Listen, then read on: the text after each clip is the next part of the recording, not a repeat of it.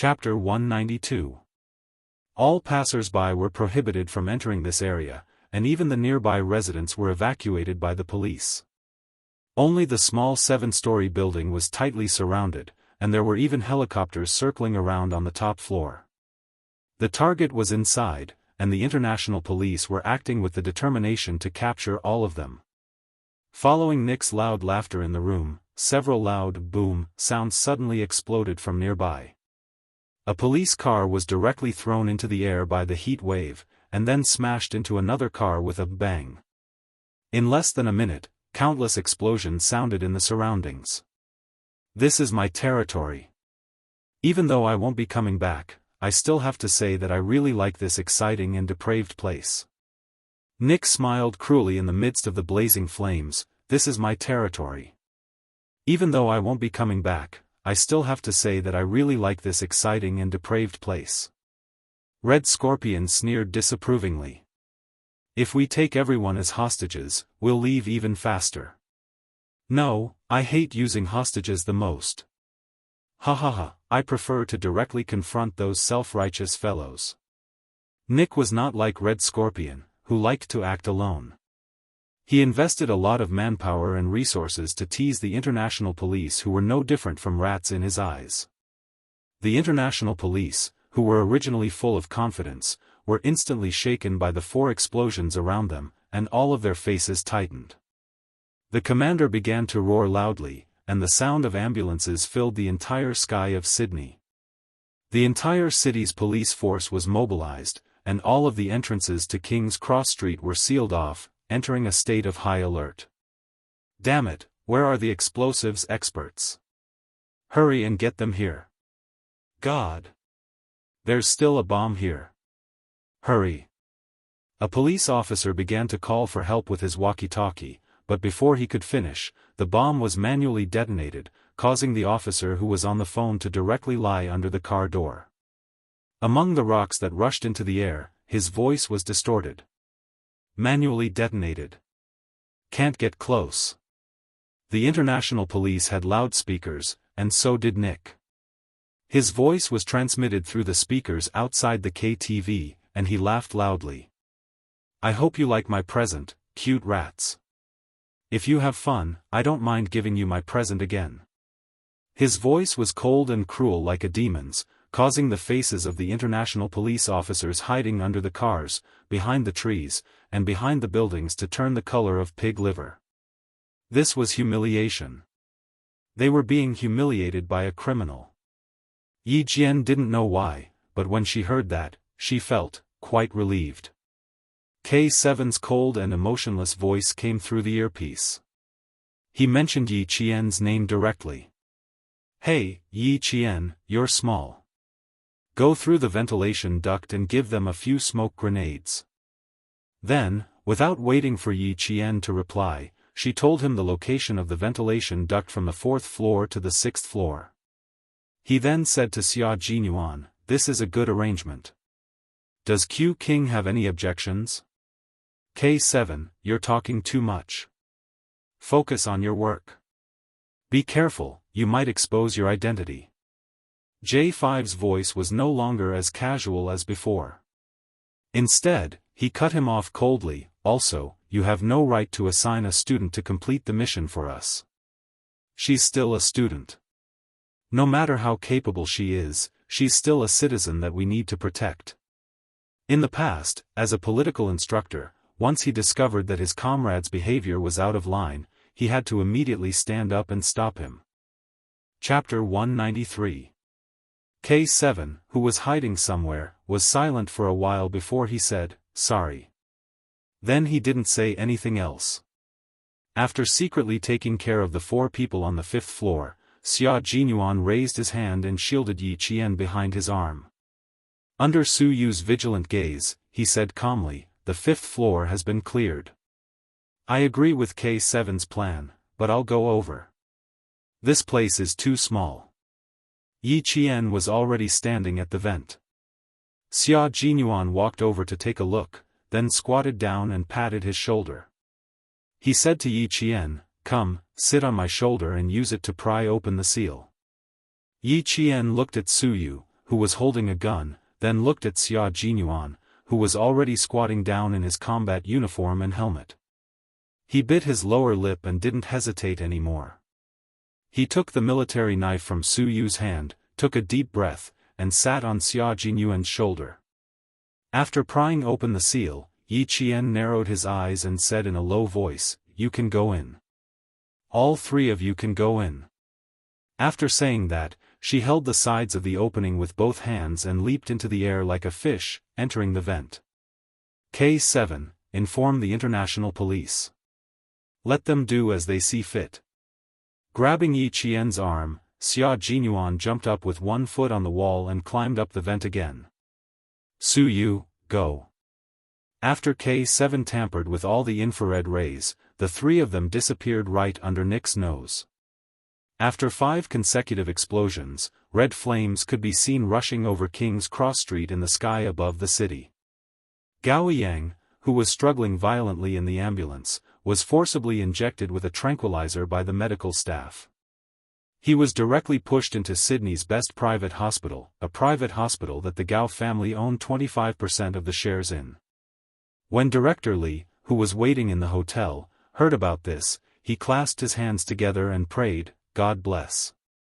Now, he just had to wait for Yi Qian, who was with the Chinese soldiers, to come back. Director Li was finally relieved to see him with his own people. Outside the KTV, Nick proposed a deal. It was very simple: leave safely. His request happened to be something that the international police could not agree to. They could only stall for time and quickly arrange for the team to enter the KTV. Smoke grenades were thrown in one after another, and the fire alarm continued to ring sharply without stopping. Where are the soldiers from the Chinese side? Tell them to contact me immediately. Right away. The commander of the operation was a white man. At this time, he was so angry that he was like a mad lion. He roared, "Damn it, where did they go? Damn it! Why let them get involved? God, let them go to hell." As the commander-in-chief of this operation, he had an undeniable responsibility for the 5 consecutive explosions. However, it was not over yet. The other party still had explosive points and extremely lethal weapons. Last time, who was the one who said that the damn Nick was active in King's Cross Street? His roars were transmitted from the walkie-talkie to the commander at the scene. Even through the line, he could feel his saliva flying everywhere. The commander at the scene was a European police officer. When he heard this, he puffed out his cheeks and sighed heavily. He said with a serious expression, "Yes, sir." The Chinese soldiers suggested it, but unfortunately, no one believed them. Including you, who chose not to believe them. All the international police officers who could hear the conversation were silent. They all remembered. Now we need to contact them because they were the first to enter. Oh, wait a moment. There's an emergency call. The commander at the scene took the walkie-talkie. Before he could speak, a cold and emotionless voice came from the other side. It was K7 who had contacted him. At this time, Xia Jinyuan, Yi Qian, and Su Yu had just entered the vent. Chapter 194. K7 was a soldier who didn't like to talk nonsense. No matter where he was, he always had a lifeless expression on his face. At this moment, the commanding officer only felt that K7 was extremely cute. "Okay, no problem, we will cooperate fully." "Okay, I will arrange for someone to send it over immediately." Okay, we understand. Now, let's start the operation immediately." The good news made the commanding officer's solemn expression disappear. After K7 ended the call, he handed the communicator to his officer. After the cross-section of the building was sent to the international police, the 30 vanguards directly cut into the 6th floor, while the 20 vanguards rushed in from the 7th floor. K7, who was still in contact with Xia Jinyuan, looked behind him and sent a message on his phone. "The sniping operation has begun." On the opposite side of the building, someone looked down at the message and whistled happily. He set up his sniper rifle and put his blue eyes close to the scope. The cross in the scope was aimed at a certain direction. As long as the main target appeared, he would immediately open fire. On the 6th floor, Yi Qian, who was lying on his stomach, could clearly see the number of people walking back and forth in the corridor through the ventilation blinds. He already knew the number of people, but now he had to wait for a very important item. He had to wait for the international police vanguards to send the gas masks over. Only with the masks could they throw down the smoke grenades and tear gas grenades. The elite vanguards moved very quickly. In addition, everything on the first floor had been cleared out. The two vanguards who were responsible for delivering the gas masks also carried a 30-round emitter submachine gun that was specially provided to the special forces. After Yi Qian received it, he suppressed his surprise and skillfully checked the gun. Under Xia Jinyuan's orders, he had already prepared 2 smoke grenades, 2 flash grenades, and 2 tear gas grenades. They were all thrown out at the same time. Q King, broken wing. G3, who had broken into the 6th floor, had a cold expression. They cooperated seamlessly and started the operation together. The international police vanguards broke into the door from the right and fired directly. G3 and J5 broke into the door from the left and fired directly. The entire 6th floor was plunged into an intense gunfight. In the room, Nick, who was still feeling pleased with himself, heard the gunshots outside. He looked at the surveillance screen that didn't show any abnormalities at all. His face instantly contorted. He slapped the face of the staff operating the surveillance system and roared, "Motherfucker! Give me the rocket launcher." Red Scorpion's reaction was even faster. They snatched the drugs from Nick's hands in an instant and threw back the box containing US dollars that they had traded for. He firmly believed that the goods were the safest in his hands. Pulling his student over, he picked up a machine gun and started shooting at the escape window. "Damn it, what are you doing?" When Nick saw this, he immediately waved his hand to signal his bodyguards to stop Red Scorpion's foolish actions. "You want to run? Suit yourself. Don't drag me into this, you idiot. Blow them all up. Motherfucker, you're playing with me." As Nick roared furiously, 2 tear gas grenades and 2 smoke grenades appeared out of thin air in the bulletproof and explosion-proof room. In an instant, the entire room was shrouded in thick smoke. The tear gas made everyone unable to open their eyes. "Up there, motherfucker. Shoot, up there." Someone shouted, but he choked on his tears and his nose kept flowing, and he even coughed. The people in the room were like living targets as countless bullets rained down. The international drug cartel's higher-ups, led by Nick, were almost completely wiped out in this encirclement. Chapter 195. Red Scorpion, where do you think you're going? After everything was cleared, someone appeared and pointed his gun at a cabinet. His cold voice was as calm as a pool of stagnant water. "Come out, Red Scorpion." Behind the cabinet was Red Scorpion, who had one hand tightly covering his student's head. He didn't move, as if there was no one hiding behind him. The cold eyes of the person who spoke didn't waver in the slightest. He didn't give Red Scorpion a chance to think, and directly fired 2 shots at the cabinet. "My patience is limited, Red Scorpion. Don't test my patience." This was K7's voice.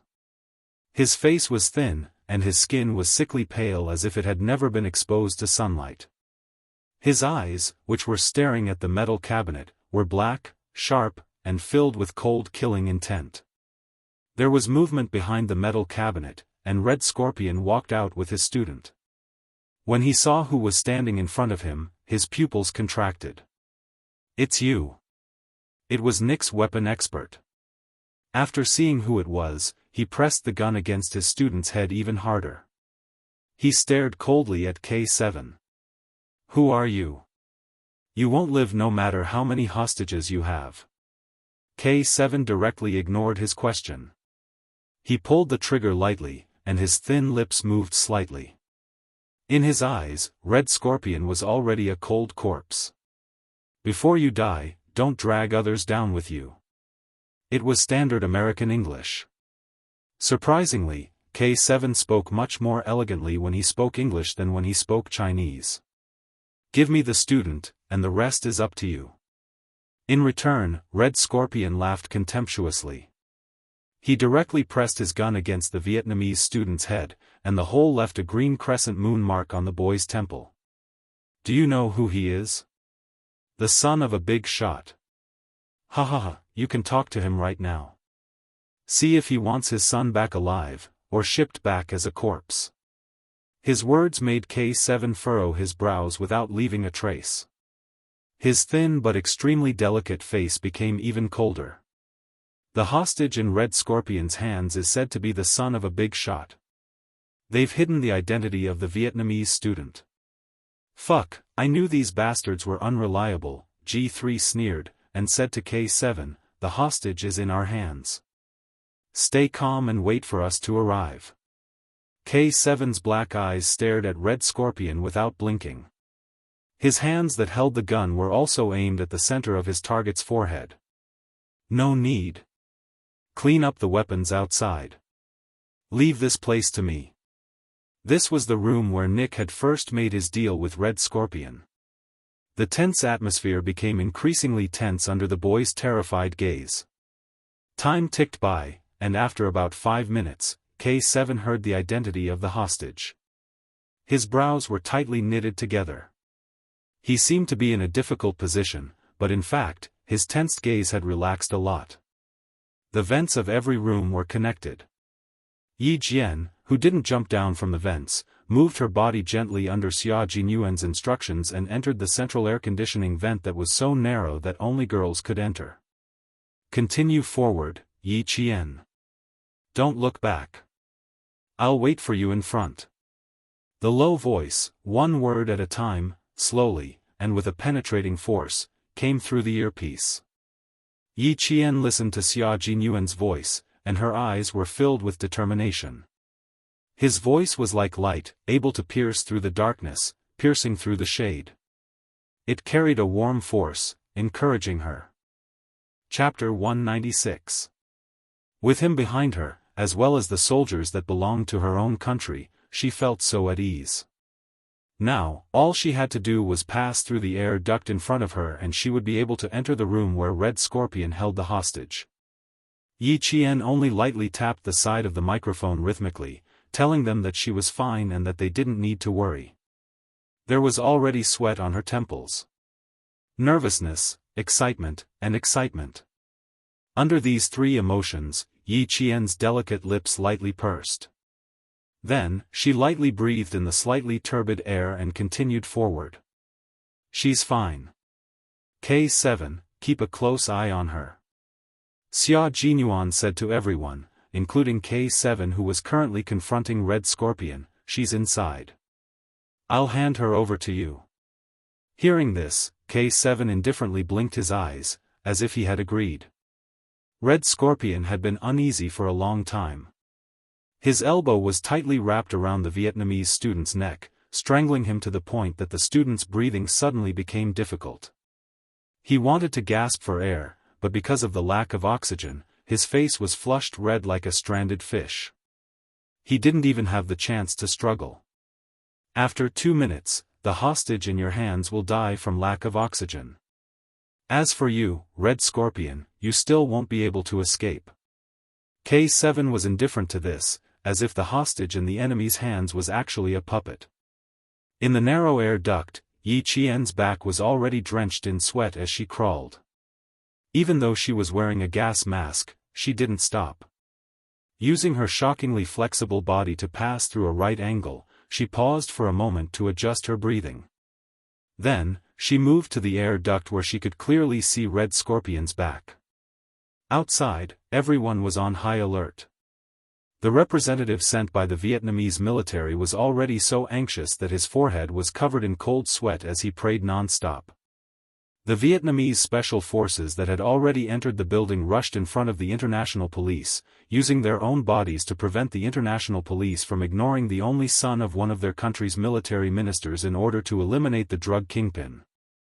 This was a battle of wits. For the Chinese military, they were fully prepared. Eliminating all of them in one fell swoop was definitely not a problem. Outside, the international police and the Vietnamese military watched through the thick smoke as they held their guns tightly and guarded the side of the engine room. In front of the hidden cabinet door that led to another room, a police officer stood up and said in a very troubled tone, "Right now, there's only one target left. We don't want to steal your credit, but we want to complete the mission perfectly. Chinese military, the only son of our country's minister, if anything happens, can you take responsibility?" The Vietnamese soldiers were extremely nervous. They were currently riding on a tiger's back, so they had to be extremely careful. The confrontation between the two sides, Xia Jinyuan's eyes, and their gazes became colder and colder. J5 laughed coldly, "What's credit? Sorry, I don't understand. And you, all of you, if you want to rush in, sure. Come, take a look at the situation inside the house." J5 walked to the only surveillance screen that hadn't been destroyed. His 10 fingers tapped on the keyboard for a while, and the originally still surveillance screen flickered a few times before it instantly cut into the next room. "Use to us," he said to the to read to look. "Of course, you'll have to deal with the consequences yourself." J5's smile was like a spring breeze, but the meaning behind his words was as cold as ice, suffocating the people around him. Xia Jinyuan had already put away his gun, and said indifferently, "I think, with the strength of the international police and the Vietnamese military, and with so many people charging in together, it shouldn't be impossible to save a hostage. G3, inform our people to retreat." Chapter 197. This was a good move, allowing them to clearly see the situation in the room across the surveillance screen. Xia Jinyuan calmly ordered the Chinese people to retreat in English. However, the first to panic were the Vietnamese soldiers. "Wait, please wait." Afraid that the Chinese soldiers confronting Red Scorpion would retreat, the Vietnamese soldiers quickly apologized, "Sorry, I apologize for our recklessness." When the international police also apologized and pleaded with Xia Jinyuan for help from the Chinese soldiers, Yi Qian, who was holding his breath, smiled. He had said before that he would make those who looked down on the Chinese side beg the Chinese soldiers to help them. Tonight, he really did it. That's right, not only were his words worth 1,000 pieces of gold, every single one of them was true. How could a great country be looked down upon by others? The dignity of the country, the dignity of the people, how could they be looked down upon by other countries? Yi Qian put away the faint smile on his face, the cold black bullet hole aimed at Red Scorpion's back through the slender gap in the ventilation net. There was no wind, the temperature was normal, the visibility was high. The distance was close, one bullet hit the heart, and the other hit the back of the head. Now was the time. Shooting at close range didn't require any scopes to observe, it relied on aiming and strength.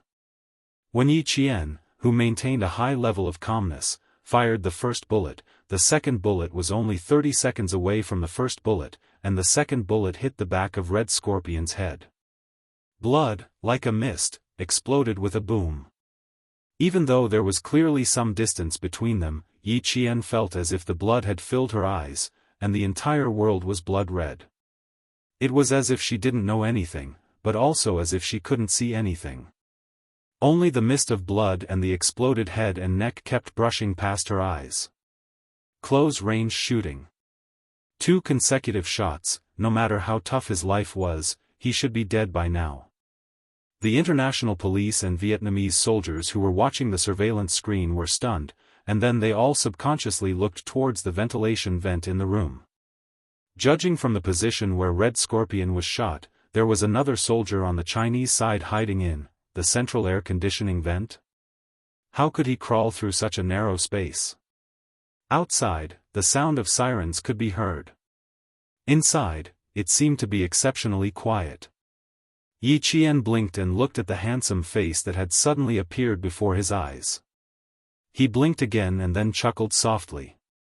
Sweat flowed into his eyes, but with the mask on, it was not convenient for him to wipe it off. Looking at him, Yi Qian was breathing heavily, as if he could not catch his breath. Red Scorpion's miserable state was still lingering in his mind, as if it was branded in his mind. Even though she knew that she had made the right choice, just like how she had shot the two of them earlier, when she saw the huge, bloody hole on the back of his neck, it hit her heart and made it difficult for her to breathe. What a bold little girl. She was scared. Don't look, girl. Xia Jinyuan, who was standing on the table and using violence to remove the ventilation blades, looked at her palm-sized face that was completely drained of blood. He stretched out his slender hands and said in a voice as calm as the morning bell, "Come, give me your hands. I'll carry you down. Don't look, close your eyes." 2 consecutive shots, especially the gunshot wound on the back of his neck. It was especially terrifying and bloody. This child was scared. Xia Jinyuan, who was suppressing his heartache, grabbed Yi Qian's hands and coaxed her gently, as if he was coaxing a baby. "Come, a little closer, I'll hold you. Be good, just a little closer." Chapter 198. He didn't say it out loud for fear of hurting her, so he spoke carefully, as if he was protecting the apple of his eye. Xia Jinyuan's voice not only had the power to penetrate the darkness, but it also had the effect of calming people's hearts. Yi Qian thought to himself as he blinked his eyes. He exhaled a mouthful of foul air that seemed to be stained with blood. When he saw Junia's worried eyes, he smiled slightly. "I'm fine. It's just my first experience, so I'm still in the process of adjusting." She had shot 2 people in a row previously because she knew that if she was discovered, both she and Gao Yang would die. She had no choice but to deal with the enemy and save her own life. This time, she was fully prepared, but she still overestimated herself. Yi Qian reached out and grabbed his hand tightly. He smiled bitterly. "Captain Xia, I want to take off my mask and take a breather. There's sweat in my eyes, and it's uncomfortable." It wasn't as if she didn't sweat during training, but she couldn't help it this time. There was no smoke in the room, so it was fine for her to take a breather. Her soft voice made Xia Jinyuan's heart ache. This girl was too strong, so strong that it made his heart ache. "Okay, take it off and take a breather," he replied gently. He put down his hand and gestured for his comrades below to open the windows and let in some fresh night air. Su Yu and the others heard her words and could hear the slight tremor in her voice. A 14-year-old girl should be wearing a beautiful floral dress with her black hair tied up high. She should be the apple of her parents' eye. This girl, even if she was afraid, she still knew how to comfort the men first. K7 turned around and opened the tightly shut windows to let the night breeze in and disperse the stench of blood in the room. Perhaps this would make this 14-year-old girl, who was as brave as a soldier, feel a little better. When she took off her mask, Xia Jinyuan saw her pale face and pale lips. His heart felt like it was being pricked by needles. "Come, let's sit aside and take a breather. The space here is too small, so it's not comfortable to lie down." Without the love and protection of her parents, how could she be so strong today? How could he not feel sorry for her? Yi Qian rubbed his eyes gently and breathed in for a while. After he felt a little better, he moved forward. As soon as he popped his head out, he felt several nervous gazes looking at him. Lowering his head, he saw a few young soldiers of about the same height, wearing the Army Special Forces uniform, staring at him without blinking. While he was sizing up the room, the wardrobe door that was supposed to be closed suddenly opened. 2 Vietnamese soldiers walked over, and the smell of smoke grenades and tear gas filled the room. Yi Qian, who was not wearing a gas mask, felt a sharp pain in his eyes in just a few seconds. Then, tears flowed out uncontrollably, stream after stream. Xia Jinyuan's eyes turned sharp and he said in a cold and sharp voice, "Back off. Not only did his voice carry the authority of a soldier, but it also carried an irresistible deterrence. The Vietnamese soldiers who came in carelessly shrank their necks and subconsciously shrank back into the room behind the wardrobe. K7 walked over, touched the wardrobe door, and fixed it in place. He said, "Take him down first, then send him to the hospital for a checkup." Chapter 199. He looked up at Yi Qian, who was tearing up because of the smoke from the tear gas grenade. A trace of pity flashed through his eyes. "I'm going to see Coach Joseph. I'll be back in 10 minutes. Coach Joseph was the Russian soldier who had set up the sniper rifle on the opposite building. He had come to the Chinese army to train the soldiers. Yi Qian, who was crying with her eyes closed, recognized K7's voice. When she could open her eyes, K7 walked away from the window. "You're so touched. Come on, let me give you a hug." J5, who was standing on his tiptoes, tried to stretch out his arms to signal Xia Jinyuan to carry the girl down and put her in his arms. Yi Qian knew it was J5 from his voice. She also heard Xia Jinyuan reply with a faint smile, "How many good sisters do you have? How many more brothers do you want to be?" He then whispered in her ear in a voice that only the two of them could hear, "Close your eyes and let out all your fear." Yi Qian, who had put on the gas mask again, didn't answer. She couldn't cry either. She was being held in his arms. The awkwardness now exceeded the discomfort she felt before. Downstairs, Su Yu, G3, and J5, who were standing by the table and looking up, raised their hands, ready to receive Yi Qian at any time. "No need. You guys clean up the scene. I'll take her out first." Xia Jinyuan, who was holding Yi Qian in his arms, didn't ask for help from his comrades. He jumped down steadily and left the scene without looking back. G3 looked up and said to J5, "Is he coming to our team?" "Yes, the king of soldiers." J5 pulled on his helmet and looked at the slender figure leaving. He said with interest, "That's right. I heard he's only 20 years old. His personal information is confidential. Other than the political commissar, no one knows. His background is not simple." He clicked his tongue. Under the gas mask, his peach blossom eyes were shining. "Q King is not bad. But I think that little girl is better. His IQ is high, and his courage is unique." So you didn't know any of these people? He was sent from the Yun province's armed police border defense force. Standing next to these soldiers, who were of the same height, he was secretly surprised and said in a deep voice, "I'm afraid the other target has heard the news and didn't appear in this transaction. This time, I'll have to trouble you all. On behalf of the Yun province's border defense police, I would like to express my gratitude to all of you." This was a matter of Yun province. Xia Jinyuan and the others were actually providing support. "We won't be separated, we won't be separated. We're all one family. What's there to thank?"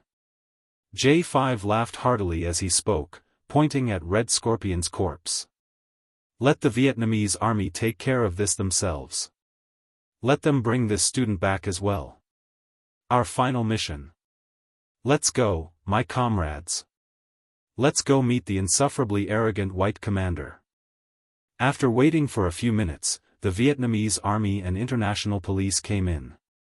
All they saw was a Chinese soldier, a hostage rescued by the Chinese soldier, and Red Scorpion's corpse. After watching the two special forces soldiers leave the window, Suyu turned around and began to talk to the Vietnamese army. The international police ran to the open window and looked down. They found nothing. The Chinese soldiers who appeared on the surveillance screen had suddenly appeared and mysteriously retreated. It was as if they had never appeared. Chapter 200. The night breeze with the smell of gunpowder blew in through the open window. Outside, the sirens were still ringing through the night sky. The international police officers standing by the window leaned their whole bodies out of the window, but they did not see the other Chinese soldiers who were confronting them, nor did they see the Chinese soldiers hiding in the ventilation vent. "Sir, they have left," someone on the intercom said softly. He was telling the commanding officer at the scene, "I'm sorry, we're still a step too late." He disappeared into thin air, leaving not even a trace behind. During the confrontation just now, the Chinese soldiers were all wearing gas masks, so it was impossible to see their faces clearly.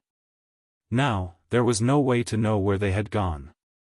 This feeling caused them to feel a chill in their hearts. There was an uncomfortable feeling pressing down on their hearts, but they had no one to complain to. Were the Chinese soldiers weak? Were they really weak? No one could answer, only they could answer themselves. The commanding officer at the scene was momentarily stunned. Disappeared? Disappeared? God! When did the international police officers become unable to find a few living people? Xia Jinyuan, who was carrying Yi Qian, had already escaped several waves of police officers who had entered the building. He stopped by the side of the elevator that had started operating and saw a few Australian police officers who were investigating the scene walk out of the elevator. He hid in the dark and waited until they left before walking out. Little did he know that Yi Jian, who had been in his embrace all this time, had already become dizzy. Not only was her head dizzy, but her little face was also flushed red like a peach blossom, and it was crimson red. The air in the building was not very good. When the international police officers rushed in, they threw smoke grenades everywhere as if they were free. Now that it was over, the air was still filled with smoke. Yi Qian guessed that he had stayed in the building for too long and that the gas mask he was wearing was not working. Otherwise, why would he feel so dizzy? The dizzy Yi Qian was like a little turtle hiding in its shell, using this method to hypnotize himself. When he was about to walk out, Yi Qian calmed himself down and coughed softly. "Captain Xia, I can walk on my own. You don't have to carry me all the time. I'm not used to it. Are you sure your legs aren't weak?" Although he was joking, he still respected Yi Qian's wishes like a gentleman. He bent down slightly and put her down. "If you can't walk, just let me know. I still have the strength to carry you." She was very light and very thin. The first feeling he got when he held her in his arms was that she needed to be well nourished. Yi Qian instantly felt that his breathing had become much smoother after leaving his embrace and losing the warmth of his body.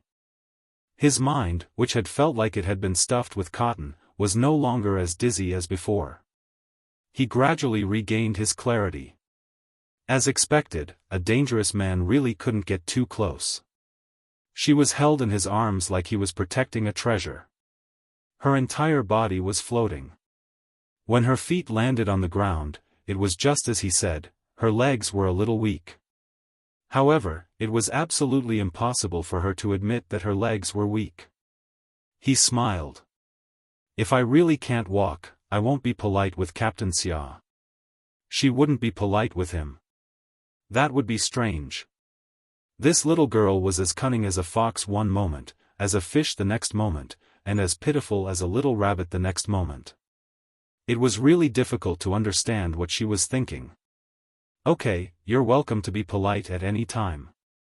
Hearing that her tone had regained its usual indifference, Xia Jinyuan, who was slightly relieved, regained his sense of humor.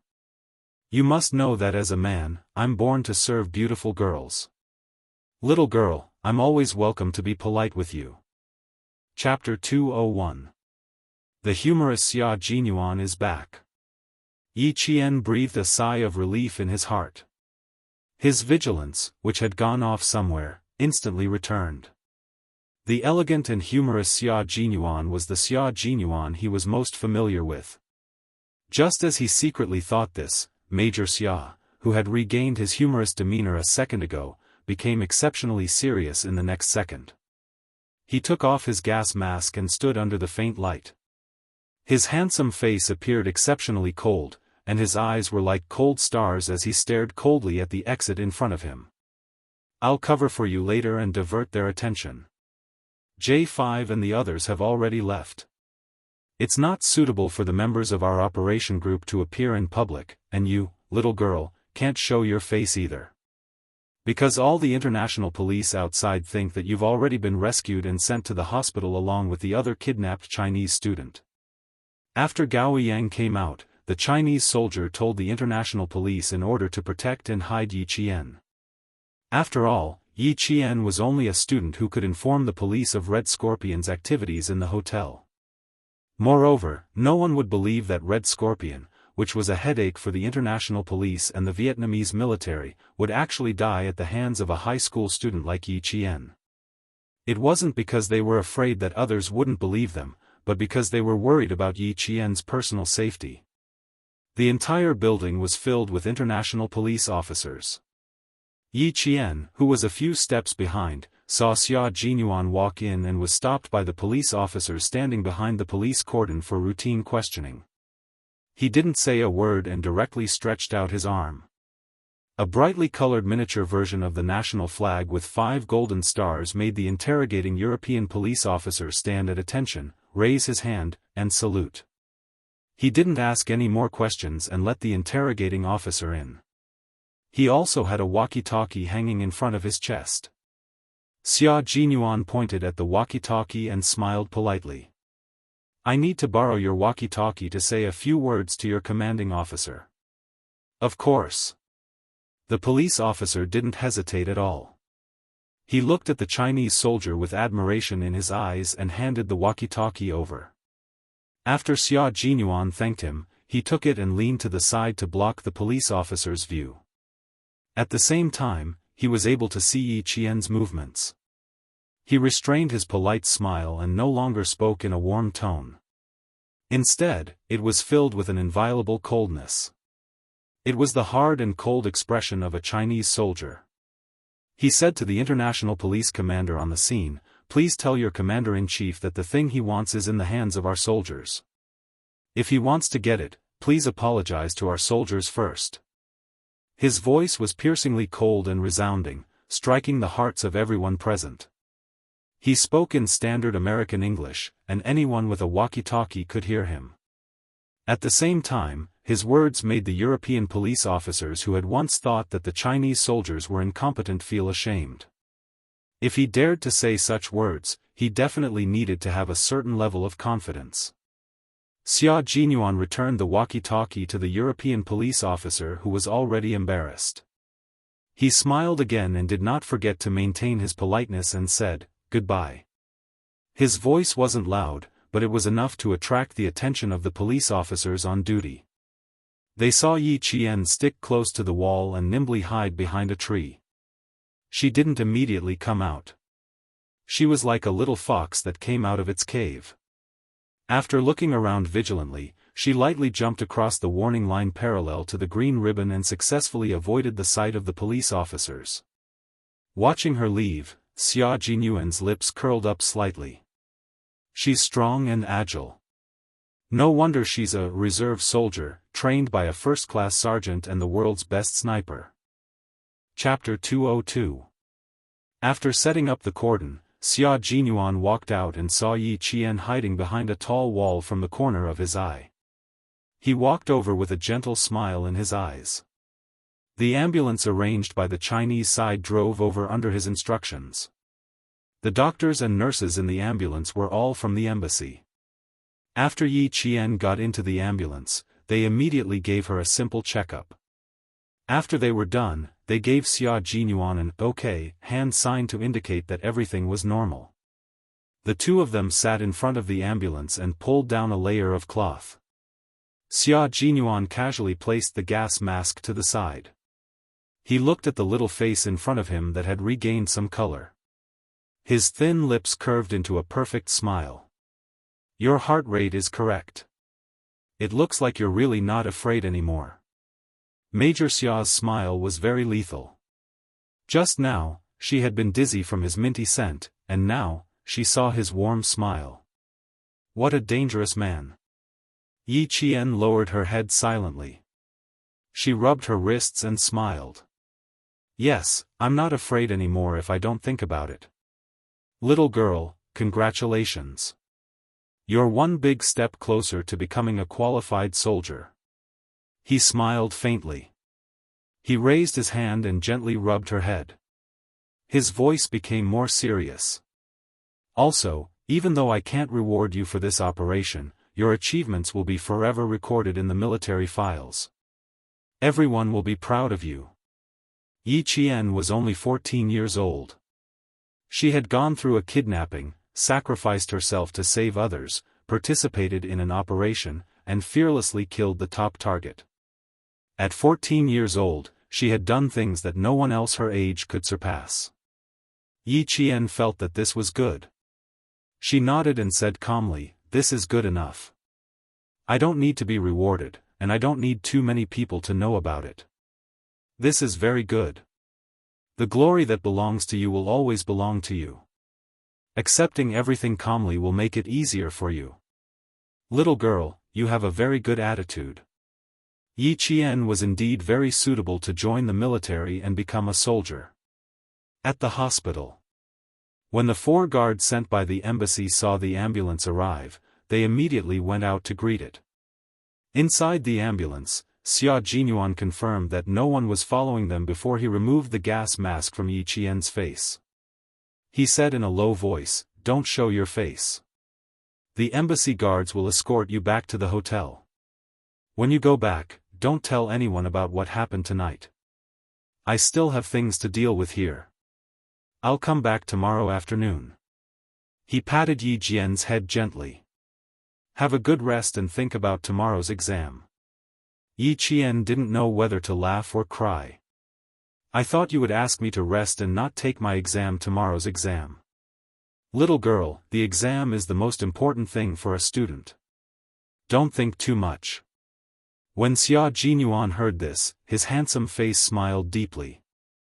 He saluted the 4 guards and returned to the ambulance without looking back.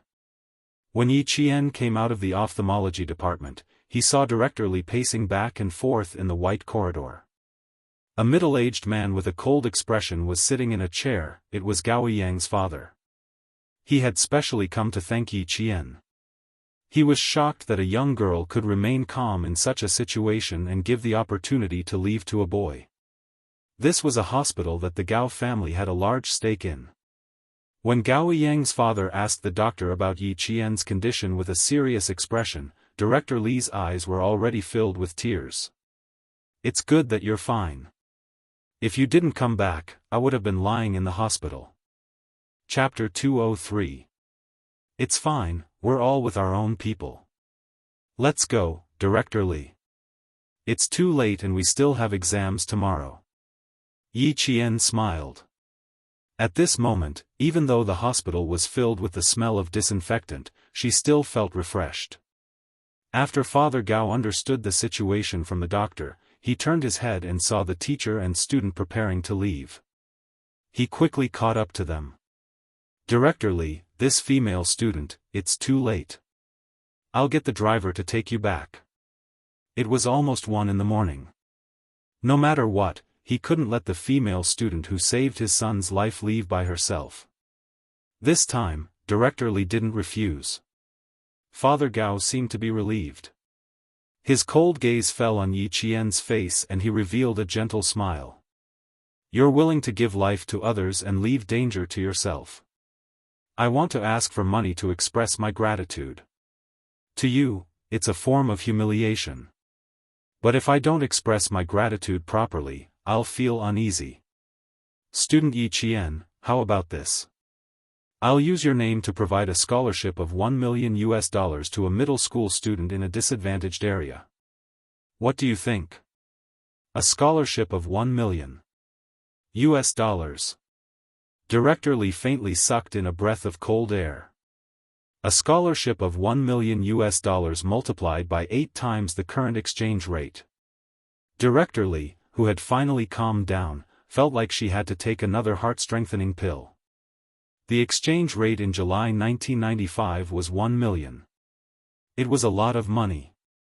After calculating in her heart, Yi Qian, whose eyes were already curved into crescents, said generously, "Actually, I also need money. After all, the amount you're offering is quite tempting. However, it's pretty good as a scholarship. I'm very grateful for your generosity. I think I should also study hard for your scholarship. Her gaze was open and her eyes were clear. Even though she said she needed money, he still felt that she was natural and unrestrained. This made Father Gao's impression of Yi Qian even better. He let out a rare laugh and sighed. People die for money, and birds die for food.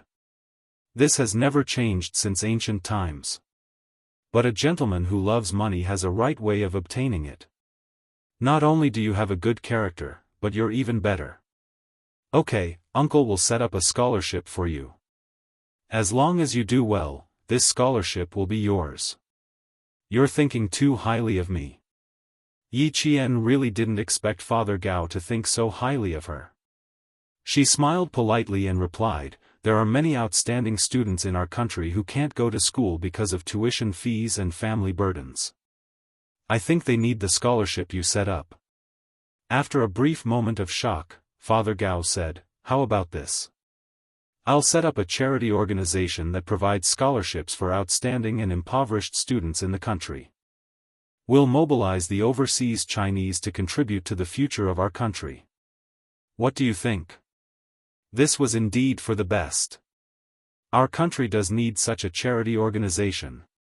We also need the help of overseas Chinese from all over the world. Yi Jian reached out her hand like an adult and said with a sincere expression, thank you very much for your help. With your help, more students will be able to enter the school. An important matter was settled just like that. Director Li, who had not interjected at all, was dumbfounded. Gao Yang was still under the effects of the tranquilizer. Gao Yang's father promised to send him to the hotel at 7:30 a.m. sharp the next morning. After that, Director Li left with Yi Jian in the car. Chapter 204. Don't think about anything when you get back. I asked Teacher Yu to warm some calming tea for you. Drink it when you get back. Mr. Gao had been present just now, so Mr. Li had restrained himself a little. But now, he began to nag.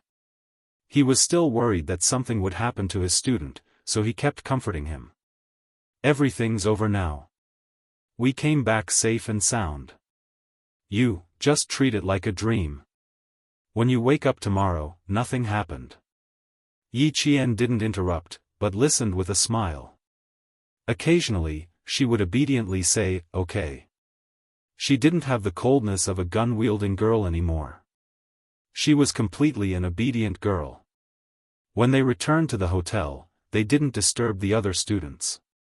Whether it was the Chinese students or the students from other countries, they didn't know that Yi Qian and Gao Yang had gone through a disaster.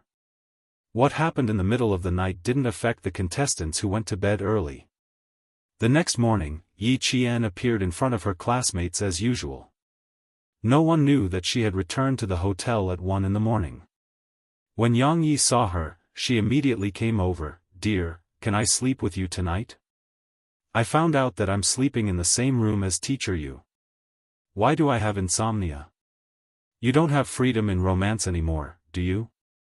Yi Qian smiled and saw through her thoughts. The first night I slept with you, I helped you pick up your books twice in the middle of the night. You're quite relaxed. Tell me, where did you hide them? Before coming to Australia, the 4 teachers had specially checked the students' luggage, afraid that the students would bring books that had nothing to do with them. In the end, there were still some that slipped through the net. Yang Yi, who was startled, looked around guiltily and pulled Yi Qian to a corner. Oh my, you even found out. Good sister, I'll definitely thank you when I get back to the capital. The students hadn't all arrived yet, so the 2 of them huddled in the corner and whispered. Hurried footsteps sounded, and they heard Gao Yang ask the other students, did Yi Qian come down? Did you see her? Yi Qian? No, I didn't see her after I came back from looking for you last night. Wouldn't he be suspicious if he looked for her in such a big way? Yi Qian leaned over to take a look. Seeing that he was about to ask the other students, she quickly raised her voice, I'm here. What's the matter? This Gao Yang, looking for you early in the morning is like looking for his mother. TSK, TSK, TSK. I'm afraid there's something urgent. I'll go eat breakfast first. As Yi Qian snickered, Yang Yi waved at Gao Yang, who was striding over. Come, come, come. Over here, over here. I'll abdicate my position, and you can talk. On the other hand, Gao Yang, who was supposed to arrive at 7:30, was only staring at Yi Qian. He didn't even spare Yang Yi another glance. After he hurried over, he lowered his voice and said, "You came to the hospital last night, but I didn't know anything. I'm sorry, Yi Qian." His eyes were still red, as if he had just cried. His expression was also somewhat haggard, as if he had not slept well the entire night. "I'm fine. It doesn't matter if you know or not." Yi Qian saw that more and more students were coming and going. He pointed downstairs and said, "Let's talk outside. We can't let anyone know about this. It could be considered a secret between her and Gao Yang." They didn't leave the hotel. They were right in front of the fountain. With the sound of the fountain as a cover, and with the volume lowered, it was a very good place to talk. "I'm fine here. You don't have to worry. But you, why do you look like you didn't sleep well last night?" Perhaps it was because of last night's experience, but when Yi Qian looked at him again, he wasn't as cold as before. He could even stand and talk to him calmly. "It's not a big deal. Yesterday's matter should be fixed on yesterday. Take me for example. If I don't think about it, it won't affect me." Chapter 205. Under the sunlight, her eyebrows and eyes shone brightly. Her skin was so fair that it seemed to glow like a pearl. What made him unable to look away were her bright eyes. Just like last night, they carried a coldness that he had never seen before. Her gaze was like an arrow that pierced straight into his heart. He couldn't help but listen, he couldn't resist. Yi Qian was so unfamiliar that it was as if they were meeting for the first time. Also, the way she held the gun made it seem like she was used to holding a gun, no different from a police officer or a soldier. Skilled marksmanship, shooting without hesitation. Calm response, nimble handling. She was not the Yi Qian that occasionally bickered with Yi Ying in school. After the sedative wore off, he woke up and didn't sleep again. He thought a lot and recalled a lot. In the end, he came to the conclusion that she had been hiding her true self in school. There were so many things he wanted to ask, but every time, he couldn't get them out. After pursing his lips for a while, Gao Yang said in a slightly hoarse voice, "I don't have anything to do. I just came over to thank you. Last night, if it wasn't for you, I don't even know if I would have made it out alive." After a slight pause, she looked at her distant face and sped up her speech. "Thank you, Yi Jian. I was too reckless in the past and liked to take things out of context. I misunderstood you again and again. Fortunately, you're a great person who doesn't mind my mistakes and didn't hold it against me." He laughed self-deprecatingly, revealing the innocence that a boy should have. "Now I know how ridiculous I was in school.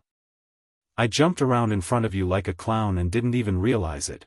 If he wanted to talk about this, then there was no need." Yi Qian smiled faintly and interrupted, "It's not a big deal. I'm not that magnanimous, but I won't fight over the usual disputes and misunderstandings to the point where it's a matter of life and death. As for Yi Ying, I'll say the same thing again. Don't mention her in front of me in the future. I really can't like her."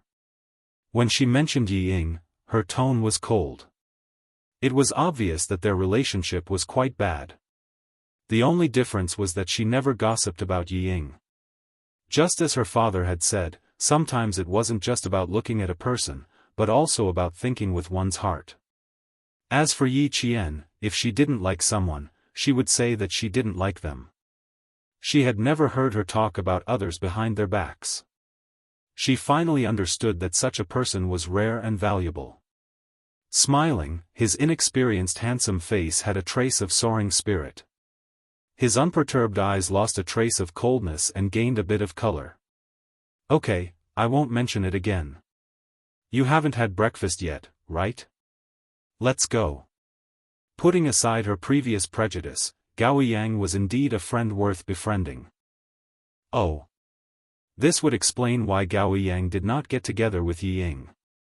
She probably left without hesitation after seeing Yi Ying's true face. When they reached the cafeteria, they bumped into another Vietnamese student, as well as the only son of the high official who was kidnapped by Red Scorpion last night. When he saw Yi Qian, his eyes clearly shrank. He pursed his lips and silently took a step back. This step back made the other two Vietnamese students who had appeared in the Red Scorpion room together involuntarily take a step back, allowing Yi Qian and Gao Yang to pass. When they passed by, Yi Qian suddenly stopped. Her gaze fell on the boy who was hiding at the back, trying to minimize his presence. He was the boy who caused her and Gao Yang to be kidnapped. Chapter 206. Her pause immediately made the three boys nervous. They didn't even dare to raise their heads, much less pass Yi Qian and leave. In reality, Yi Qian had only stopped for a moment and left without even saying a word. However, it was precisely because of this that the three of them didn't even dare to breathe loudly. She seemed to be looking at the boy at the back, but in reality, she was sizing up the only son of a high official from the corner of her eye. The only son of a high official. He kept appearing in Red Scorpion's room. In her previous life, she had also seen on the news that high officials were involved in these drug-producing countries. That pair of hands that seemed to be protecting one side was actually dirtier and darker. Xia Jinyuan and the others should know a little about it. However, this was a matter of the Vietnamese and had nothing to do with outsiders. There were 3 days of exams in a row, and the competition in the final exam today was even more intense.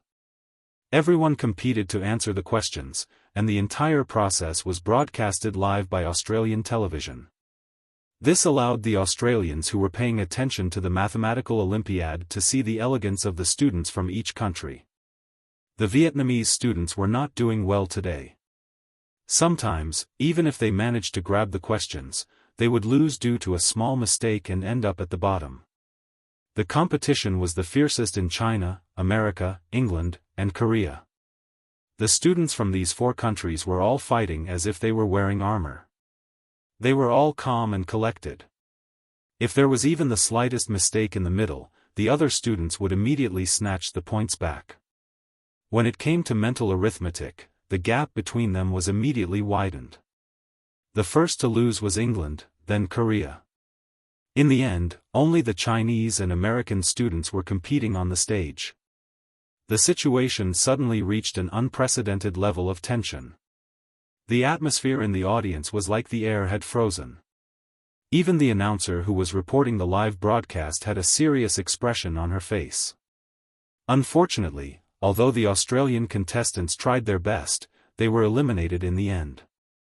However, we are all proud of them because, to be honest, I believe that at least 90% of the people in the country can't do those questions. Up until now, our broadcast room has only received 4 correct answers, and they were all answers provided by adults. The announcer's expression was serious, but her hosting style was humorous. Even if it was her own country's students being eliminated, she still felt that it was a great thing. Below the stage, the teachers' expressions were solemn. Watching the final confrontation between the Chinese and American students, they all held their breaths, waiting to see what the final outcome would be. Theory and mental calculation were carried out simultaneously. Even if the adults watching the live broadcast were confused, they could still feel how fierce the competition in the examination room was. The Chinese and American students did not give in at all. The students' mental calculations and answers were like calculators. Their verbal and logical abilities were extraordinary. The calmness and confidence they displayed when they defeated their opponents pushed the entire competition to the climax. Director Li sat on the stage with his arms crossed. His expression looked very calm, but in fact, his hands were clenched tightly under his armpits. His palms were already sweaty. Our country's Olympiad started relatively late. We only joined this competition in 1985. Team competition has always been our country's strength. This time, we came with the determination to win the team gold medal. Therefore, when the rest of the opponents were defeated and only one opponent was left, Director Li did not even dare to blink. He stared at the stage, afraid that he would miss the slightest bit. 5 hours later, when the time was up, the Americans shrugged their shoulders regretfully. The Chinese team had won 3 gold medals, while the Americans only had 2. Chapter 207. In this mathematical Olympiad, the Chinese team once again stood out. The individual gold medal and team total score were among the best. When the results were announced, Director Li stood up with a whoosh and strode to the examination room to give all the contestants who had persisted for 5 hours a warm hug. The audience also applauded continuously. This was for all the students. Regardless of success or failure, the spirit of the students' hard work was worthy of praise. Father Gao, who had never attended his son's parent-teacher conference, and had never even been to his son's school, had tears in his eyes. As a middle-aged man, there was a trace of gentleness in his love for family compared to when he was young.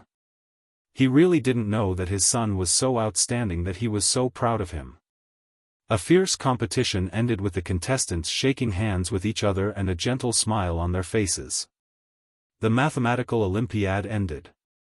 Yi Qian received the gold medal that she had obtained in 2 lifetimes. She, who had always been calm and composed, was also slightly red-eyed. In her previous life, she had gone through hardships but still could not escape from Yi Ying's persecution. In this life, she finally did not need to look at Sun Dongqing and Yi Ying's faces and live carefully. She could stand upright and no longer suffer from that cowardice. The continuous applause was like flowers that appeared on the roadside when you walked through a thorny road. You could stop to feel the joy, but never forget that a wonderful life could not be stopped because of this. Yi Qian, Yang Yi, the 2 girls, stand in front. The boys stand on the left and right. Take a group photo together. Below the stage, Director Li, who had a face full of pride, and the staff sent by the embassy took the first group photo of all the students in Australia. When the 12 contestants began to visit the scenery of the University of Sydney, this photo had already been sent back to China by the embassy staff. Yi Qian and the others had not yet returned from Australia. In China, the news that the Chinese team won the most gold medals in the mathematical Olympiad team and the individual gold medals swept across the country like a spring breeze. Even the People's Daily, which had the largest circulation, reported it and accompanied the contestants' performance on the stage. Yi Zhifan was the deputy mayor, and the People's Daily was the paper he had to read every time. When he saw the photo that occupied the most important section of the People's Daily, his gaze suddenly froze. Then he looked at the name attached. His originally relaxed brows suddenly furrowed, and his expression had changed greatly. He had just arrived at work. He picked up his briefcase from his desk, clenched the newspaper in his hand, and strode out of the office. A government worker saw that he seemed to have left in a hurry and asked kindly, "Deputy Mayor Yi, there are still 10 minutes before the meeting. What are you? Postpone the meeting for an hour. I have something urgent to attend to." How could he be in the mood for a meeting? Yi Zhifan didn't even look back. He left the office building with a gloomy face and sped home on his motorcycle. After breakfast, Sun Dongqing took Yi Ying to the streets to buy groceries. When they came back, they happened to meet the villagers of Shuku village. At this time, they were already proudly talking about Yi Ying's results in the midterm exam. "It's not that I want to praise my Ying, but this child is very sensible. Old Yi and I have never had to worry about her studies." As a matter of fact, he was one of the top few students in the entire cohort during the final exam. Everyone says that all things are inferior, and only education is good. My Ying is not a boy, but in what way is she inferior to a boy? During this period of time, Sun Dongqing was a little arrogant again. It was said that Yi Zhifan was very likely to become the mayor, and her daughter was very capable. Wherever she went, she held her chin high. Yi Zhifan, who was riding his motorcycle all the way, happened to see his wife chatting with the villagers. His gloomy face was almost squeezed out of water. Chapter 208. The women from the same village would more or less interact with Sun Dongqing. After all, she was the wife of an official. Sometimes, if they wanted to do something, it was difficult to find Yi Zhifan, but it was definitely not a problem to find Sun Dongqing. Sun Dongqing was greedy and liked to listen to flattery. Sun Dongqing was both. My old Yi always says that even though my Ying is not a man, she will definitely not be bad in the future. Next year, she will definitely be able to get into the provincial experimental high school and the middle school exams. She will definitely be able to get into Hua University and Shi University. She became more and more enthusiastic as she spoke, her saliva flying everywhere. Even though she was very plump, she really did not match Yi Zhifan in terms of temperament. When the women from the same village heard this, they clicked their tongues and exclaimed, "Isn't that so? Who doesn't know that your Yi family is full of talents? And this talent is from your family. Ying is born with good looks and good grades. When she becomes a university student, she will be a golden phoenix flying out of our poor village." Ying liked to hear these words. When she heard this, she pursed her lips and smiled sweetly. "Auntie Tao, I know that little brother Little Dong also got into town high school. In the future, little brother Little Dong can look for me in class if he needs anything. If he doesn't know where my classroom is, just ask around and a classmate will bring him here." When Auntie Tao met her, she first mentioned that little brother Dong got into town high school and that he would have to worry about something in the future. Ying immediately knew why she was here. Since Yi Qian, that damned girl, made her life in school even more difficult, then she had to think of a way to make everyone in the same village stand by her side. Let's see if she has the face to return to the village in the future. Rumors and slanders killed people. Since she had failed to seduce teacher, she would have to take her time. Yi Ying's smile became even sweeter as a gloomy look flashed across her eyes. She didn't believe that she couldn't win against an orphan. If 1 year wasn't enough, then 2 years. If 2 years wasn't enough, then 3 years. As long as that damned girl returned to the village, she would have a chance. When Auntie Tao heard this, she immediately heaved a sigh of relief. "Of course not. I say, Dongqing, your Ying is really sensible."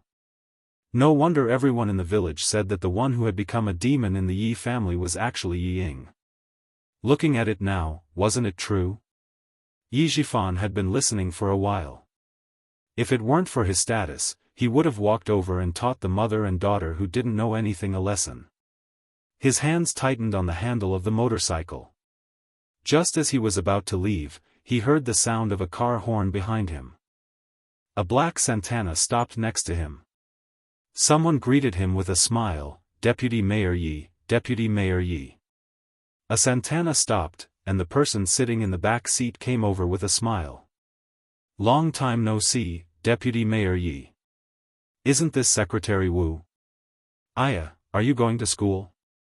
When Yi Zhifan saw who it was, the gloominess on his face disappeared. He walked over with a smile and held Secretary Wu's hand. He said politely, "It's so hot today. Do you have something urgent?" Secretary Wu was the leader of the city's education bureau. Auntie Tao heard it too. When she looked over, she clicked her tongue and said, "Old Yi is really a busy man. That person looks like an official. TSK, TSK, TSK. Dongqing, you're really lucky. Wasn't he a blessed person?" Sun Dongqing smiled arrogantly, "I have to go take a look." "You're busy. If you don't return to the village at noon, come to my house for lunch." After that, she pulled Yi Ying over. Chapter 209. Aunt Tao, who had wanted to get closer to her, did not dare to make her stay. Seeing the mother and daughter walk over, she stopped for a while and left. "I just found out that you're Yi Qian's uncle." This is really, when Sun Dongqing heard Yi Qian's name, she was like a cat whose tail had been stepped on. She immediately exploded, "Yi Qian? Old Yi, what trouble did that wretched girl get into again? Let me tell you, whether she lives or dies has nothing to do with my family. Wretched girl, ungrateful wretch. If it weren't for my family raising her, she would have been a beggar begging for rice. He spoke quickly and hurriedly, without any pause or buffer. He finished speaking with a crackling sound like firecrackers, but he didn't notice that Yi Ying was already sweating from anxiety. Mom, what are you saying?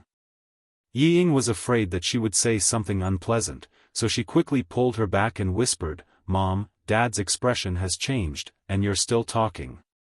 Why don't you see who the important guest is? You can't say anything nice the moment you open your mouth. Yi Ying was also an expert at reading people's expressions, even though she also liked to let others know more about Yi Qian's scandals.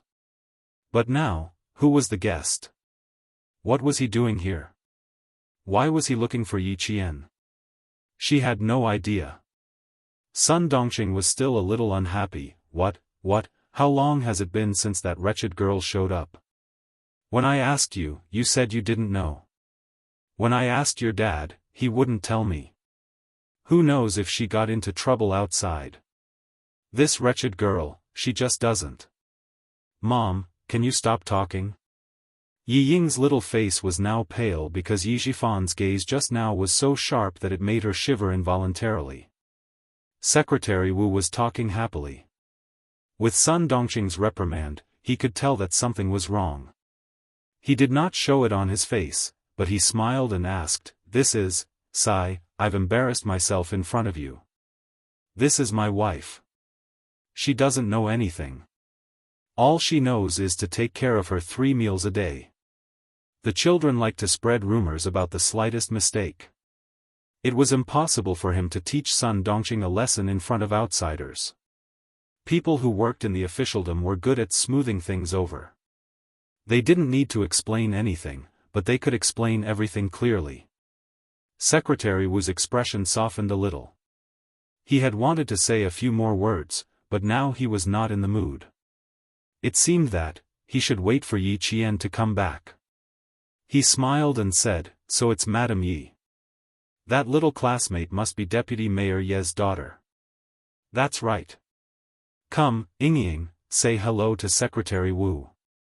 How could Yi Jifan not see the change in the situation? The other party was clearly here for Yi Qian, but he could not bring himself to mention it. He had to smooth things over first. In terms of social interaction, Yi Ying had always been polite and appropriate. With Sun Dongqing's previous offense, Yi Ying's actions and words were very dignified. Hello, Uncle Wu. If my mother offended you just now, please don't take it to heart. She was just worried about my sister, so she spoke without thinking. Please don't take it to heart. Yi Jifan, who was suppressing the anger in his heart, saw this and calmed down quite a bit. His daughter was still sensible, but she was still a little narrow-minded. He would teach her slowly in the future. It's normal for a family to be worried. Then I won't disturb you. Deputy Mayor Yi, let's chat again next time. Secretary Wu saw some clues, but for Yi Jifan's sake, he naturally wouldn't embarrass his wife. He said a few words of courtesy, which was considered as giving face to her. Chapter 210. Yi Jifan knew that he couldn't persuade him to stay, so he smiled and said, That's good. You came to the village on such a hot day. You must have something urgent to attend to. I'll have a drink with you when I'm free. After watching Secretary Wu get into the car, Yi Jifan's smile immediately disappeared. He glared at his wife and said to Yi Ying, Look after your mother. I'll deal with you when I get back. It was time for the meeting, so he had to rush back. Yi Ying was always afraid of him. Hearing this, her back broke out in a cold sweat and she nodded timidly. Suppressing his anger, Yi Jifan didn't even have the mood to attend the meeting. Whenever he thought of his wife's complacent look outside, he felt his heart burn fiercely. He had a belly full of anger that he couldn't vent. Yi Qian, the wretched girl she kept calling, had already gone abroad and won an award. People's Daily even published a photo and highlighted the students who won the gold medal in bold. Yi Qian was one of them. They even used the phrase, turning the tide, to describe Yi Qian's performance in the exam. Let's see if he still has the face to talk about Yingying's exam results. Let's see if he still has the face to talk about how amazing his daughter is. Let's see if he still has the face to step on Yi Qian's face and make himself look good. Originally, he wanted to come back after work to scold his wife. Who knew that after the meeting, he would call Yi Zhifan to go to the city? The matter that had been hanging in the air for half a year finally had an answer. He was promoted from deputy to official. On the same day, he had to report to the city and study for half a month. He could only come back when school started. The success of his official career made Yi Zhifan temporarily put this matter aside. He packed his luggage and rushed to the city. In Shuka village, Uncle Zhen and Principal Chen came back from fishing early in the morning. Both of them were full of smiles. They knew about Yi Qian's results before Yi Zhifan did. At the same time, they also knew about the dangerous incident that happened that night. Although it was dangerous, when they thought about how the military knew about it and recorded Yi Qian's achievements in the file, the two elders were pleasantly surprised. Little Yi is brave and careful. Once she sets her mind on something, there's nothing she can't do. Old man Zhen dealt with the big grass carp that he had caught early in the morning and laughed out loud. Even the deep wrinkles on his face looked like blooming flowers. I feel at ease now. Ever since Principal Chen returned from the province, he and Uncle Zhen, to live in Shuka village, and go to the military once a week or so. Hearing that, a smile appeared on his wrinkled face. He sighed and said, "A 4-year plan is a long time, but half a year will pass in the blink of an eye. Little Yi will only be with us for a year. The rest will have to wait until the winter and summer holidays." There was no high school in town. If there was a high school, with little Ye's talent, she would not be held back if she went to high school in town. She was smart and eager to learn. No matter where she went, she wouldn't be bad. Uncle Zhen was already laughing. Children grow up. Sooner or later, she'll fly high. She can see further. She just has to come back to visit us occasionally. Don't restrict her. Although the time is short, we'll teach her strictly. If she studies seriously, she'll be admitted to school sooner or later. They removed the scales, dug out the innards, and washed the fish clean. Their lunch of braised fish was inevitable. Chapter 2:11. The two elders usually talked about Yi Qian. Other than that, they also talked about the training of some soldiers in the army. For the two elders, this kind of topic was their hope and spiritual sustenance. In the hotel, Yi Qian had already packed her luggage. She sat on the bed and looked at the letter that the front desk had just handed her. After a while, she finally tore up the envelope and the letter inside, and flushed them down the toilet. It was from Xia Jinyuan. It wasn't a letter, just a few words. He said that he wanted her to rest in Jing City for 2 days and that he could only go back to China after 2 days, so what if he went back to China? Dangerous men were like poison. She couldn't touch them, especially when this dangerous and poisonous man liked to show signs of ambiguity from time to time. This made her even more unwilling to have too much contact with him in her life. Without any hesitation or consideration, Yi Qian maintained her original attitude and insisted on staying away from Xia Jinyuan in her life. After shaking hands with the local Australian students one by one, the Chinese students finally embarked on their journey back to China under the guidance of Director Li and the other 3 teachers. It was 11 a.m. when they arrived in Jing City. Yi Qian didn't plan to stay in Jing City for too long. Her plan was to fly back to the province at 2 p.m. If time didn't allow for it, she would rest in the province for one night and take the train back to the city early the next morning. Not only did she have to travel back to town from the city, but she also had to take a bus back to town. Don't think it's over. From town to the village, she still had to take a bus. Old people would probably feel their scalps tingle when they heard this, but for Yi Qian, she couldn't wait to take the train back to the city as soon as she arrived in the province. She was anxious to return home. Director Li tried her best to persuade her to stay in Jing City for a few more days and visit their school, but was rejected by Yi Qian. This made the eloquent Director Li so worried that her hair turned white. "You little girl, why don't you understand?" Teacher Li took a big gulp of water. He wanted to persuade Yi Qian to come down, but when he saw the sly smile in her eyes, he didn't know whether to laugh or cry. "Good girl, are you pretending to be confused in front of your teacher?" He was smart and well-mannered, and he handled the relationship between students quite well. He was not arrogant, and he was not arrogant because of his strengths. He really did not want to give up on such a good seedling so easily. When Yi Qian heard that he wanted to continue, he stopped feigning ignorance. He smiled and said, "Director Li, to tell you the truth, if there was a high school in our town, would have studied there as well." Why was that? Everyone is racking their brains to get into a top school. Why is it so weird when it's your turn? I can tell you that in the whole of Beijing, our school has the strongest teaching staff. Not to mention Hua University and Shi University, most of the students who study abroad have a bonus. In response to Director Li's well-meaning advice, Yi Qian smiled faintly and replied, "You're honey, you're arsenic." He didn't say anything else. This was something that was completely impossible. He could only thank Director Li for his kindness.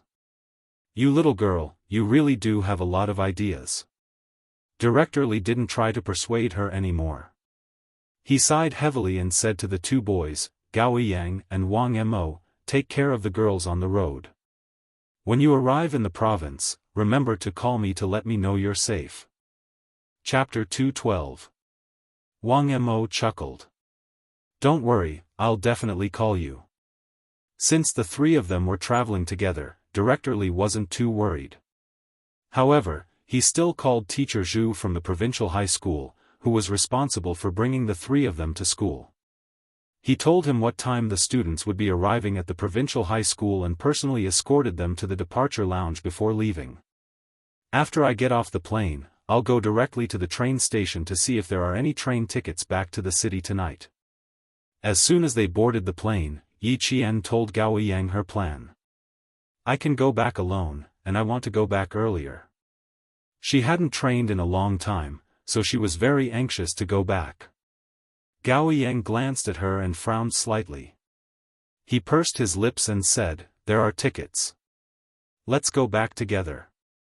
He didn't hear her mention that if she hadn't been able to get the tickets, she would have gone back alone. "That's fine too." Yi Qian nodded slightly. Although there was no misunderstanding like before, she wasn't very interested in closing the distance between them. It was enough to maintain a casual friendship. Although she wasn't as cold to him as before, she didn't want to be friends either. Gao Yang, who realized this, felt a little bitter. He didn't say anything more and closed his eyes to pretend to rest. After Wang Mo and Yi Qian chatted for a while, Wang Mo also yawned and closed his eyes to sleep. Only Yi Qian, although she also closed her eyes, her mind was clear. She didn't feel sleepy at all when she thought about how she would soon be able to immerse herself in the intense training. As she wished, when they arrived at the provincial capital at 5:30 p.m., Gao Yang immediately called to book the train tickets for 7:45 p.m. The two of them didn't even meet Mr. Zhu and rushed to the train station without stopping. From Australia to Beijing, then to the province, the city, the town, and the village. Yi Qian spent a total of 2.5 days on the road. At noon, the sun was so hot that even the cicadas were resting. The entire village was extremely quiet. Even the dogs were lying under the shade of the trees, panting heavily. When Yi Qian walked into the peach forest with her luggage, Xia Jinyuan stood at the hotel where he and Yi Qian had agreed to meet. "No one contacted you? Are you sure?" Xia Jinyuan frowned and looked at Han Zheng in disbelief. He pressed his lips together and asked, "Are you sure no one called you when you were at the nightclub?" Han Zheng was on the verge of tears. He patted his chest and swore, "Absolutely not. They were watching him 24 hours a day. That little girl of yours definitely didn't contact me, I guarantee it. What was this? Could it be that his brother's words were false? The aggrieved Han Zheng pretended to cry and said sadly, "Why would I lie to you? Let me tell you, that little girl is not interested in you at all. The great young Master Xia also has a time when he is despised by others. My heart is really, really fucking happy." Amidst his childhood friend's gloating laughter, Xia Jinyuan's face gradually tensed up. The little girl didn't come, so the next time they met would be difficult. It might be a few months, or a few years. Xia Jinyuan was originally supposed to join the team at the end of the year. Now, because of Operation Pebble, the transfer order was sent to his original unit the day before yesterday and he would be transferred to the new unit the next day. Each unit was responsible for special missions, such as war zone operations, overseas pursuits, foreign assassinations, intelligence spying, and so on, which were classified as Red Level 1, Snowfield Brigade. Since she didn't come, Xia Jinyuan could only leave Beijing with regret and go to the Snowfield Brigade. Chapter 213. Before leaving, Xia Jinyuan wrote a letter to Yitong School, hoping that she would receive his letter when school started. He left without saying goodbye. Only the little girl was familiar with this kind of thing. He didn't want to learn from her. The letter arrived at school 2 days before school started. After returning to the mountains and arriving at the army, Yi Qian fought with the soldiers all day long. She didn't even miss her daily exercises and training. When she looked up from the target, the days passed by like flipping through a book. In the blink of an eye, it was time to report back to school and usher in the 3rd year of middle school. She still couldn't bear to leave the army, causing the soldiers in the army to laugh and tease Yi Qian, who was like a little sister to them. It was noon when she left. Dozens of people sent her off at the same time. The scene was so spectacular that the regiment commander laughed out loud. He said to the political commissar, "This little girl was born to be a soldier. How can you tell that she's a little girl? For the sake of training, she cut her silky long hair just like that. Now, she looks just like a boy." He paused and added, "It's just that her skin is a little too pale. She's been under the sun for more than 20 days, but I don't see her tan. If the little girl really turns into a coal under the sun, she'll cry." The political commissar laughed. There wasn't a single female soldier in the army. Even the military doctor was a man. With Yi Qian, the little girl's arrival had the effect of balancing yin and yang. Although ordinary people weren't allowed to enter the military grounds, Yi Qian was different. Even the military took note of her. When they found out that she was here, they even called and told her to teach her well. The little girl had a good temper and was hard-working. She was like a piece of gold in the army, shining wherever she went. Any army would be willing to open their doors and welcome such a talent. More than 10 days passed by quickly. Looking at this group of soldiers, he knew how much they couldn't bear to see her leave. Not only the soldiers, but even he, the political commissar, couldn't bear to see her leave. They walked all the way to the entrance of the barracks. Only then did the soldier, who couldn't go out, pass Yi Qian's luggage to her. He patted her shoulder as if she was a comrade and said with a smile, "Come back on Saturday and Sunday. There are a lot of pheasants in the mountains in autumn. When the time comes, we'll carry the company commander and roast some pheasants." "Okay, then I'll have to bring a few more bags of cumin powder. Sprinkle a handful of cumin powder on it when it's cooked. That's called fragrant." Yi Qian had cut his hair as soon as he entered the army, revealing his exquisite and flawless facial features. His eyes were as dazzling as the stars in the sky, and his smile was as bright as the morning sun. "Wait for me. See you on Saturday morning." Compared to the colorful life outside, Yi Qian loved this blood-boiling land more. When she walked out of the barracks, she turned back to look at the tall figures dressed in army green who seemed to blend into the mountains. Even the corners of her eyes were smiling.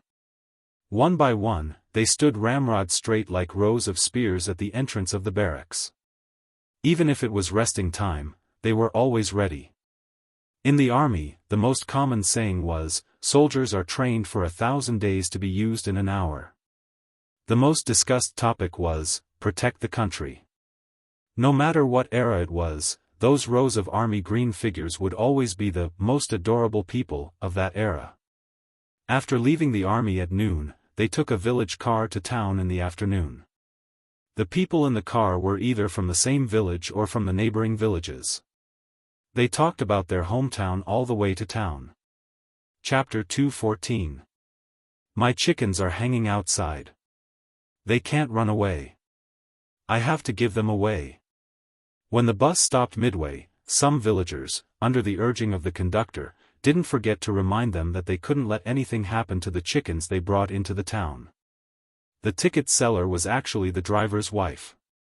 She took the money and said, "Who wants your chickens? They're hanging in the back. It smells like chicken poop. Who can smell it in the summer? Get on, get on. Don't dawdle." It was common to see chickens and ducks when visiting relatives in town. There were many students on the bus. They chatted and chatted all the way to town. The buses driving in the town were not good cars. They were all old minibuses that had been eliminated by the city. There was no air conditioning in summer and no heating in winter. Everyone sitting in the bus hated that they could not tear down the windows. Gao Yang had been waiting for a long time. There were only 3 buses from Shuku village to town. One in the morning, one in the afternoon, and one in the afternoon. The first 2 buses did not see Yi Qian, so it had to be this bus. Soon, a shabby minibus came from afar. Gao Yang put some money on the counter of the canteen and bought 2 mung bean popsicles. He pushed the bicycle with one hand and walked over, but after a few steps, he stopped. He saw Yi Ying and the mayor's wife, who had been in the limelight for the past 10 days. Yi Qian, who was sitting by the window, got off the bus. He felt that today was not a good day to go out. He saw the fashionably dressed mother and daughter, Sun Dongqing and Yi Ying, getting on the bus. They were talking to a woman who said that she wanted to take care of her chickens. It turned out that the woman's sister was giving birth at the town hospital. The mayor's wife, Sun Dongqing, had helped a little. She was here to thank them personally. Yi Qian did not plan to avoid them. So what if he bumped into them? When they got to school, she and Yi Ying would be in the same classroom. They would not see each other all day. How could she avoid them? Although the sun was setting in the west in the afternoon, it was still hot. Yi Qian glanced at Yi Ying, who was obviously impatient but still had a fake smile on her face. She took her luggage and left the car. Yi Ying had lost her patience. Her father had just taken office and needed the support of the villagers. Would she come out for a few chickens and ducks? Being close to the people. She had no choice. Over the phone, her father had specifically said that she had to make the mother and daughter appear close to the people. Yi Ying, who was waving a paper fan in her hand, said a few words with a fake smile. She looked up slightly and saw a face that she hated for a long time. His gaze suddenly became exceptionally sharp, and fiercely swept over as if he were looking at an enemy. Every time she thought about the humiliation at the farm in the suburbs of the capital, she hated that she couldn't tear this face apart in her dreams. Yi Qian. She gritted her teeth and shouted in a low voice. Her cold voice was filled with coldness, but she didn't walk over. She just stared fiercely at him. Even on a hot day, the coldness in her eyes would cause goosebumps. She was still the same. A leopard could not change its spots. Yi Qian curled his lips. Facing Yi Ying's coldness, he returned a cold smile. His smile was as clear as water, filled with indifference and disdain. Sun Dongqing already had a conditioned reflex when she heard the name Yi Qian. She immediately shouted, "Where are you? Where is the wretched girl?" She looked up and saw Yi Qian grabbing his luggage and leaving the bus. She was furious. Like a weed on fire, it instantly started a prairie fire. Wretched girl, stop right there. Do you still have any respect for your elders? Hey, where did all the reading go? You don't even have any respect for your elders. Chapter 2:15. After not seeing Yi Qian for a few months, and hearing her daughter say that she was bullied by Yi Qian at school today, Sun Dongqing was so pleased with herself that she wanted to teach Yi Qian a lesson. Yi Qian turned a deaf ear. She wanted to make a fool of herself in front of everyone, but she didn't want to.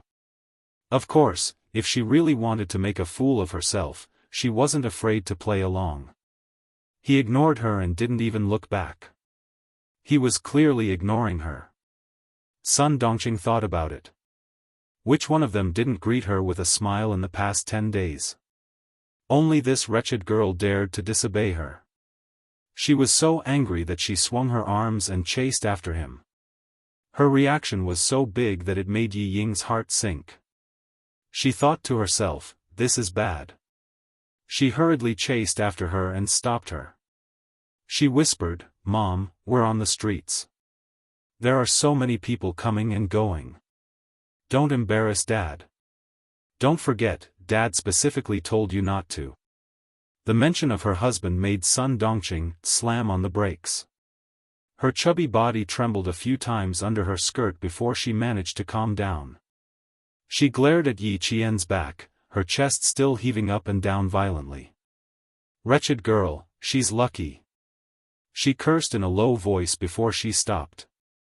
Yi Jian, who had walked far away, could still hear her bad-mouthing her to the women in the neighboring village. She said that she didn't come back for the whole summer vacation, that she didn't come back at night, and that she didn't know where she went to fool around. She walked quickly and didn't see Gao Yang, who was pushing his bicycle, walk coldly behind Yi Ying. In the past, she only saw one side of it, but now she heard it for real. She saw it with her eyes, heard it with her ears, and felt it with her heart.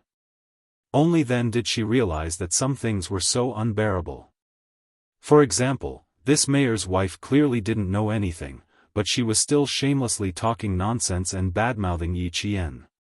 No matter how bad Yi Qian's relationship with your family is, at least I've never heard her talk behind your back. He spoke coldly, but his words were like thunder that exploded in Yi Ying's heart. Yi Ying's mind spun rapidly. How much did he hear, and what did he know? No, she had to divert his attention. Last time in the suburbs of the capital, he was especially cold to her. This time, she had to salvage her image no matter what. She restrained the shock on her face and slowly turned around to let her eyes be filled with surprise.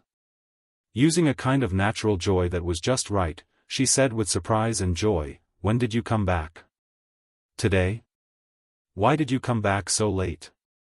Usually, whenever Gao Yang came back from the holidays, the first thing he would do was look for Yi Ying. In the past, I was indeed stupid. Gao Yang looked coldly at Yi Ying, who had pretended that nothing had happened with just a turn of her body. His eyes were filled with mockery, both toward himself and Yi Ying. Hearsay is false, but seeing is believing. For you, I don't only need to use my ears and eyes to verify, I also need to use my heart to observe you. The girl who had handed him a handkerchief when he was at his most embarrassing. Perhaps she had been kind at that moment, or perhaps she had just happened to pass by. She had handed him the handkerchief in order to improve her reputation in front of her classmates. Truth and falsehood, falsehood and truth. He couldn't see through Yi Ying like this, and he didn't want to see through her. The incident at the farm in the suburbs of the capital had already clearly seen her character. Now that she was saying these things, did she expect him to say something to make her apologize to Yi Qian? Chapter 2:16. She was afraid that even if she apologized, Yi Qian would not accept it. Sun Dongqing was confused. This boy was tall, good-looking, and fair. From the way he dressed, she could tell that he came from a rich family. Why couldn't she understand a single word he said? Gao Yang looked at the mayor's wife, who was looking at him suspiciously. She didn't seem to understand what was going on. He pursed his lips and suppressed the words he wanted to say. He said to Yi Ying coldly, "You're on your own now." Pushing the bicycle, Gao Yang didn't look at Yi Ying, whose eyes had turned red because of what he said. His cold eyes no longer had the faint joy he had when he saw Yi Ying. Because, the last trace of love he had for her had been wiped clean by the incident at the farm in the suburbs of the capital. The love between a boy and a girl was always unavoidable. Perhaps, only through such experiences would one gradually grow and mature. "Gao Yang, what right do you have to say that to me? You bastard!"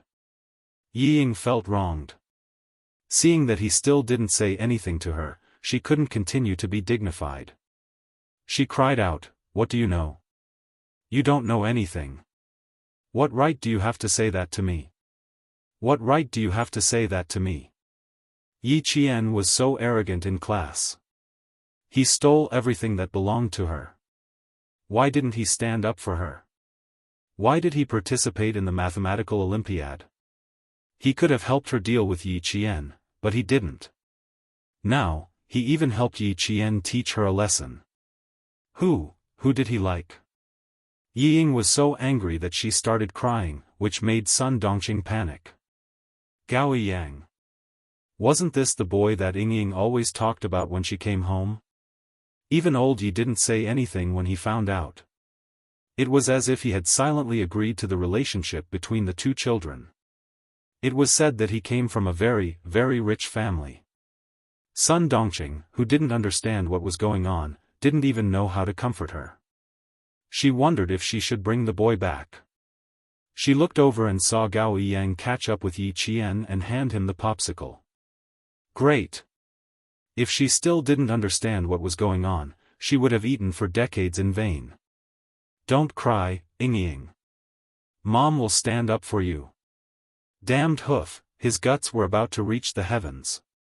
"You shameless thing, just wait for your mother to clean you up. She's so young and she already knows how to snatch men." Sun Dongqing, who had misunderstood, cursed in a low voice. For a moment, she forgot about the woman who was still holding the chicken in her hand. At this moment, how could he still remember? If not for Yi Ying crying, she would have chased after Yi Qian and Gao Yang. Yi Ying, who didn't dare to cry out loud on the street, turned around and ran back home. Sun Dongqing wanted to chase after her, but the woman with the chickens in her hands cried out a few times and stood there awkwardly, not knowing whether to leave or not. Just like that, she listened to the whole story. "Yo, you haven't left yet. I have to go home. When children quarrel, adults have to worry." Sun Dongqing, whose face had darkened, forced a smile. She said a few words, took the chicken, and hurried home. Yi Ying locked herself in her room the moment she got home. She didn't even come out for dinner.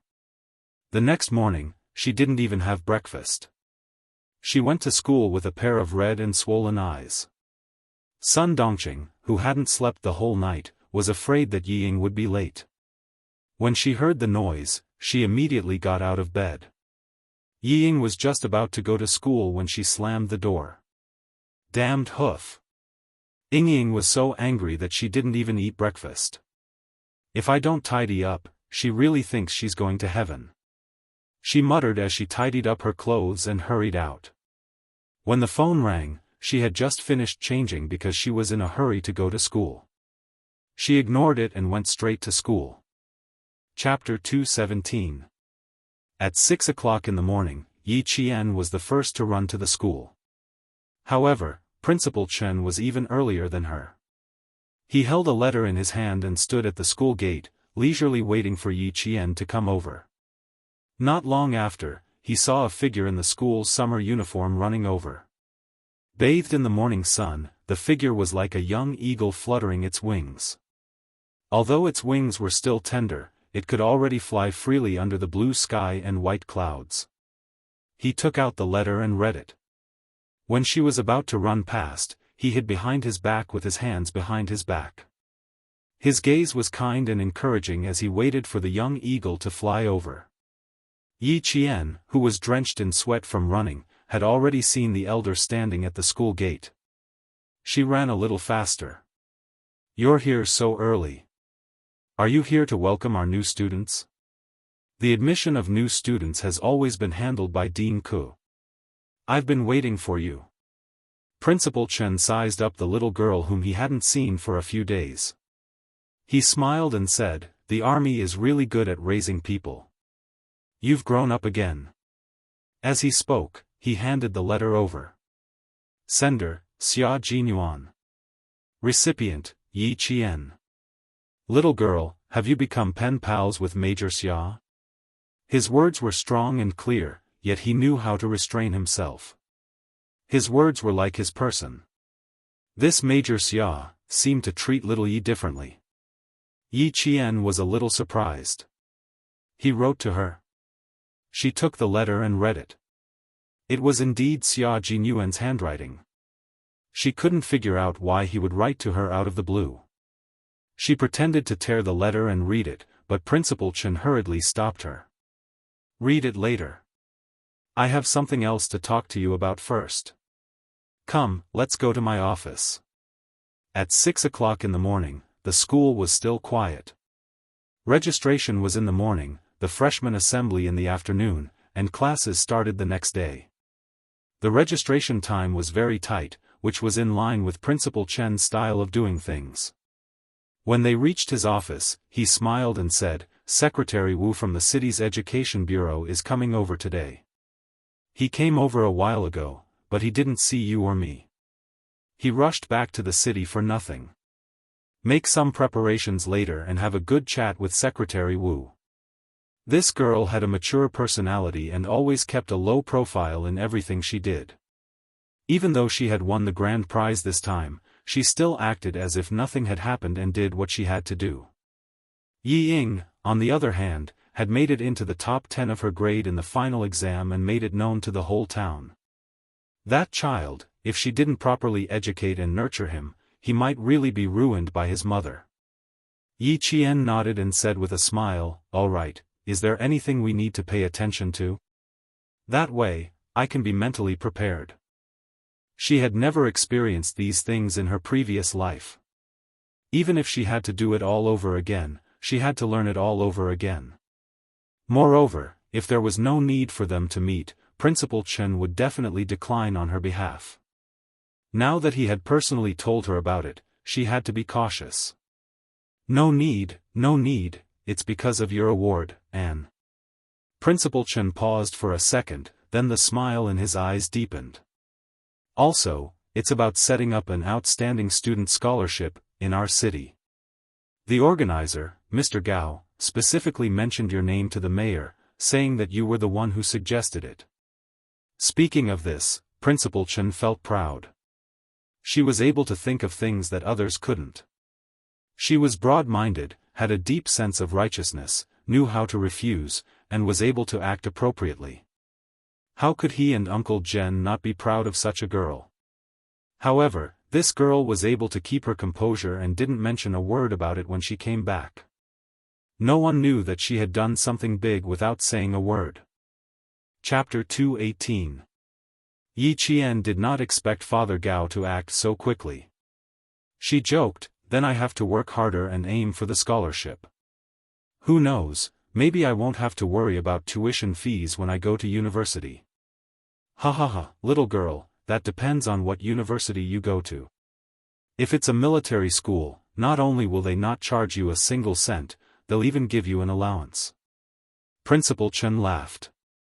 The little girl could be quite childish at times, and it was very interesting to watch. Don't worry. As long as you get into a military school, you'll be waiting for a monthly allowance as your living expenses. After laughing, there was some bitterness. A child without parents even had to worry about tuition fees.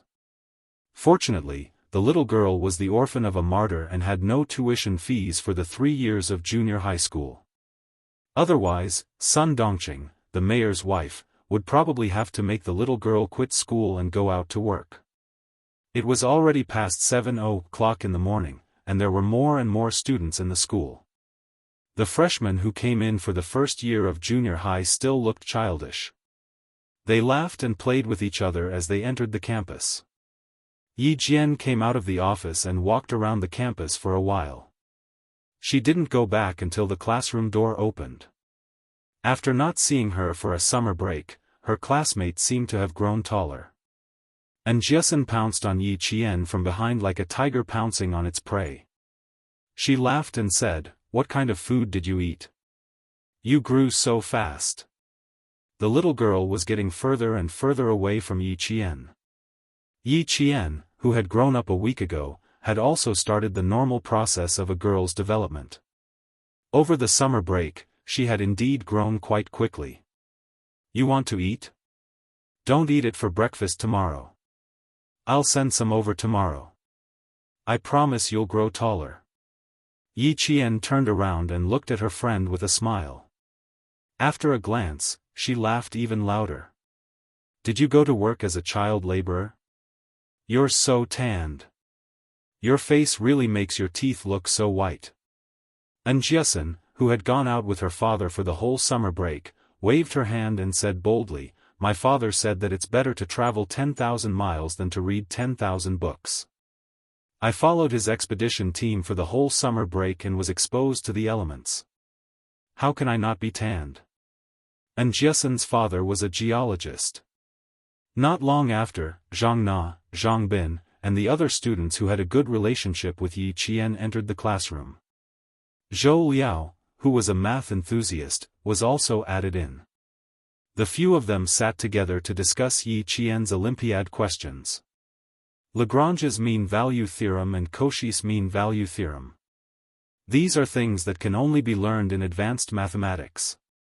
This written exam also covers them.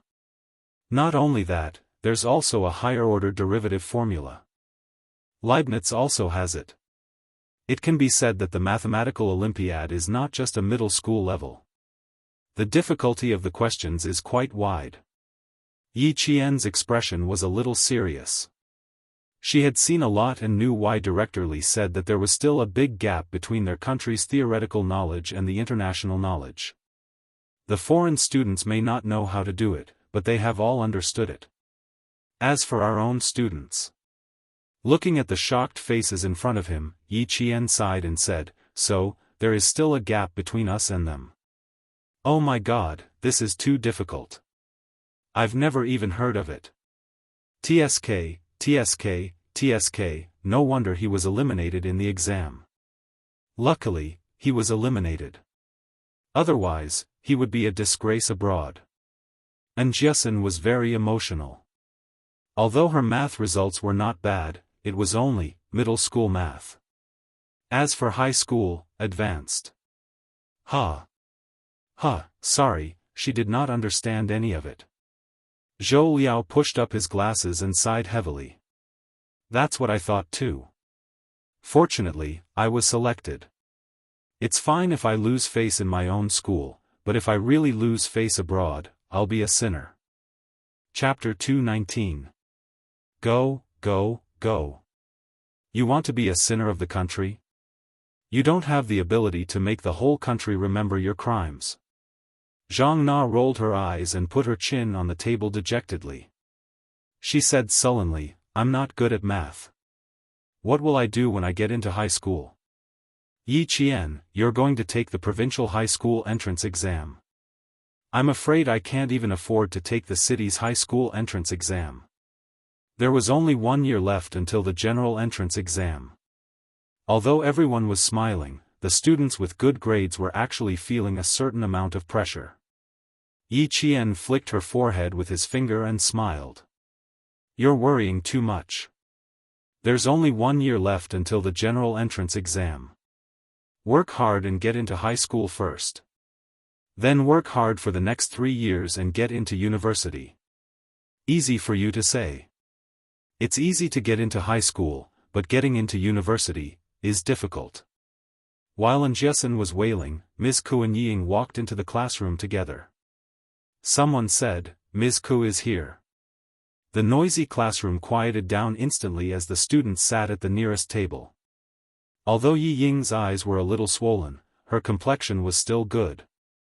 She glanced coldly at Yi Qian's seat and saw a boy in the class. She gritted her teeth and didn't look again. She walked to the seat below the podium and sat down with her back straight. There was no formal class. Ms. Ke started with a bunch of rules and regulations, just like in previous years. When it came to the students who didn't take the exam last semester, she habitually said sternly, "Yi Qian, stand up." Before she could react, she had already called out his name. Yi Qian also stood up quickly. There was a hint of a smile in his eyes. This slip of the tongue. He probably talked about her a lot. You did well this time. Sit down. Ms. Ke didn't expect to be called out like this. Her expression was stiff and she was quite unhappy. However, she had no choice but to praise Yi Qian vaguely. And Jiasen snickered secretly. Being a teacher like Teacher Ku, it was amazing. Teacher Ku, who already knew that Yi Qian had won the grand prize in the mathematical Olympiad, didn't want to mention it at all. It was as if she could cover up the truth by not mentioning it. Fortunately, Yi Qian did not care about these things. He allowed Teacher Ku to loudly praise and commend Yi Ying from the podium. He even called on the entire class to learn from her, to have a proper attitude, and to not cause trouble for the teacher all day long. Sun Dongqing had deliberately chosen to come during school hours. She was about to rush into the classroom when she heard Teacher Ku praising her daughter. She shrank back and waited outside. Principal Chen, who came with Secretary Wu, immediately recognized that the woman standing outside the classroom was the new mayor's wife. His eyes narrowed, and a trace of coldness flashed through his sharp eyes. This is Class 1. In front of us is Class 2. There's no distinction between experimental classes and ordinary classes in the middle school in town. As he spoke, he intentionally guided Secretary Wu into Class 1. Although Fujian Town was only a town middle school and its teachers were slightly weaker than the ones in the city, there was a military unit here. The children of the military's family members were also studying here. Therefore, the teachers here were quite capable. Secretary Wu laughed. You're too humble. Many of the top students in our city graduated from your school. This year, 4 students from number 1 middle school were admitted to Tsinghua University. One of them graduated from Fujian Town Middle School. This time, it seemed that there were 2 more capable students who could get into Tsinghua University and West University. One was Yi Qian, and the other was Gao Yang from Class 3. Chapter 220. Secretary Wu and the others were not the only ones who thought so. Yi Zhifan, who came back with them, also thought so. During the days when he was studying in the city, he lived in fear and trepidation. The municipal director told him in private that he was not supposed to be the mayor. He did not know why, but the day before the letter was released, the municipal committee suddenly appointed him as the mayor of Fujian Town. He said that someone wanted to make him the mayor. After the meeting, the municipal committee secretary asked him to stay behind to show his concern. Before he left, he patted him on the shoulder and said meaningfully, "Xiao Yi, you are still young. You are already the mayor of a town at 35 years old. Work hard and you will have a bright future." It sounded mysterious, but it made his heart skip a beat. This was because he remembered the phone call from a few years ago in the middle of the night. For the past few days, he had been thinking about who was secretly helping him, so he forgot about Yi Qian going abroad to win an award. Who would have thought that he would be shocked by the sudden news yesterday morning? His mind was still in a daze. Yi Qian. She actually persuaded the famous Chinese Mr. Gao Qiliang to set up a scholarship for outstanding students charity program in the province. She won an award and helped solve a big problem in the province. Yi Zhifan rushed back to town with Secretary Wu. He did not see Sun Dongqing at home. He asked downstairs and found out that she had gone to school. His heart skipped a beat and he sped to school on his motorcycle. Unfortunately, he was still a little late. In front of Principal Chen and Secretary Wu, Sun Dongqing complained bitterly about Yi Qian. "I am worried. I am so worried that my hair is turning white. I didn't go home for the whole summer vacation. No one knows where I went. He clearly saw me on the street yesterday, but he didn't even greet me. This child, Teacher Ku, Principal Chen, I really can't control him anymore. In the classroom, Yi Ying, whose face was pale, looked at her mother scolding Yi Qian in front of the whole class. She said anxiously and angrily, "Mom, stop it. Stop it." He wanted to drag her out, but Principal Chen's sharp gaze stopped him in his tracks.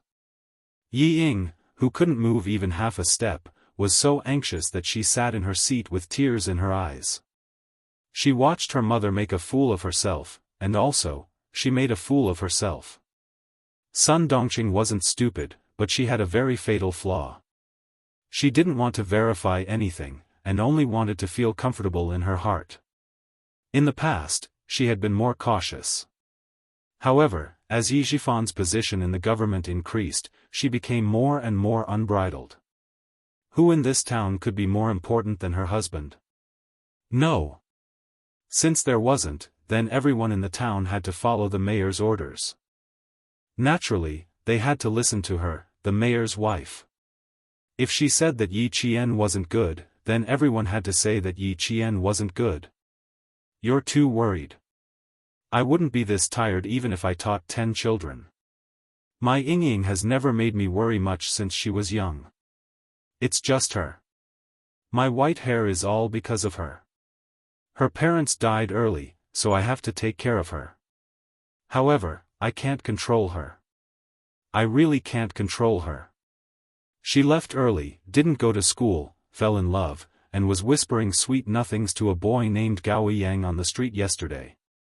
This time, I didn't misunderstand. Yesterday, I saw the two of them side by side.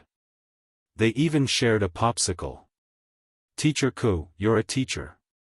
You have to control them. You have to. Chapter 221. Sun Dongqing's behavior had aroused the disgust of the rebellious students from the moment she barged into the classroom and appeared in a high and mighty manner. When they heard her talk about Yi Jian's achievements, she didn't forget to praise Yi Ying as if she was a goddess who had descended to the mortal world. This made more and more students dislike her. Now, she even dared to talk nonsense about Yi Qian and Gao Yang as a couple. It was as if someone had poked a hornet's nest. The entire class was filled with shouts of anger. Zhang Bin was the first to speak. He shouted, "Auntie, you've got the wrong person. Yi Ying and Gao Yang are in a relationship. It has nothing to do with Yi Qian. You're too good at making things up. You're confusing right and wrong. Auntie, you've given us an interesting lesson. Yi Ying, your mother is so amazing. She has a glib tongue. She even scared our principal and teachers so much that they don't dare to interrupt your mother." Their mocking and disdainful gazes made Yi Ying, who was so embarrassed that she wanted to disappear, burst into tears. She lay on the table and didn't dare to raise her head. Sun Dongqing couldn't stand her precious daughters crying. She felt that the entire class was bullying Yi Ying. She slammed the table and pointed at the boy who spoke first. She said angrily, "What's your name? Who are your parents? Do you have any manners? Don't interrupt when adults are talking." She then said to Yi Ying, "Ying, what are you afraid of? Tell Mom, which of your classmates bullied you? Tell them all." Her reaction made Secretary Wu, who had remained silent, shake his head in secret. Mayor Yi was a capable person. It was a pity that he had such an insensible wife. What a pity, what a pity. Zhang Bin stood up when his name was mentioned. He wasn't afraid of angering her. He said happily, "Auntie, I'm Zhang Bin. My dad went to the city and my mom went to a meeting. If you want to find them, you'll probably have to wait until the day after tomorrow." Principal Chen knew him. He had a father who was a policeman and had a strong sense of justice. Principal Chen, who had remained silent the entire time, finally spoke up. "Parent, after hearing what you said, I also want to know if Yi Qian is as you say. How about this? Can I trouble you to sit in the classroom for a while?" I need to make some arrangements first. She then turned to Teacher Ku and said, Teacher Ku, you're the form teacher, and the podium is also where the teacher stands. Please ask this parent to go down and sit down. Miss Ku looked like she was about to faint. She regretted not stopping Sun Dongqing from entering the classroom. She had hoped that Sun Dongqing would stand up for her. Now, she had to clean up the mess. Hearing this, she shuddered and hurriedly said to the furious Sun Dongqing, Madam Mayor, you can leave first. Isn't Ying crying? Sit down beside her and comfort her. Principal Chen needs to arrange something. Teacher Ku, who vaguely felt that the situation was not very good, was afraid that she would not cooperate, so she quietly pulled her. Does he care about this or not? Is there anything wrong with what I said? A mere principal dares to put on airs in front of me. I want to see what he has arranged. If I'm not satisfied, I'll go to the city and ask the leaders to remove him from his position. For more than 10 days, she had heard too many flattering words. Sun Dongqing did not think of herself as the mayor's wife, but as the governor's wife. Perhaps even the governor's wife was not as arrogant as her. Principal Chen, who pretended not to hear her, smiled slightly and said to Zhang Bin, who had not yet sat down, go and find a few PE teachers to bring the TV and video camera in the meeting room into the classroom. Chapter 222. Zhang Bin was a member of the sports committee, so he was familiar with all the teachers. Hearing this, he, who was still in the middle of puberty, let out a hoarse, ah, and jogged out of the classroom. How about I go to your office and sit for a while? Seeing this, Secretary Wu whispered, the mayor's wife has a bad temper. I'm afraid you'll have to put in some effort. Principal Chen smiled and said, Secretary Wu, you don't have to leave. Just treat it as attending an open class. Last time she just made a scene, and now she's starting again. The mayor's wife is not only bad-tempered, she's asking for a beating. Does she think that the teachers and students are afraid of her? Ha! Unfortunately, Chen Dongfeng isn't afraid. This matter also involved another student, Gao Yang. He then instructed the student sitting next to him, go to the third-year class 1 and ask Gao Yang to come over. If the teacher asks, tell him that I'm looking for him. Oh, right, tell him to go to my office and get the videotape on the table. After everything was arranged, Principal Chen gave Yi Qian a calm down look and asked Secretary Wu to sit at the back of the classroom. It really was like an open class. Principal Chen asked Fu Dong to go out. I'm guessing he asked Gao Yang to come down. And Jiesen's face was livid. She gritted her teeth and said to Yi Qian, just you wait. With how much Principal Chen cares about you, he won't let her have it easy. Zhou Liao, who usually didn't care much about class matters, also had a heavy expression. He whispered to Yi Qian, like mother, like daughter. Yi Qian, it's a miracle that you're still alive. Ha, just you wait. There's going to be a good show. Zhang Na sneered. She glanced at Yi Ying, who was sitting on pins and needles. Her heart was laughing even harder. She also didn't like Yi Ying.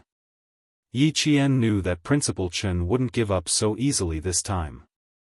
The corners of his mouth curled up slightly. He didn't expect Sun Dongqing to be so arrogant. How could Yi Zhifan, who had a mind of his own, tolerate her ignorance and arrogance? When she heard them talking behind her and feeling indignant for her, she said disapprovingly, this is nothing compared to what happened in the past. You guys can also learn something from her. Did you vomit? Imitate her? Am I tired of living? Don't disgust us. I'd rather learn from Liao Jian's father than her. Yi Qian, whose expression remained indifferent despite the profanities, smiled faintly and said, learn from her how to be a person who doesn't make others hate you. Learn from her how not to be a person who doesn't want to live a long life. This is what she taught you. And Jiesen turned her head and quickly glanced at Yi Qian. She sighed and said, classmate Yi, your psychological endurance is really extraordinary. I really admire you. Even the Buddha would be so angry that he would jump up and down after hearing such words, but you are still able to sit still. You even know how to remind us how to be a person who doesn't make others hate us.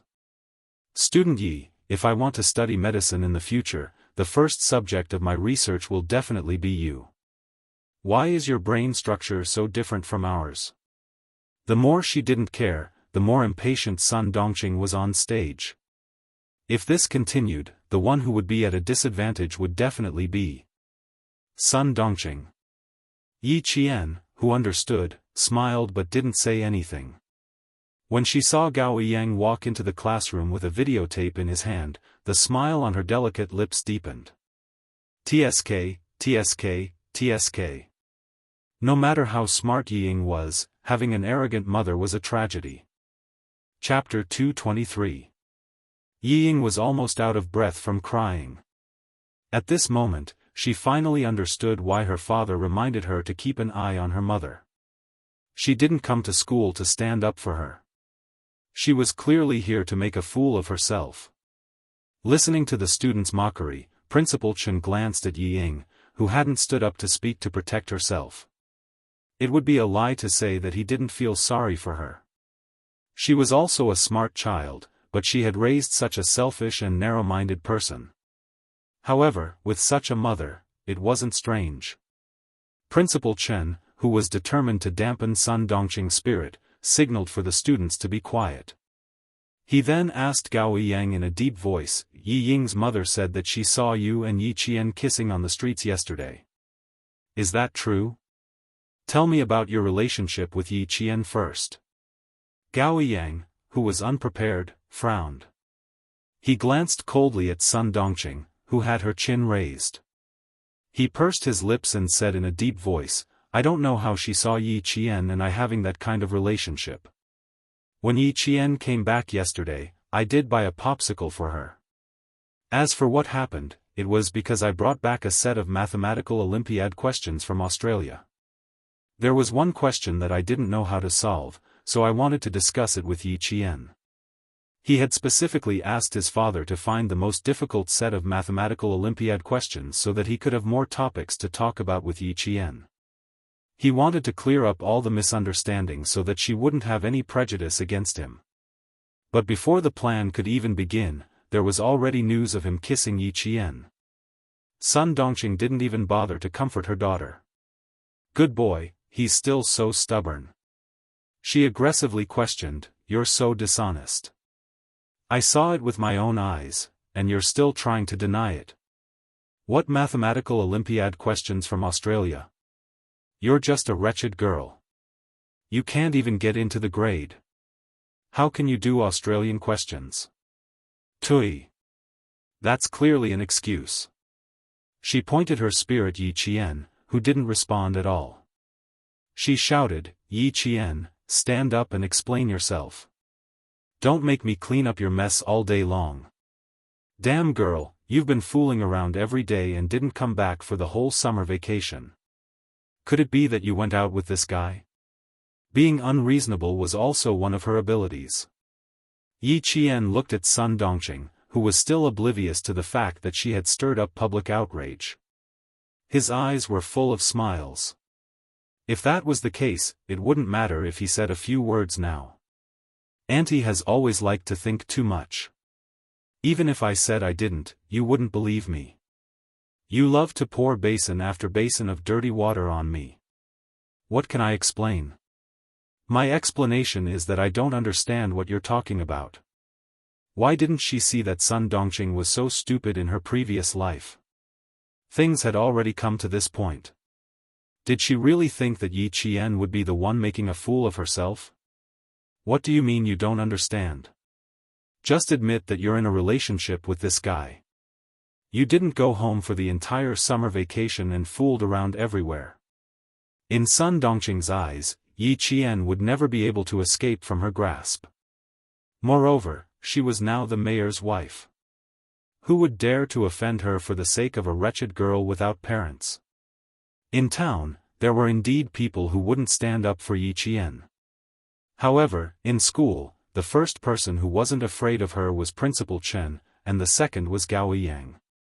Before Yi Qian could speak, Gao Yang's eyes were filled with obvious disgust. He coldly said, "Auntie, yesterday you said behind Yi Qian's back that she didn't go home for the entire summer vacation. You said that she didn't come home every night.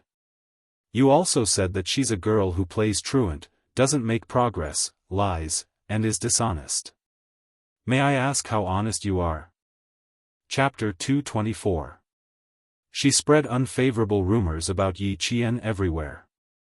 Didn't she know that rumors were the most fragile? She targeted Yi Qian so much. No wonder Yi Qian hated him in the past. He used to be just like Yi Ying's mother.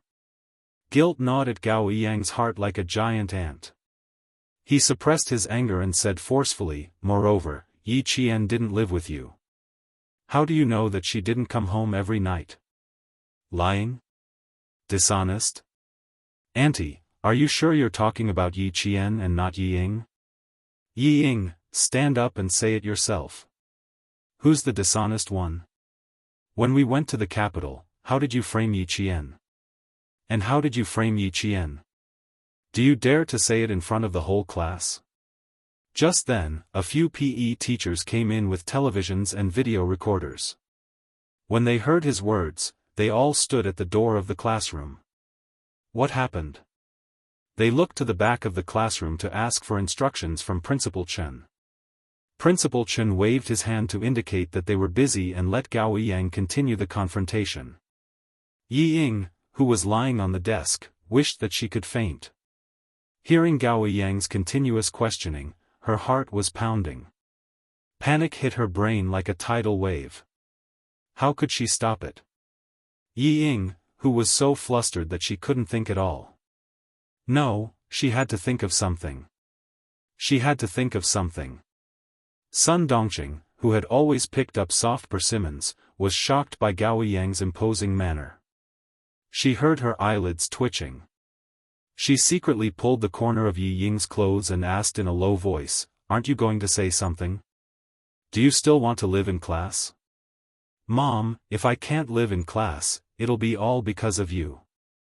Yi Ying didn't have time to cry. As she spoke, she gritted her teeth.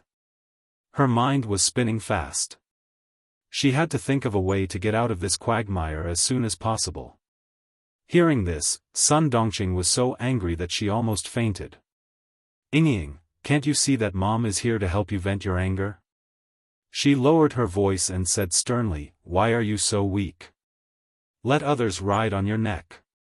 I'm here to support you. What are you afraid of? Who told you to come here?"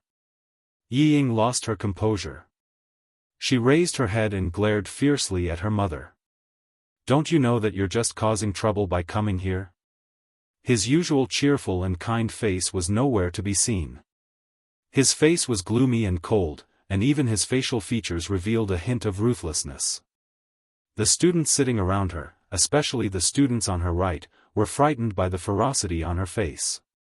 They turned their necks and stared at the podium, not daring to look at her. Yi Ying was so terrifying. And Jiasin was listening with great interest. Suddenly, she saw Yi Ying raise her head. She seemed to have thought of something and stood up. "Yi Ying, don't you have heart disease? You have to hold on. Otherwise, if you have a heart attack, you'll be in big trouble. But you don't look like you're sick. Why don't you explain what happened in the suburbs of the capital? Are you trying to frame Yi Qian again? If you really did it, I wouldn't be surprised. This is the real Yi Ying." The children were arguing, but Secretary Wu's focus was not on this. He was concerned about another issue. Heart disease? Mayor Ye's daughter had heart disease? Secretary Wu's eyes narrowed. Having a heart disease was not a good thing. The school had to bear a great risk. He leaned to the side and asked Principal Chen, "Is it confirmed?" Chapter 225. According to Mayor Yi, it should have been confirmed. You know that the school won't ask the parents to prove anything for this kind of thing. Principal Chen said casually. From his tone, one could tell that he didn't really believe that Yi Ying had heart disease. Could it be that this kind of thing was faked? What good could it do? Secretary Wu, who was shocked, looked thoughtfully at the mayor's wife who only knew how to protect her own child while trampling on other students. His gaze flickered slightly before he looked away. It seemed that he had to remind No. 1 middle school that regardless of whether Mayor Ye's daughter had heart disease, it would be better for her to study at another school. If she didn't study in the city, that would be even better. No school would accept such a troublesome parent. Moreover, if she really did have heart disease and something went wrong, the entire school would be so disturbed that classes couldn't be held normally. At this moment, Sun Dongqing had never thought that she would almost ruin Yi Ying's future with her actions. When Yi Ying, who wanted to pretend that she had a heart attack, saw that her plan was blocked, her shoulders trembled even harder. She replied, "You can ask Yi Qian yourself. Why are you forcing me?" She lowered her head and didn't say anything else. She bit her lower lip until it was bleeding. She didn't dare to face Gao Yang's questioning, nor did she dare to quarrel with Jiasun. Yi Qian looked up slightly and glanced at her. He said to Jiasun, "Miss, you're more agitated than I am. Sit down. We've already dealt with the past. This isn't the main point now." At this point, was there still a need to harp on the past trivial matters? No, there was no need at all. Making a scene like this would not only embarrass Yi Ying, but also embarrass Sun Dongqing. Of course, it would also embarrass Yi Zhifan. If that was the case, why did she have to add insult to injury? Gao Yang wasn't a man who would force Yi Ying. He didn't force Yi Ying to answer. Instead, he looked at Sun Dongqing. "Auntie, why don't you go back and ask Yi Ying what happened when we went to the capital to study?" Went to the capital school? What else could they do when they went to the capital to study? Wasn't it just studying? The problem was, Yi Qian, that wretched girl, was also there. Why didn't Ying Ying mention it? Sun Dongqing only knew that her daughter had excellent grades and was going to the capital to study and participate in the competition. Other than that, she didn't know anything else. She also didn't know that Yi Qian was also going. This was because Yi Ying had never told her parents that Yi Qian was better than her and had even been selected to compete overseas. How could Sun Dongqing not understand her daughter? After being interrogated by Gao Yang, she quickly understood that her daughter had concealed the fact that Yi Qian had gone to the capital to study. From the looks of it, it would not make sense for him to say that the wretched girl did not return home during the summer vacation and fooled around outside. Fine, since he couldn't win this argument, he would talk about something else. And this kid from the Gao family is also a playboy. He was clearly with Ying Ying, but in the blink of an eye, he was seduced by that wretched girl. Little brats, if this old lady wants to take care of one, it's the same as taking care of two. Today, she won't let this pair go. Sun Dongqing, whose expression was cloudy, slammed her hand on the desk and accused him, "Principal Chen, look at how the school teaches the students. Each and every one of them has no respect for their elders. How can I be at ease sending my Ying Ying to the school if all of you are like this? Teacher Ku, you are a teacher, you know best what kind of person Yi Qian is. I'm not lying."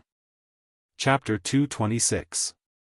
Besides, if the adults find out that the two of them are in a relationship, they won't admit it. I don't care, as long as it doesn't affect my Ying Ying.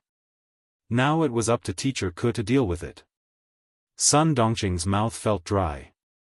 If Yi Ying wasn't still crying, she would have gone downstairs to buy a bottle of water and watch how the wretched girl would embarrass herself in class. Her words made Teacher Ku's body sway slightly. She was about to be killed by the mayor's wife. Gao Yang thought that even the stupidest person would know that they were wrong after what he said. Who would have thought that she was still twisting words and forcing logic, trying to pin the groundless accusation on Yi Qian? He, who had always been calm, suddenly felt that his internal organs were burning with anger. "Madam Mayor, who is the one who got one of the gold medals that only 6 middle school students in the world can get?" Gao Yang, who didn't waste his breath, slammed the table and shouted angrily. Sun Dongqing was indeed a genius to be able to force a person who always had a cold expression to show his emotions. Gao Yang, who had never lost his temper, suddenly shouted. In addition, Gao Yang also had such a strong aura. Sun Dongqing was so scared that she jumped up and her heart trembled. You, who are you challenging? Don't you have any manners? Principal Chen stood up when he saw that she was about to start throwing a tantrum again. He said in a dignified voice, "Now you can all be quiet. Zhang San is right. Li Si is also right. Let's see who is right. Madam Mayor, you are an adult. Don't be so calculative with a child." Sun Dongqing was indeed shocked. What did Yi Qian, that wretched girl, get? What gold medal did only 6 middle school students in the world get? Why did it sound like, it was very impressive? Ying, say something to Mom. What's going on? I'm going to die because of you, Mom. I'm going to die because of you. Yi Ying, who was about to break down, was as pale as snow. Of course, she knew what was going on. Because she knew, she didn't want too many people to know that Yi Qian went abroad to get a gold medal. How was she inferior to Yi Qian? In the past, she had always been superior to Yi Qian. But now, she was inferior to Yi Qian in every way. How could she accept this? How could she admit defeat? But the more it was like this, the more she couldn't get the results she wanted. Gold medal. Yi Qian had won the gold medal, but she had nothing. Even Gao Yang, who used to stand by her side, no longer helped her. Everything had changed. Everything was different. She hated this wretched girl to death. If it wasn't for her, he wouldn't have ended up like this. Her daughter was crying non-stop, which made Sun Dongqing anxious like an ant on a hot pan. What if she cried her eyes out? Yi Qian, that wretched girl, how could she act like an older sister? He had clearly told her to help her younger sister in school. Look, she only knew how to gang up with her classmates to bully Ying. The more she thought about it, the angrier Sun Dongqing became. Her expression darkened. She turned around and pointed at Yi Qian. Stupid girl, can't you see how sad your sister is? How could she act like an elder sister? Get over here and admit your mistake. Quick. That wretched girl was becoming more and more disobedient. When old Yi came back, she would have a good talk with him. As an uncle, disciplining his niece was a matter of course. Chapter 227. This time, even Secretary Wu was flabbergasted. How could there be such a woman? This. How could Mayor Yi like someone like her? He even married her as his wife. Wouldn't he be harming his career? Yi Qian almost laughed out loud. Auntie, are you smart or stupid? Do you think this school is your home? Do you think you can show off however you want? She didn't even need to say anything, and the entire class was already on her side. Tan Wei, Xia Sifeng, and the others who were close friends with Yi Ying were also dumbfounded. They couldn't accept how Auntie Sun, who was usually so nice to them, became like this. Xia Sifeng wanted to stand up and say something, but she didn't dare to do so now. She was also afraid of being despised by the entire class. Auntie, how can you be so shameless? You're too shameless. Who do you think Yi Qian is? A slave? Auntie, you're Yi Ying's stepmother, right? Yeah, only a stepmother would do something like this. If she was Yi Ying's biological mother, she wouldn't cause a scene in school. This was an embarrassing thing. When Yi Zhifan rushed in, his wife became the target of public criticism. When the students saw that the teacher didn't stop them, they all spoke up for Yi Qian. Even so, they didn't target Yi Ying. At this point, Yi Qian felt that it was only right for her to stand up and say something back. She just stood up and raised her hand slightly. The students who were speaking up instantly quieted down.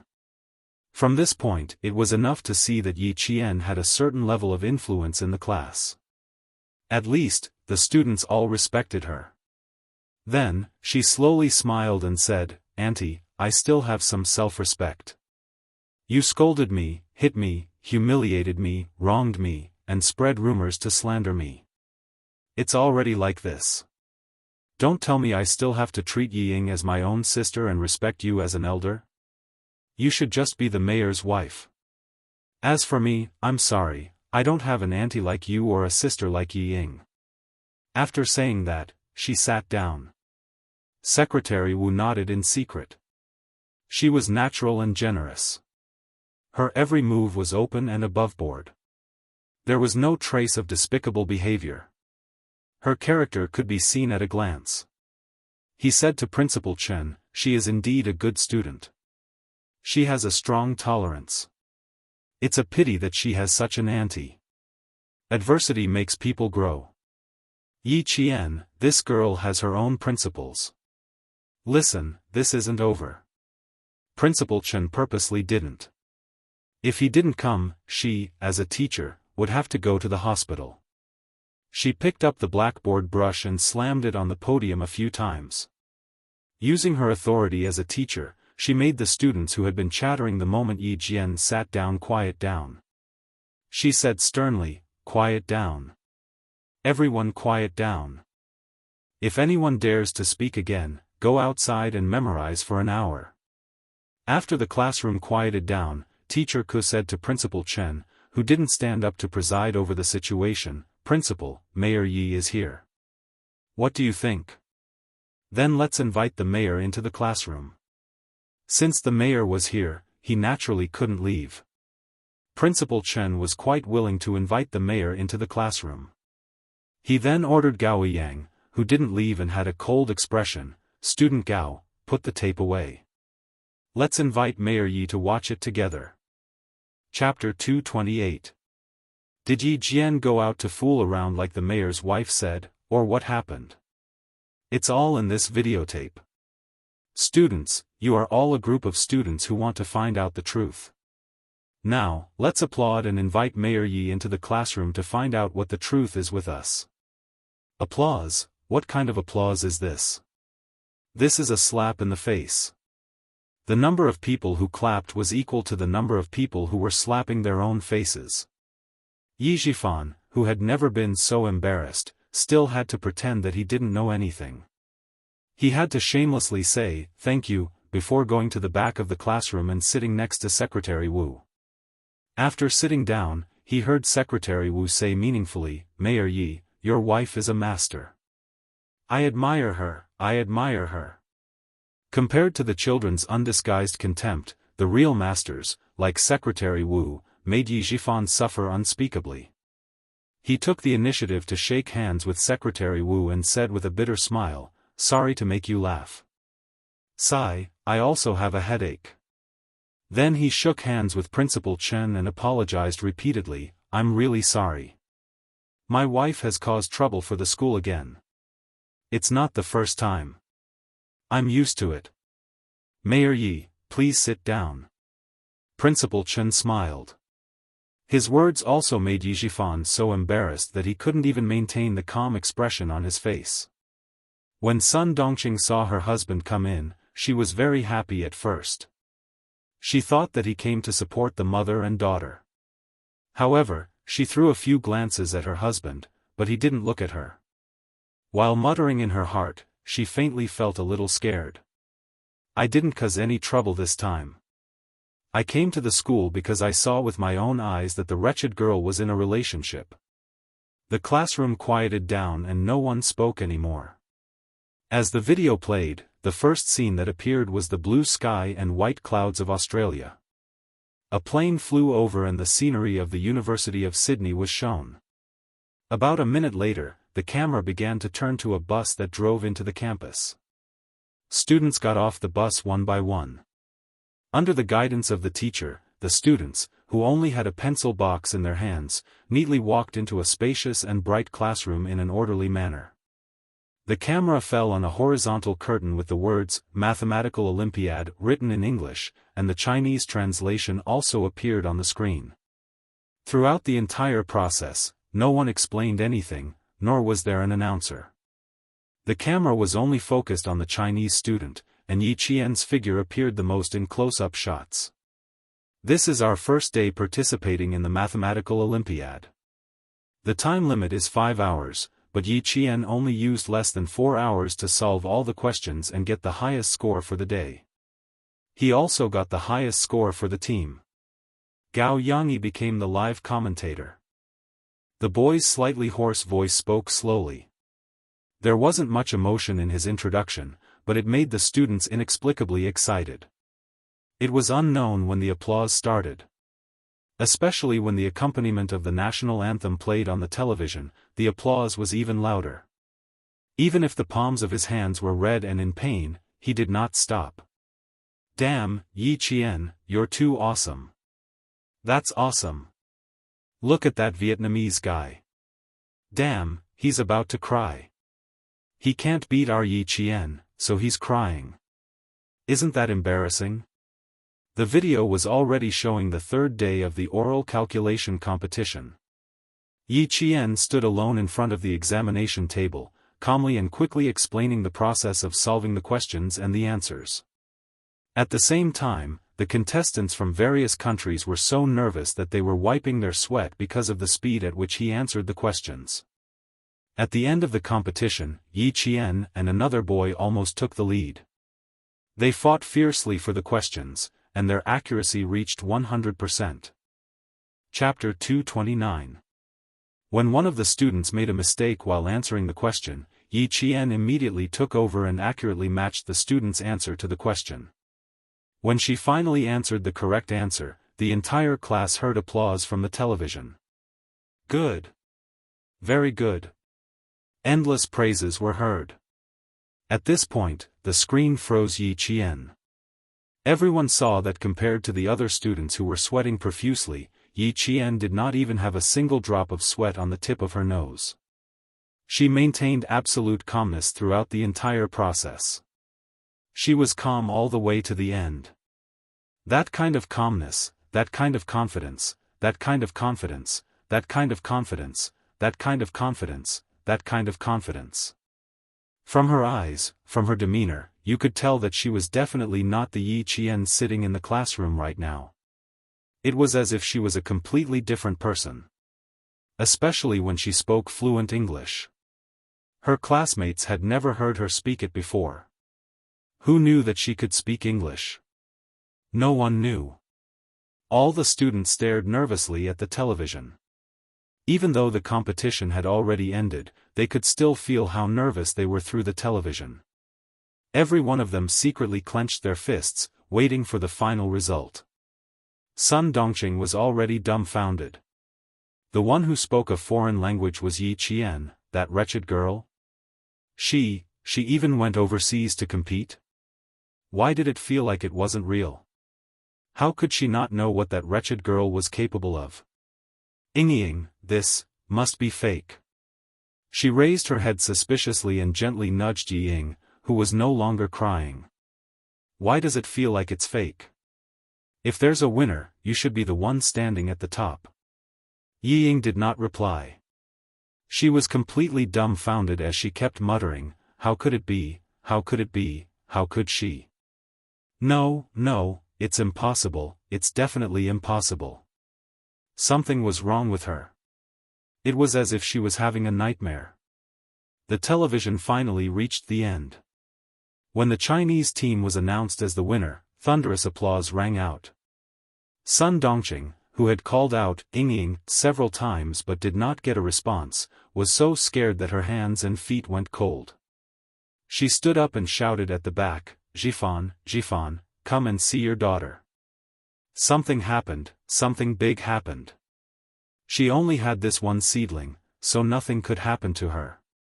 Ying was not a person who was easily defeated. After being yelled at by her mother, she quivered and came back to her senses. She stared intently at the television until the end of the broadcast. She saw all the Chinese students hugging Yi Qian, saw the smiles on their faces. Those smiles pierced her eyes deeply. The applause was much louder than Sun Dongqing's. Her roar only woke Ying up from her stupor. Mom, I'm fine. Don't say any more. Yi Ying's face was cold as she clapped along numbly. Go back with Dad and see if you can find a way to transfer me to another school. I can't stay in this school anymore. Sun Dongqing, who was scared out of her wits, finally heard her daughter speak normally. However, after hearing her daughter speak, she frowned. What are you talking about? Transfer to another school? Where? Read it here. It's all fake, yet you believe it. Do you think I don't know how capable that wretched girl is? She did not know how many cold glares Yi Zhifan had given her in the dark. She was a woman who could not do anything but spoiled everything. She refused to listen to him when he told her to stop. This time, she even came to the school. He did not know what she had done. After the recording ended, Gao Yang turned off the power and said in a low voice, "This is why Yi Qian was not in town for the entire summer break. She went to study. After passing the municipal, provincial, and national exams, she went to Sydney, Australia." Chapter 230. Madam Mayor, your slander of Yi Qian is baseless. I don't know why you can speak ill of Yi Qian so confidently. Is it because you are the mayor's wife? Do you think you can do whatever you want in town and accuse whoever you want? His words were like a slap to Yi Zhifan's face, making the dignified mayor of a town blush in front of a group of students. Sun Dongqing was relying on her husband's presence. Now that she was being slapped in the face by a middle school student, she frowned and shouted, "Jackals of the same tribe, this kind of thing is obviously fake. Do you think I don't know Yi Qian's capabilities? Speaking in a foreign language, it's obviously fake." She then glared at Yi Qian, who did not take the initiative to speak. "Do you even act like an older sister? Why do you have to fight with your own sister for everything? Oh, my God. Auntie, Yi Ying doesn't have the ability to fight with Yi Qian for this kind of thing. Does she know how to do the questions on the paper? If she knew how to do it, she wouldn't have been eliminated during the national competition. A tree needs a piece of bark, a person needs a face. Auntie Sun, where did you lose your face? Do you have to be so shameless? Luckily my family moved to the city this year. Otherwise, when I think about how I have to go back to a town with a mayor's wife like this, I feel embarrassed just walking out." More and more students couldn't stand Sun Dongqing's outrageous behavior.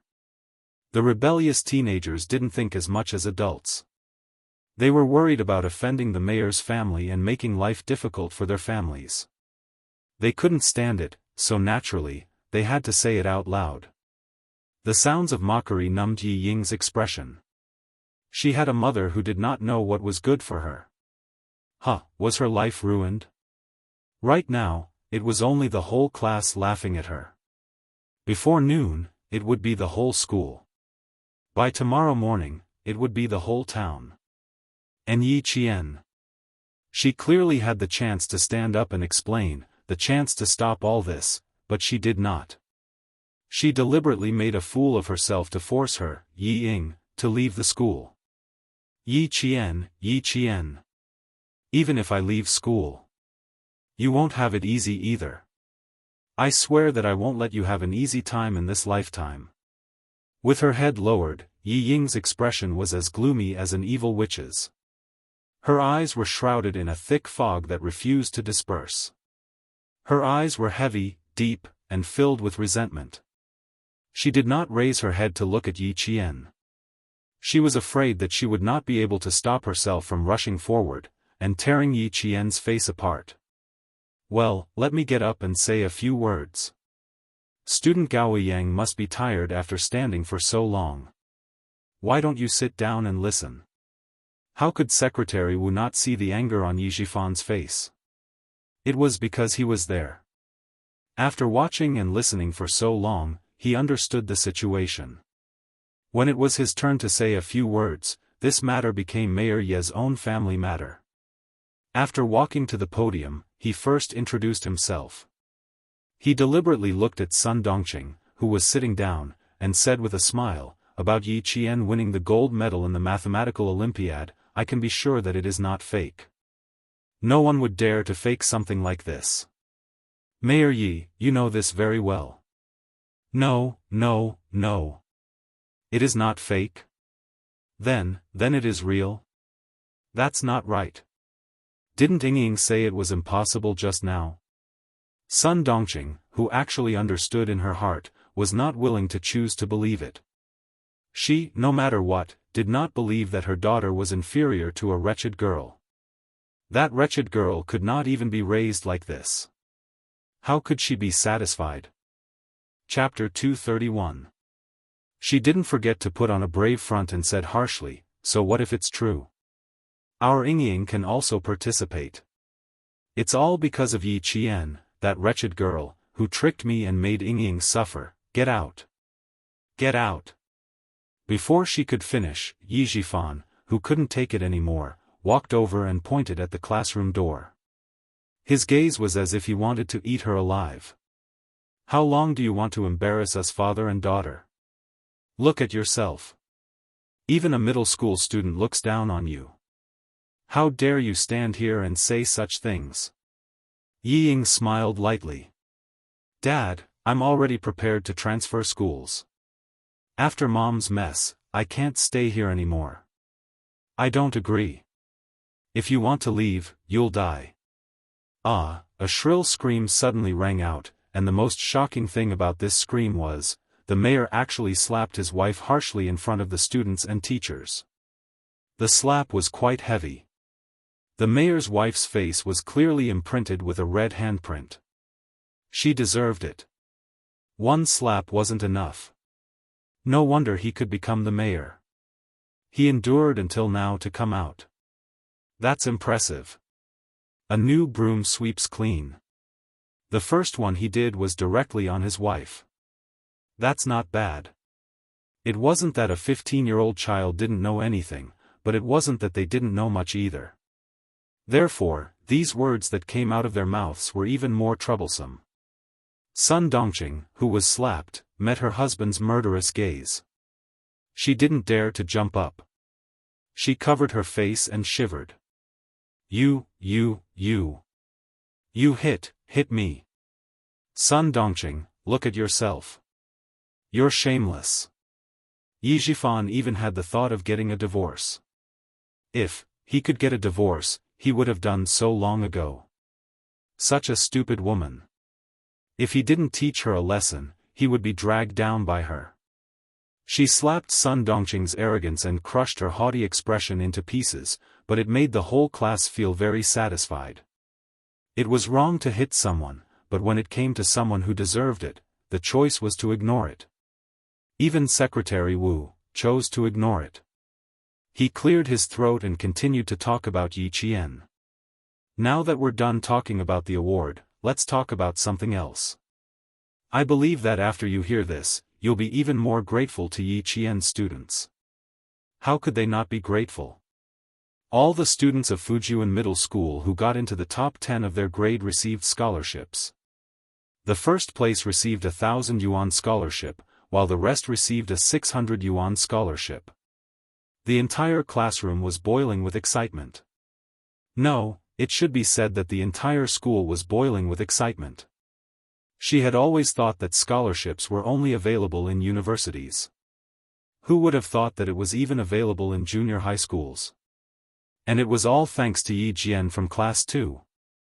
Not only did the students receive scholarships, the scholarships were also the teachers. Gao Yang, who was still in class 2, naturally knew about it.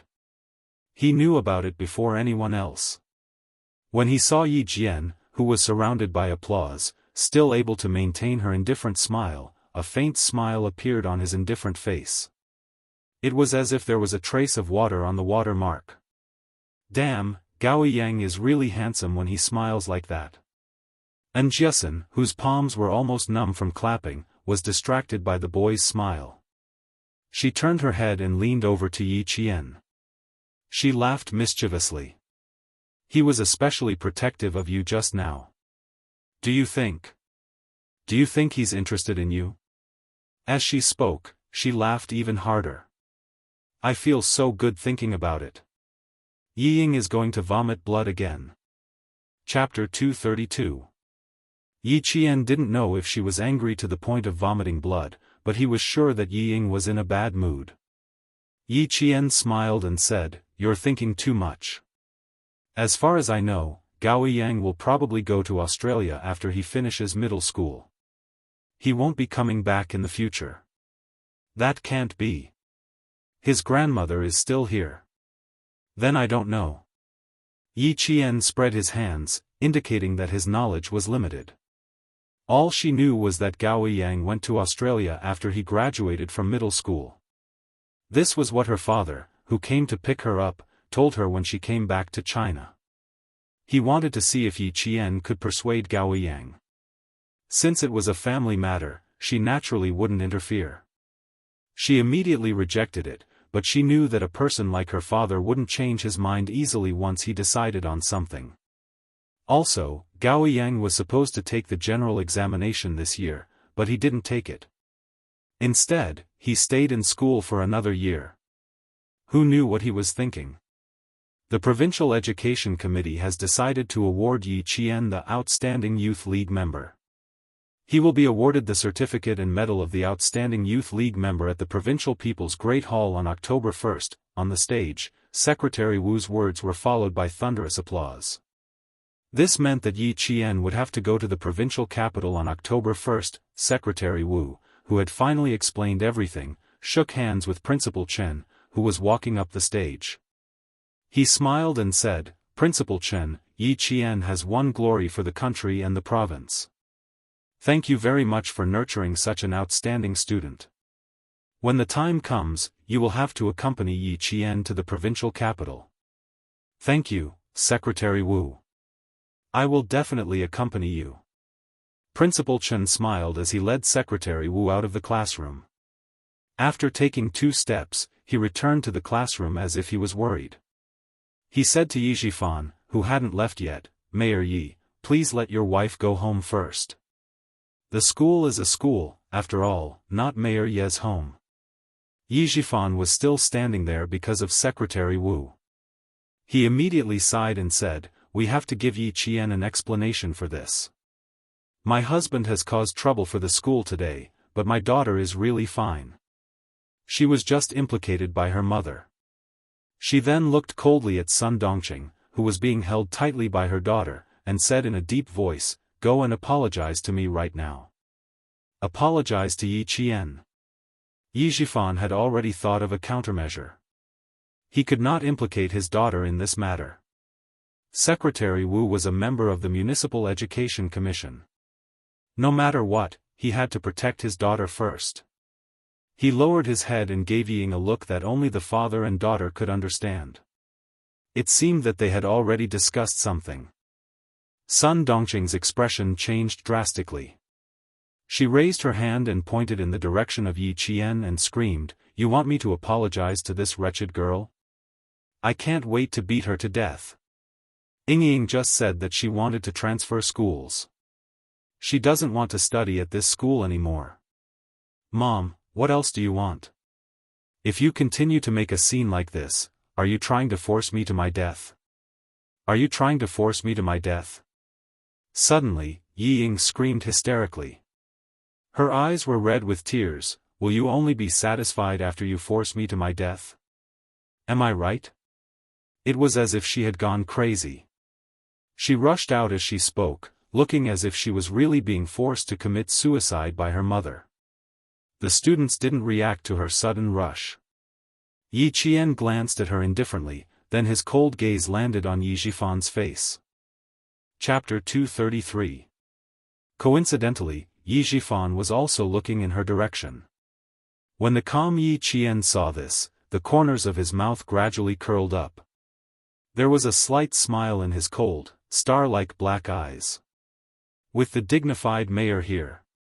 Sure enough, big problems could always be turned into small ones, and small ones into nothing. It was just a faint smile, but it made Yi Zhifan's heart skip a beat. Her smile was too calm and carried a sharpness that could see through everything. In an instant, Yi Zhifan knew that his niece had already seen through his secret conversation with Yi Ying. She also knew that Yi Ying was just putting on an act. His niece was not simple. He had underestimated her in the past. With a vicious glint in his eyes, Yi Zhifan sneered in his heart. He did not evade and revealed a smile of an elder as he walked towards Yi Qian. Niece, you see that this matter is getting out of hand. As the elder sister, you should come out and say something. And Jiesin had been watching all this time. When she heard this, she looked at Yi Qian with a worried expression. After returning her a gaze that told her not to worry, Yi Qian stood up and calmly looked at his shrewd uncle. He smiled and said, "This is Mayor Ye's family matter. It has nothing to do with me." Family? The mayor, who did not seem to understand what Yi Qian was talking about, slightly furrowed his brows. Then, he smiled and said, "Yi Qian, you are also my family. What you say is family matter is also your family matter." Since when did he need to step in to deal with a 14 or 15-year-old child? However, this Yi Qian of his was becoming more and more complicated. He had no choice but to step in. Yi Qian also slightly furrowed his brows and looked over with an even more puzzled expression. "Of course, I remember that my family and Mayor Ye's family had separated. In the countryside, after separating, aren't we two families? Since we are two families, then I am definitely not family with Mayor Yi.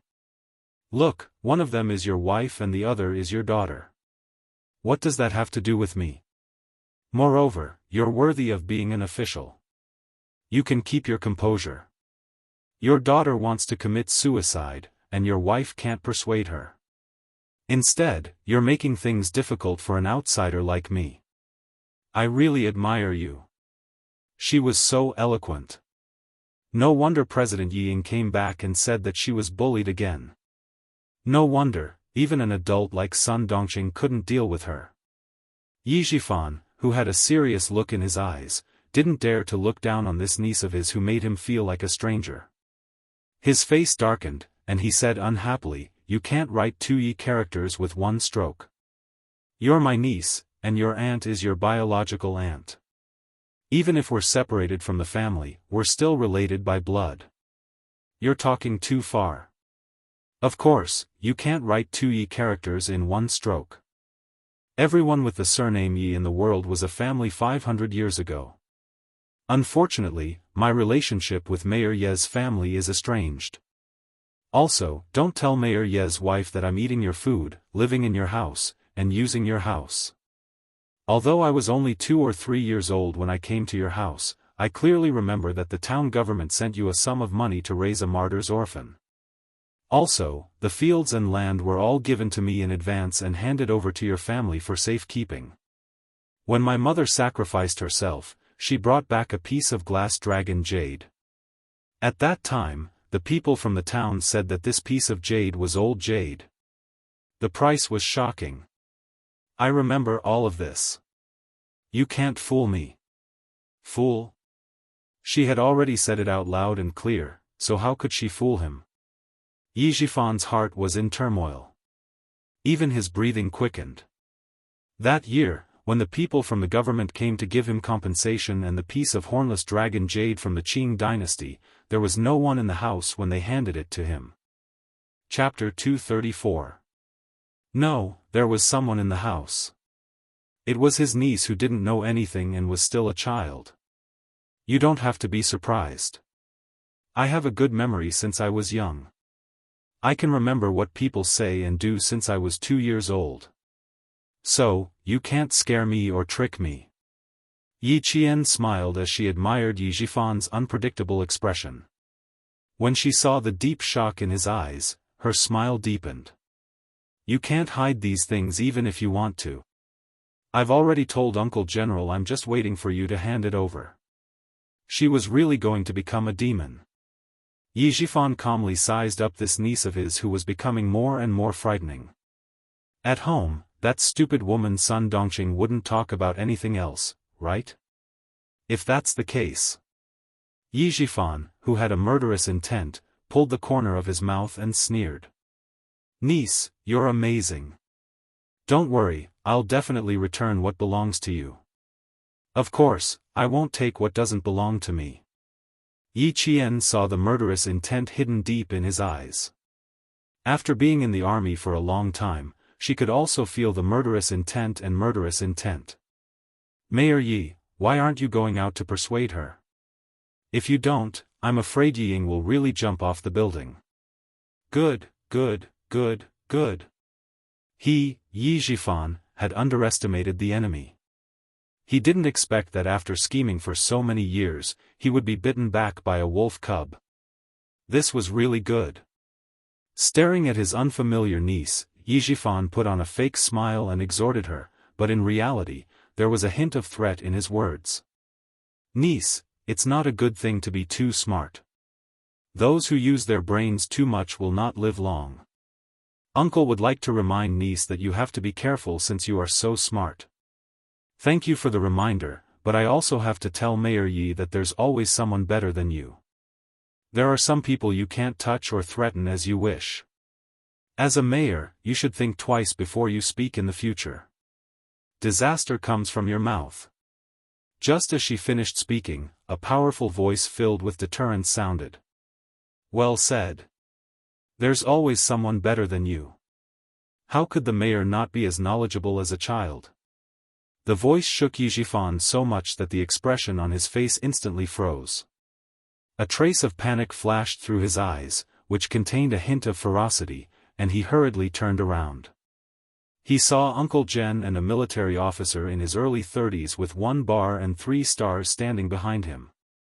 Uncle Jen's face was cold and gloomy. He stared at Mayor Yi with his sharp eyes and sneered, I came at the right time. I didn't expect to hear Mayor Yi threatening a child. Hearing this, Yi Zhifan's face no longer had the coldness from before. It was full of respect. Uncle, Grandpa Jen, why are you here? Yi Qian, who was as light as a swallow, lightly walked past Yi Zhifan. Her beautiful eyes were full of smiles as she said, I came yesterday, and you came today. If I had known earlier, I would have come with you.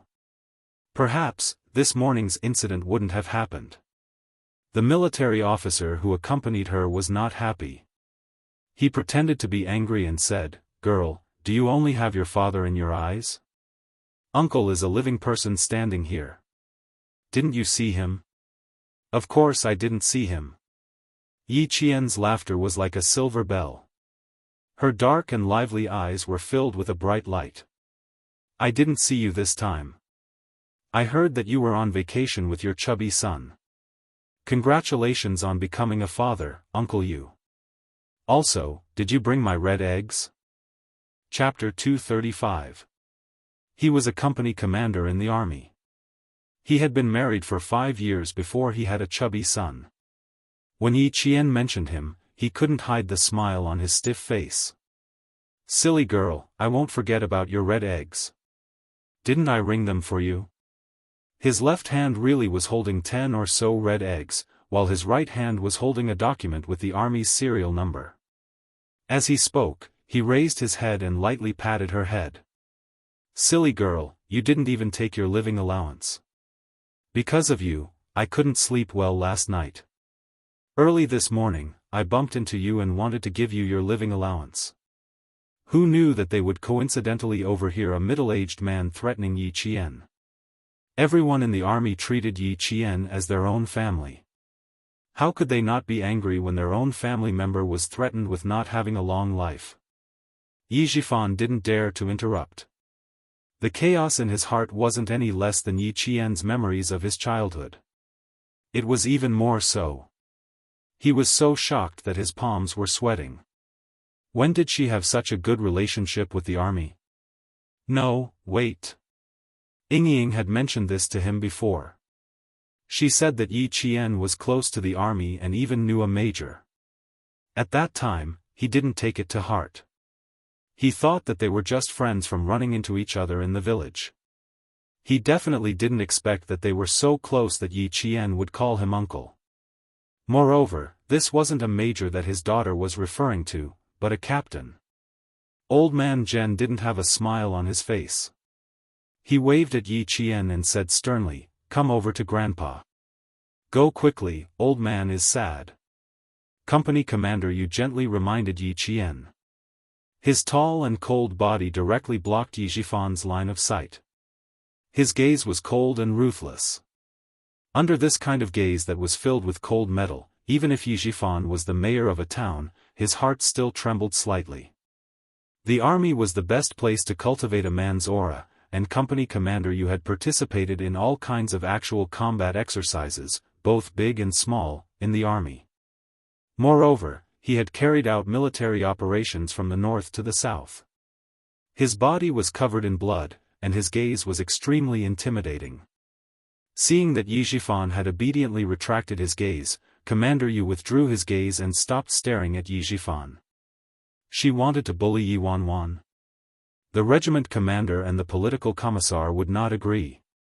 Outside, Yi Ying was being held in Sun Dongqing's arms. She was screaming her heart out, but ever since Uncle Zhen appeared, her eyes had never left him. She could even see fear in her father's eyes when he looked at Uncle General. Of course Yi Jifan was afraid. Back then, why did he become a village cadre? Then, why did he become the mayor step by step? This old man was very clear in his heart. If it weren't for his sister-in-law, Yi Qian's mother, he wouldn't be where he was today. Loyalty, filial piety, etiquette, righteousness, integrity, and shame. Mayor Yi, I think you don't even know how to write these words. Old man Zhen shielded Yi Qian behind him as if he was protecting his own child. This first-rank sergeant who had gone through storms and wars, and survived a hail of bullets and smoke, stood in front of 35-year-old Yi Jifan. He was like an insurmountable mountain with a majestic aura that made Yi Jifan unable to straighten his back. The old man's voice wasn't loud, but every word he said made Mayor Yi feel ashamed. Threatening a little girl, what? You can control the entire Fujian town with one hand, but you're a local tyrant? Chapter 236. What is Yi girl? The orphan of a martyr. Her mother's body was personally sent to the crematorium by the premier. Her pension was personally sent to the town by the head of the military commission. The prime minister had personally instructed that Yi Jian, the orphan of the martyr, must be raised into a talent. You say she's smart, but of course, with a smart mother, how can a daughter not be smart? It's because she's too smart and too kind that she tolerated your family time and time again. The vigorous voice had a great penetrating power. The surrounding students and teachers all heard it clearly. They really didn't expect Yi Qian to be the daughter of a martyr, and even more so that she even knew the premier. Yi Qian's heart felt like it was being pierced by thousands of sharp needles at that moment, piercing thousands of holes and dripping with blood. In her past life, Grandpa Zhen came looking for her. She was blind and rejected him. Later, when she escaped to the village, Grandpa Zhen came looking for her again. She was immature and thought that everyone would laugh at her, so she secretly ran away that night. In the end, she never returned to Shuku village and lived the life of being persecuted by Yi Ying until her death. Now that she thought about it, not only did she let herself down in her past life, she also let down the people who had high hopes for her. Uncle, let's talk outside. Yi Jifan, who had become the most disgraced mayor in history, bowed slightly and didn't dare to act rashly. The bell is ringing. Let's not disturb the students in class. If there's anything, let's talk outside. He had lost a lot of face today. If this matter was blown out of proportion, the mayor position that he had been in for less than 15 days might very well be gone. The bell rang urgently. The surrounding students had no choice but to return to class under Teacher Ku's yelling. Girl, go back to class. Grandpa is here. Let's see who dares to touch you. Uncle Zhen didn't want to disturb Yi Qian's studies. He turned around and said kindly, go back to class. Let Grandpa handle this. Things weren't that simple. If Yi Jifan dared to make a move, then he dared to make a move. Yi Qian hesitated and pursed her lips. Just as she was about to speak, she saw Commander Yu secretly give her a hand signal. After a slight pause, she pursed her lips and smiled. Okay, then I'll go back to the classroom first. Please don't be angry, I'm really fine. If there's a problem. She leaned closer and smiled slyly. Yi Ying is the one who's in trouble. Don't worry, I won't let anyone bully her. The girl was right. She was no longer the taciturn person who could endure being taken advantage of in the past. Go to school quickly. Grandpa knows what to do. Seeing her smiling face, Lord Zhen also smiled happily. It's good that you didn't suffer any losses, it's good that you didn't suffer any losses. However, this wasn't a matter of whether they were at a disadvantage or not. They had to deal with it properly so that they wouldn't be disturbed every few days. He was right to come today. Yi Ying did not return to the classroom. Her face was pale as she clutched her chest. However, she secretly reminded Sun Dongqing, "Mom, leave quickly. Don't cause trouble for Dad. Uncle Zhen is a respectable old man in the village. Dad doesn't dare to refute anything he says. Good girl, if you really leave, then it'll be even more difficult for your dad." Sun Dongqing was bad to others, but she protected her husband and daughter wholeheartedly. She was worried that if she left, Uncle Zhen would take her husband's life. She wasn't smart when she should be, but now she's worried. Yi Ying, who was full of resentment, wanted to curse out loud, but in front of her was her mother. No matter how stupid she was, she had to accept it. Chapter 237. She clenched her teeth and suppressed the anger in her heart. If we don't leave now, we'll be a burden to Dad. Mom, can't you see how bad Uncle Zhen's face is? Let's go. Then, she clutched her chest and started screaming in pain. She didn't give Sun Dongqing any time to prepare. She grabbed Sun Dongqing's arm tightly and gasped for air as if she would suffocate in the next second. Even if it was an act, it was too real. Even Sun Dongqing was scared and screamed. When Sun Dongqing heard Yi Ying remind her to go to the hospital, she looked up at Yi Zhifan subconsciously. Then, she carried Yi Ying on her back and ran towards the town hospital under the shocked gazes of the teachers and students. She should listen to her daughter. Old Yi was smart and nothing could stop him. She should leave first. When it came to running away, the mother and daughter were surprisingly similar. When Uncle Zhen appeared, the family of three was indeed shocked and didn't dare to do anything rash. I can ask the driver to send her there. Secretary Wu, who witnessed the farce, wanted to chase after them but the imposing old man stopped him. You're Secretary Wu from the city's education bureau, right? Please stay. Principal Chen knew he didn't know him and reminded him in a low voice, first-rank sergeant major, a national treasure in the army. Secretary Wu was filled with respect when he heard that. When Yi Zhifan saw that his daughter finally got rid of the woman who would only be a burden, he was secretly relieved. If his wife really apologized to Yi Qian in front of the teachers and students, he would be so embarrassed that even a beggar would step on his face. In other words, Yi Zhifan didn't plan on apologizing at all. On the first day of school in Fujian Town Middle School, a huge incident happened. Mayor Ye's daughter was forced by her mother to the point where she almost jumped off a building. This incident was like a spring breeze that blew across the entire town. Even the villagers in Shuku village knew about it. There were many parents coming and going on the first day of school. Sun Dongqing was good at picking the day. Once she made a fuss, the entire town knew about it. To others, this was just a small chat after dinner, but to old Zhen, it was the best time to settle an important matter. It was about changing Yi Qian's guardian before she became an adult. In Principal Chen's office, Uncle Zhen was there. The atmosphere in the office was heavy. Even Secretary Wu was waiting for Uncle Zhen to speak. Logically speaking, this matter should only be handled by little Yi. However, it's class time now, so we shouldn't delay her studies. Zhen Laogan's words didn't break the tension in the air. Instead, it made a certain someone's heart jump with fear.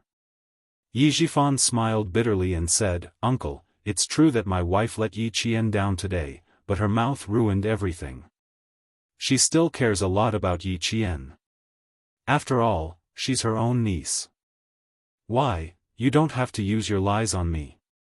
Everyone in the village knows how Sun Dongqing treated Yi Qian. Even if you try to twist the truth, it won't help. Uncle Jen interrupted bluntly. He didn't give the new mayor any face. Even Secretary Wu knows about Yi Qian's relationship with your family. Mayor Yi, do you think there's a need to explain? Yi Jifan's expression stiffened.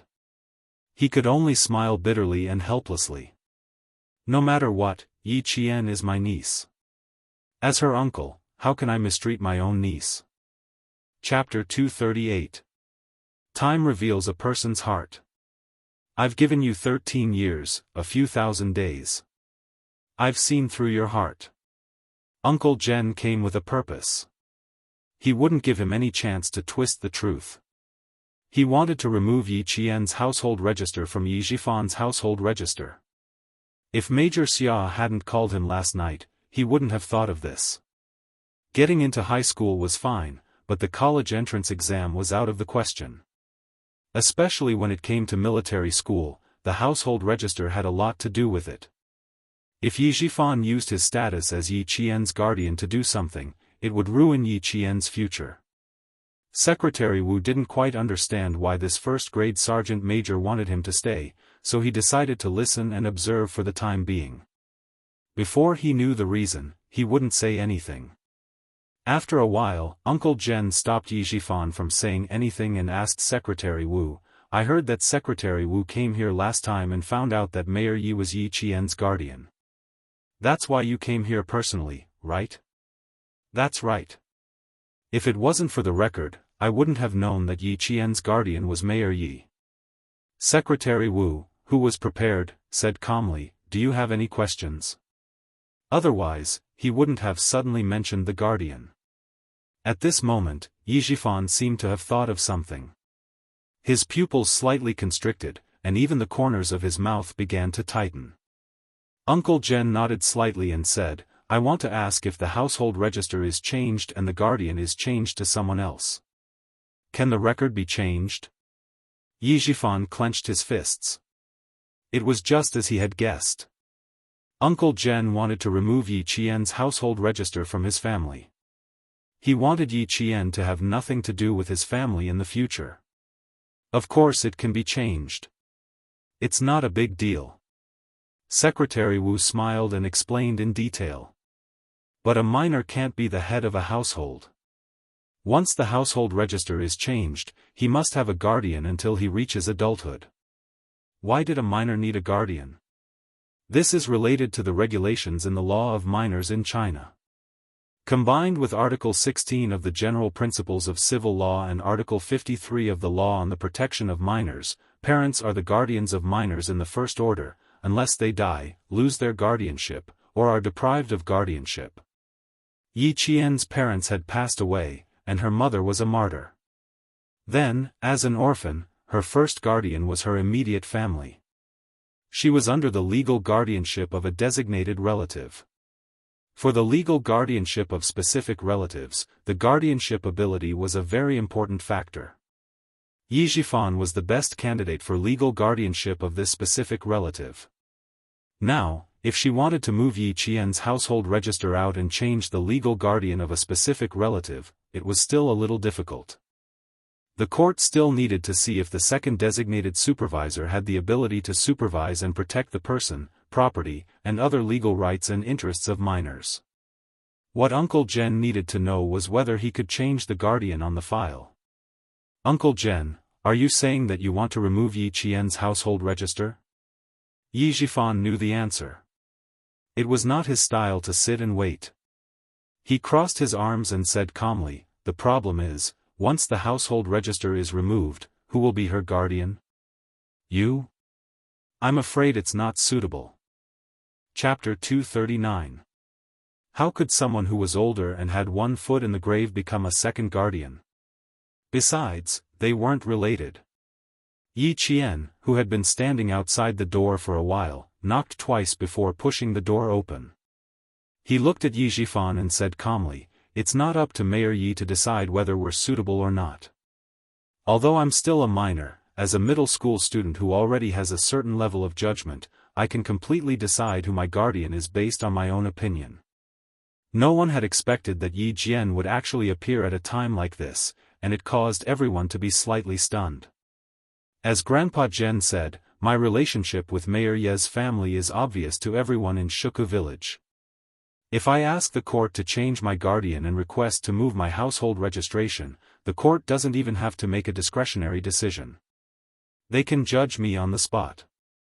The 14-year-old was able to talk about matters that only adults could decide in an orderly manner. No one doubted that she didn't have a specific level of judgment. Yi Jifan pretended to think for a while before saying, "This is no small matter. I still need to discuss it with your aunt. How about this, we can talk about it in a few days. What do you think?" In the next few days, he had to make arrangements with the outside world and look for connections with the court. There's no need to talk about it in a few days. There are already relevant documents regarding the whereabouts of martyrs' orphans. Mayor Yi might as well read the Revolutionary Martyrs Commendation Ordinance that was issued on June 4, 1980. As the representative of the army, how could Commander Yu allow Yi Jifan to delay at such a critical time? He opened the document bag that he had been holding in his hand and took out a special document with the words, XX Military Commission, written in red and handed it to Yi Jifan. "Mayor Yi, please take a look at this document. After you've finished reading it, you can sign it here." His tone was not one for discussion. It was clear that Yi Jifan had to sign it immediately after he read it. There was no other choice. If a mayor wanted to fight with an army, it was no different from throwing an egg at a rock. It was suicidal. Since Xia Jinyuan called to remind him last night, it meant that he already had plans. When he found out that Yi Jifan's family didn't have any familial ties with his little fox, he knew that in his absence, there might be hidden problems around his little fox that hadn't erupted yet. He had to get rid of them one by one. He said that he would protect his little fox. How could he go to the Snowfield Brigade without any arrangements? Yi Qian didn't know anything about his secret arrangements. When he saw that Commander Yu even took out the document from the army, he was amazed, the army's efficiency. It was just a thin piece of paper, but Yi Jifan's hand hurt when he held it. Who would dare not to disobey the army's decision? Who would dare to openly oppose it? Even if he had connections, it would be useless. No organization or department had the right to interfere with the military's decisions. "Sign it, Mayor Yi. I still need to go to the city this afternoon to complete all the household registration procedures for little Yi." Commander Yu took out a pen from the inner pocket of his military uniform and handed it over. He smiled and said, "We can run errands for things like this. We won't cause any trouble for Mayor Yi. Don't think that they were all rough men in the army. They were all as astute as they should be." Chapter 240. Yi Jifan, who couldn't wait to swallow all the documents, raised his head and looked at Yi Jian with his shrewd eyes. He said in a deep voice, word by word, "Niece, you have to think this through. Once you move your household registration and change your guardian, I won't be able to help you if anything happens in the future." So it was premeditated. Even if his stupid wife didn't cause trouble today, moving her household registration and changing her guardian were things that would have happened sooner or later. If Mayor Yi didn't remind me, I would have forgotten. Facing his persistent questioning, Yi Jian smiled faintly and said, "If something really happens in the future, I only hope that Mayor Yi won't stand out to help me or anything. I'm really worried that you won't stand out to help me, but will instead hit me when I'm down." Yi Qian didn't quite understand why Uncle Zhen suddenly proposed to move her household registration, but she knew what she should do at this time. No matter what Yi Jifan said, she wouldn't do as he wished. She would obediently listen to him and keep her name in his household registration booklet. She didn't have any objections to moving out. Moreover, Uncle Zhen came prepared and came at such a good time. If she didn't settle the matter today and give Yi Jifan time to breathe, it would be difficult to do it again in the future. Her words made Yi Jifan's face even more pale and ugly, but Yi Qian ignored it. "Speak slowly. Of course, I won't give you the chance to kick me when I'm down. Just like today, the mayor's wife insisted that I acted inappropriately just because I didn't come back for the summer and met with a male student who was taking the exam with me yesterday. I was originally fine, but Mayor Ye's family just had to cause trouble for me. Yi Qian usually didn't speak much, but when he opened his mouth, his words were like knives. It was like a white knife going in and a red knife coming out. It hurt Yi Zhifan so much that his internal organs were bleeding. No matter how unwilling he was, Yi Zhifan had no choice but to sign. As soon as the last stroke of the name was written, Commander Yu took back the letter before the ink was even dry. He used a piece of paper to gently dry the ink and said with a smile, "Mayor Yi, don't worry. Other than Uncle Jen, all the soldiers in our troop are guardians. Even if something happens to little Yi, it will be our army that will take responsibility. We will definitely not trouble Mayor Yi. If you tried to reason with the soldiers, sometimes you were no match for them. Who would dare to reason with them when they were talking about the army?" Looking at Yi Zhifan's angry footsteps as he left, Yi Qian's eyebrows curved into crescents. His eyes were like the water in the moonlight, clear and clear with a hint of relief. In her previous life, it was precisely because her household registration was Yi Zhifan's that she became a pitiful person without any identification. She couldn't find a good job and couldn't go to any night school. How could he not be happy now that such a huge matter had been resolved? "Little Yi, from now on, you have nothing to do with his family. After today's incident, Yi Ying won't be able to hold her head up in school. Just focus on your studies and don't let irrelevant people ruin your future." Uncle Jen, who was leaving, also said the same thing. They all hoped that Yi Qian would choose the right path and not let bygones be bygones and let bygones be bygones. This was also what Major Xia Jinyuan hoped for. Looking at the endless snowy mountains, his eyes were like snowflakes under the effects of altitude sickness. They were dazzling and cold, with a hint of majestic fighting spirit.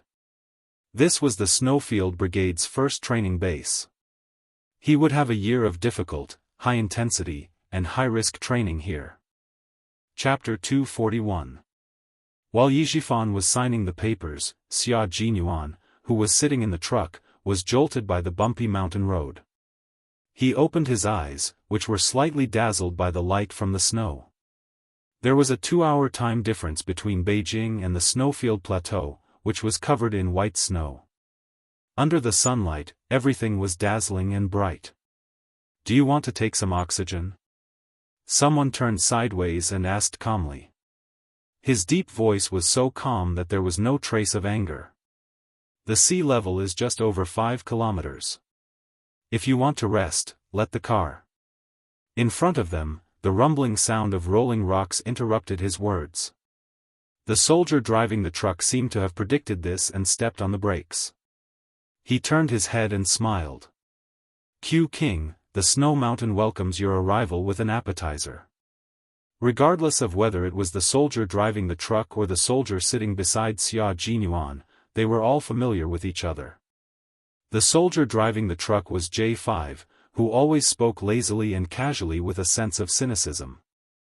The soldier sitting beside Xia Jinyuan was K7, a soldier with a medical background and the rank of captain. Xia Jinyuan opened the military water bottle and drank 2 mouthfuls of cold, snow-like water. He glanced at the gray-weathered rocks rolling down the mountain road and said calmly, "What an exciting way to welcome you. We are still a few hours away from the Ministry of War. We still have to repair the mountain road later. Can we pass it in half an hour? I don't know. We have to see how long the rocks will roll down. Sit tight. I have to go back a little bit first." In front of them were rolling rocks and the mountain road behind them was steep. On the left side, they could see a rapid river, which looked like a huge dragon. The mountain road was not an asphalt road or a cement road, but a gravel road. As the engine of the military truck turned, J5 nimbly and quickly turned the steering wheel. In less than 10 seconds, the truck had reversed several meters. J5 and K7 were both soldiers from the Snowfield Brigade. They joined the army 2 years before Xia Jinyuan. J5 graduated from the Army Academy, while K7 was a forensic doctor who joined the army halfway through his career. After the car was reversed and there was no sign of the rocks rolling down the road, the three of them took out crowbars from the toolbox and directly pried the biggest rocks from the roadside into the river. Listening to the sounds of the rocks rolling down the road, J5 secretly glanced at Xia Jinyuan, who was expressionless, and a hint of appreciation flashed across his eyes. The all-round soldier king, the king who took down the trump card Q in one fell swoop, was indeed a soldier with guts.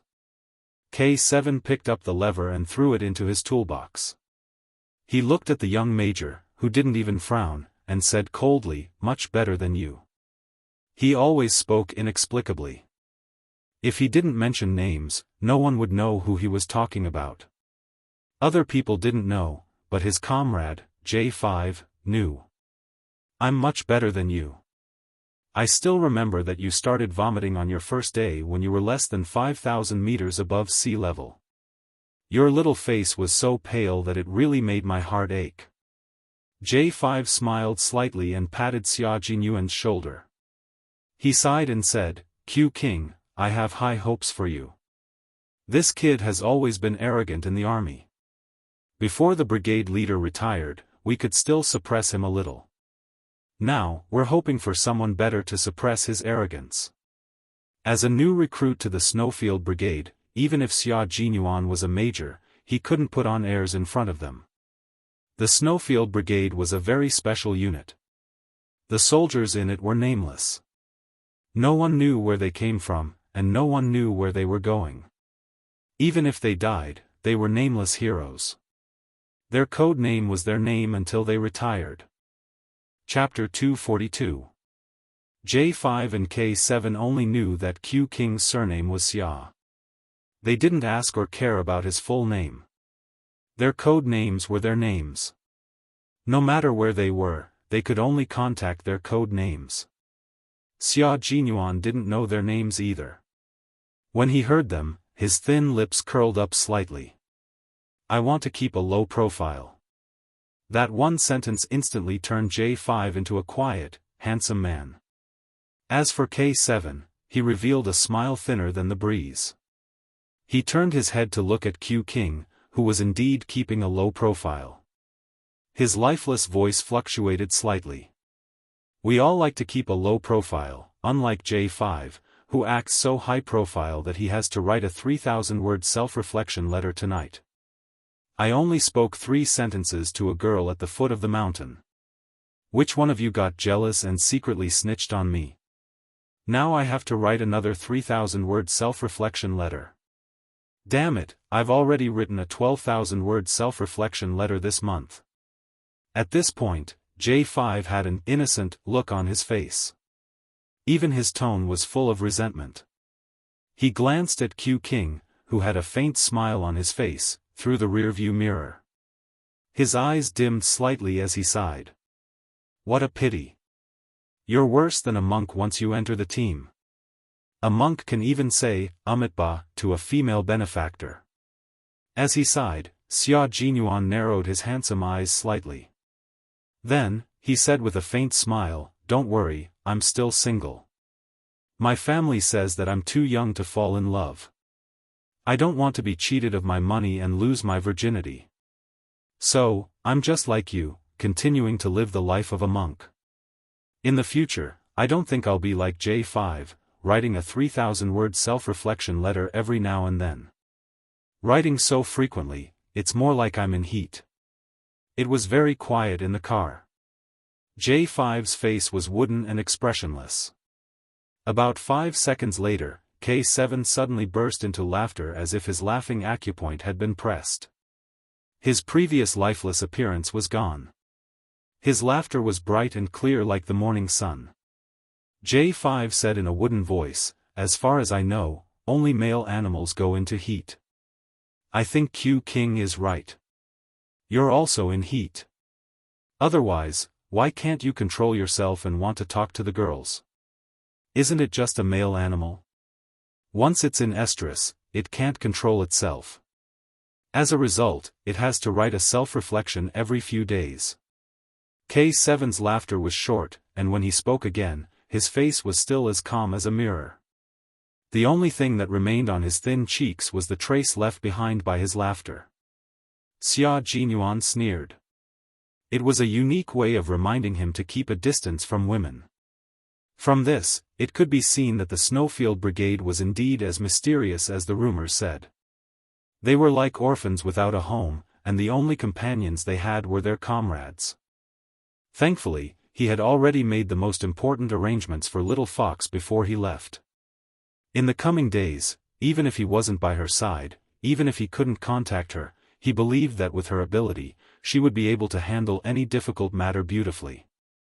The sky was blue and the clouds were white.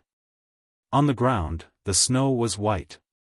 In the car, Xia Jinyuan's smile was like a blooming lotus, clear and eternal.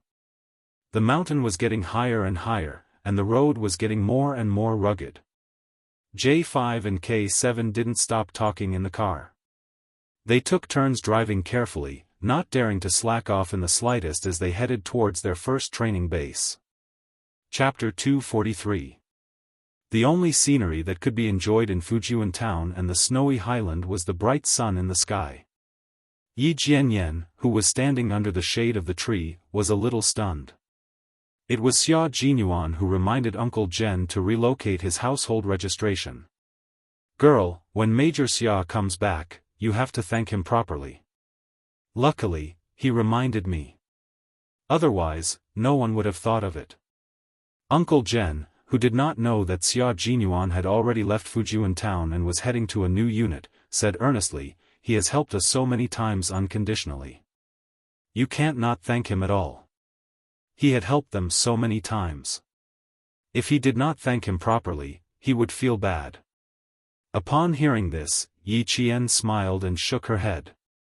It's okay, Grandpa General Major Xia came to Fujian town to train at the basic unit. After he's done, he will return to his original unit. In the future, he won't be coming back to us, so I'm afraid you'll have to wait a long time for him to thank you. She did owe him a thank you. If he had not reminded her in time and caught Yi Jifan off guard, she would have moved her household registration in one fell swoop. If Yi Jifan held on to her household registration like he did in her previous life, she would have to live without an identification card again and would be restricted everywhere she went. Yi Qian, whose heart was trembling slightly, calmed herself down and thought about the letter Principal Chen had given her. It only had 4 words, wait for me to come back. Wait for him to come back. Wait for him in Fujian town. And wait for him to come back. See you next time. She did not think too much about it. Wait for him to come back. You can think of it in a normal way or a more complicated way. When faced with such a dangerous man, she naturally avoided it and thought of it in a simpler way. In the end, she suddenly heard from Grandpa Jen that Xia Jinyuan had a lot to do with the smooth transfer of her household registration. It could even be said that he had solved the problem by himself. Then, Yi Qian rubbed her temples with a headache. She realized that even with 2 lifetimes of experience, her IQ was not enough to play a guessing game with Xia Jinyuan. If there was no such thing, then the 4 words he left her were like a friend going on a long journey, and she was waiting for good news. However, with his help, the meaning of these 4 words became somewhat ambiguous. What he hated the most was this kind of ambiguity that required guessing and guessing. Hearing this, old Uncle Jen fell silent. After a while, he nodded slightly and said, with Principal Xia's ability, he wouldn't stay here forever. Leaving is something that will happen sooner or later. I just didn't expect it to be so soon. As an all-round soldier, Xia Jinyuan had been assigned to Fujian town to fight against some outlaws. Firstly, the school had assigned him to the basic training, and secondly, Commander-in-Chief Xia wanted him to train his only son more. It had been almost a year. Even if Xia Jinyuan wanted to stay, Commander-in-Chief Xia would not allow it. Therefore, his departure was destined. It was a result that could not be changed. Faced with Grandpa Jen's sigh and his admiration for Xia Jinyuan, Yi Qian smiled faintly and said, "You don't have to feel that it's a pity. I won't be bad either. I definitely won't embarrass you and Principal Chen." That dangerous and elegant man had already left, but his brief appearance had left a deep impression on many people. In her life, because of his appearance, her memories of that year and that day were imprinted in her mind. Chapter 244. Fighting side by side on a rainy night, drawing a gun and killing people in a foreign country. These memories, filled with the flames and smoke of war, were all wonderful memories he brought to her. Actually, before she left Australia, she wanted to ask him how he dealt with the dozens of kilograms of poisonous powder that had been swapped, and how he dealt with those international police officers who were biased and looked down on Chinese soldiers, and how he retaliated against them. However, based on his personality and the bravery of a Chinese soldier, he definitely wouldn't let those arrogant megalomaniacs off so easily. You don't have to worry about the hornless dragon Jade. This isn't something that can be explained in a few words. Although it's valuable, it's just a dead object in your hands. If Yi Zhifan and his family try to hide it, little girl, you. Uncle Jen didn't know how to bring up the hornless dragon Jade, but as he spoke, he noticed that the little girl was looking up at him.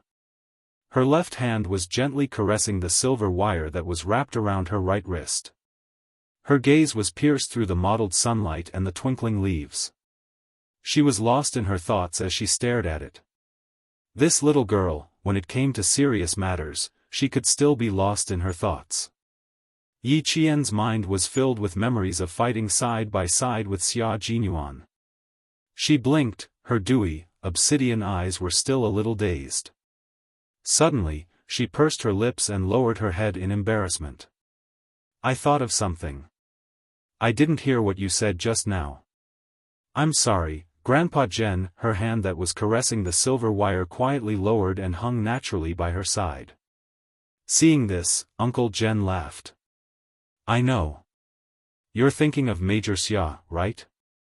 He was old, but he wasn't blind." However, after laughing, Uncle Jen's aged face turned serious. "But little girl, regardless of whether you're thinking of him or not, you're still too young. There are some things that you can't just rely on your feelings alone. Regardless of what Major Xia thinks, you still have to take care of yourself." There was a hint of sadness in Lord Jen's eyes, as if he was recalling something that made him sad. No matter how powerful a girl is, she will always be at a disadvantage when it comes to love. Uncle Jen carefully looked at the calm little girl and smiled again. "But, I don't think you're the kind of girl who would easily fall in love with you. If that guy really likes you, he's going to fall in love with you." This was also why Uncle Jen did not interfere even though he noticed that Xia Jinyuan treated Yi Qian differently. "Don't worry. No matter how outstanding Major Xia is, he's still someone else's Major Xia. It has nothing to do with me." Yi Qian was indeed open-minded. She had always been an indifferent person. She had been through so much, and had even survived the calamity of death. How could she be so easily swayed? After brushing it off with a smile, he asked about the hornless dragon Jade. "You seem to have mentioned the hornless dragon Jade earlier. Is there something I don't know about it?" "That jade is valuable, but it's not a good thing. If Yi Zhifan doesn't give it to you, don't take the initiative to ask for it. Our focus is on moving out of our household register. Material things don't matter." To Yi Qian, what Uncle Jen said was the most important thing. As for the matter with Xia Jinyuan, it didn't matter. Hearing this, she smiled and said, "Okay." Whether the jade was valuable or not was not Yi Qian's main concern. Since it wasn't a good thing, of course she wouldn't take it. Chapter 245. On the other side, Secretary Wu, who was about to leave with Uncle Jen and Commander Yu, reminded him in a low voice, "Mayor Yi signed the document so reluctantly. It's obvious that he's not satisfied with the transfer of Yi Qian's household registration. In the future, the school will need the support of the local government. I'm afraid Mayor Yi will remember what you did today." The school seemed to have nothing to do with the government, but in fact, they were closely related. For example, the school's construction funds had to go through the government. In the future, if Fujian Town High School needed government funds, the local government would be the first to approve it. Therefore, Secretary Wu's worries were not unfounded. This was a kind reminder to let Principal Chen be prepared. However, if he wasn't prepared, Principal Chen wouldn't have disrespected Yi Zhifan. He smiled and said, "Secretary Wu, don't worry. Our school has some connections with the army. If Mayor Yi can't handle things well, the army can help us." Therefore, Principal Chen didn't take it to heart. Moving out of Ye's household registration was much more important than the construction funding for the school. Now, all they needed to do was wait for Mayor Yi to send the household registration booklet to Uncle General. They needed to get everything done today. However, for Sun Dongqing, transferring Yi Qian's household registration was definitely a happy event. She didn't have time to pretend to have a headache and quickly took out the household registration booklet. However, when Yi Zhifan wanted to take out the old jade, Sun Dongqing refused. That piece of jade was valuable. 10 years ago, it was said to be worth more than 200,000 yuan. Moreover, it was 10 years later now. How much was it worth? Taking the jade away was equivalent to taking her life. Her voice suddenly rose and she said sharply, "You agreed? You agreed to give it to her? Yi Zhifan. Do you have any brains? Do you know how much that piece of jade is worth? You want to give it to her? No way." Faced with his wife's brainless questioning, Yi Zhifan didn't even have the energy to argue. "I'll go to the city in the afternoon and find a jade shop. Give me the jade, quick. Mom, give the jade to Dad." Hearing the noise, Yi Ying came out of the room and stood at the door of the master bedroom. She frowned and said impatiently, "Did you hear Dad say he's going to the jade shop? If we both have real jade, where can we get an identical fake jade?" With just one sentence, Yi Ying knew what Yi Zhifan was planning. This sentence immediately made Sun Dongqing beam with joy. "I went to the city with Uncle Jen and the others to do the paperwork for the relocation. Also, Ying, you don't have to go to school for the next few days. Yi Qian has a strong aura, and you're not her match." Yi Zhifan had never thought of transferring his daughter to a school in the city. Instead, he adopted the method of avoiding it. Just like last time, he would temporarily wait for the storm to calm down before going to school. Yi Ying's eyes darkened. After a while, she said, "I'm really leaving. Do you really think I'm afraid of Yi Qian? She might as well stay in school and see what she's capable of. I don't believe that I'm inferior to her in every aspect. Also, Dad, go to the city and find me an English teacher. I'll go to the city every Friday and come back on Sunday." Yi Zhifan naturally agreed to this kind of thing. At the same time, he was happy with Yi Ying's spirit of facing the blade head-on. His daughter should naturally be like this. Running away wasn't a solution. The best way was to respond directly and use actions to tell the other party that she wasn't inferior to anyone. Chapter 246. But today's incident. Town Middle School's Principal Chen, he would remember it in his heart. Yi Zhifan wasn't the only one who would remember this incident. Everyone who witnessed this farce would remember it, and they wouldn't forget it for a long time to come. The sun was scorching in June, and the fire in July. Yi Qian, who had already moved her household register, finally calmed down after nearly 20 days of stares. When Yi Ying appeared at the classroom door, a new wave of stares was directed at her. One was sitting in the classroom with a rosy complexion, while the other was standing at the classroom door with a pale complexion. The moment their gazes met, the pale Yi Ying's gaze turned cold. When their gazes met, Yi Qian's lips curved slightly, and she returned a faint smile. Seeing this, Yi Ying, who had a gloomy look in her eyes, moved her feet slightly under the gaze of her classmates and walked towards Yi Qian. Then, she did something that almost made Njessen's jaw drop. "Yi Qian, I'm so sorry." As she walked over, she actually apologized sincerely. My mom is sometimes not very kind when she does things. She makes decisions based on her own feelings. I've always wanted to apologize to you, but I couldn't leave the hospital until last night because of my health. I'm so sorry that I didn't apologize to you in time. Not only did she apologize, but she also bent over to apologize. Yi Qian had already stood up calmly. When she straightened up, she looked at Yi Ying with a slight smile. I hope that in the next year, we can live in harmony.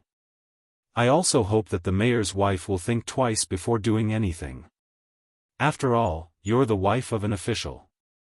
If the city's disciplinary committee hears anything, I don't think that's what the mayor's family wants.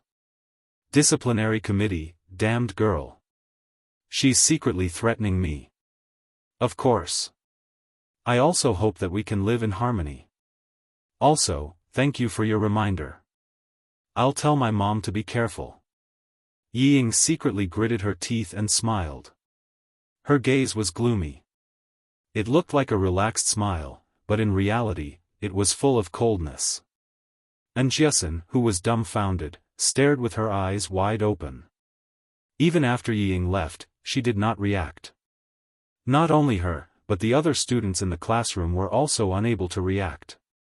Yi Qian was the only one who had already exchanged countless blows with Yi Ying in secret. With a calm smile, he easily infuriated Yi Ying again. Over the next few days, Yi Ying would hear some very unpleasant words. However, no matter how unpleasant they were, she would endure them. Yi Qian could vaguely see the shadow of the Yi Ying from his previous life in this Yi Ying. On the 30th of September, the students who had only been in class for half a day left school like runaway horses without looking back. Yi Qian and Principal Chen also left the school without looking back. They needed to catch the 12:30 bus from town to the city. They had to take the train to the provincial capital that night and catch the train to the provincial capital at 9 o'clock a.m. the next day to arrive at the provincial people's hall to receive Yi Qian's commendation from the provincial capital. Time was so tight that they could not afford to waste even a second. After boarding the bus, Yi Ying, who was heading to the city to learn English, saw Yi Qian holding the handrail. She clenched her fists on her knees and a trace of coldness flitted across her eyes. Ying, be careful. The bus is about to leave. Yi Zhifan, who sensed something, spoke calmly. After reminding his daughter, he smiled and greeted Principal Chen, who came up behind him. There was nothing strange about him at all. Chapter 247. This Yi Zhifan was the Yi Zhifan that Yi Qian was familiar with. He was a smiling tiger who stabbed people in the back, but always had a smile on his face. He was kind and generous. Everyone on the train knew Yi Zhifan and started chatting with him enthusiastically. Yi Qian, who was sitting in the back, said to Principal Chen in a low voice, "You should rest first. It's a bit far to drive 5 to 6 hours. You still have to catch the train at night. Your body won't be able to take it if it takes too long. The train leaves at 8 o'clock p.m. If you arrive early, you can find a place to rest for a while." Last time, Xia Jinyuan left at 6 o'clock p.m. and didn't arrive in the city until after 11 o'clock p.m. When she got on the train, she saw Principal Chen gently rubbing his left shoulder. Then she looked at the gloomy weather. It was July. As long as it rained, the temperature would turn cold. Principal Chen's shoulder, which had been shot, would ache faintly. Yi Zhifan, who was sitting in the front, turned his head. He looked past the seat and said to Principal Chen, "Principal Chen, our train leaves at 8 o'clock p.m. too. Why don't we go to the train station together?" What a coincidence. They took the same train to the city and took the same train to the city. Wasn't that a coincidence? After 5.5 hours, they arrived in the city. When they got to the train station, what a coincidence, was that even the sleeper carriages were in the same carriage. Yi Ying looked at Yi Qian, who appeared in front of her again. She didn't hide her calm expression under the light. Instead, she glared fiercely at the figure who was about to board the train. Yi Qian, who was about to board the train, turned his head back as if he sensed something. Then he gently looked away. Such strong malice. It seemed that not only was he taking the same train as Yi Ying, but he was also in the same carriage. They were both in the number 8 sleeper carriage. "Hey, are you going or not? If not, don't block the way," a man urged in a gruff voice. Seeing that the person in front of him didn't move for a long time, he rushed forward with a gray travel bag. The bag directly bumped into Yi Qian's body. The fat man pushed Yi Qian to the side and got into the car first. There were some hard objects in the bag. When Yi Qian's shoulder was in pain, Yi Qian also heard the sound of metal pipes colliding with each other. In 1995, the security checks on trains were not as strict as later years. Things like metal pipes could be brought on board. If it was normal, Yi Qian would not have paid much attention to it. But after sensing a fierce aura from this fat man, Yi Qian pursed his lips. Principal Chen, who was escorted onto the train by Yi Qian, saw this scene clearly. After she got into the car, he said in a deep voice, "You were frowning just now. Did it hurt?" "Yes, that man's bag contained some metal pipes and things like that. And his body had a strength that made me uncomfortable." Yi Qian didn't hide anything. After she spoke softly, she asked in a low voice, "I remember the story you told us on the train the last time we came to the province." Principal Chen didn't treat Yi Qian's words as the words of an overly sensitive child. Hearing this, he said in a low voice, "Let's wait and see. We're on the upper bunk. If there's anything, we can secretly pay attention to it." The trains in 1995 were not peaceful. Pickpockets were the most common. At night, the sounds of crying could be heard. Sometimes, someone's money was stolen. Sometimes, that person's belongings were stolen. Especially at 2 or 3 in the morning, it was the time when pickpockets were the most active. Chapter 248. The train from the city to the province was a cross-provincial green train. Even if it was a sleeper ticket, there was no air conditioning.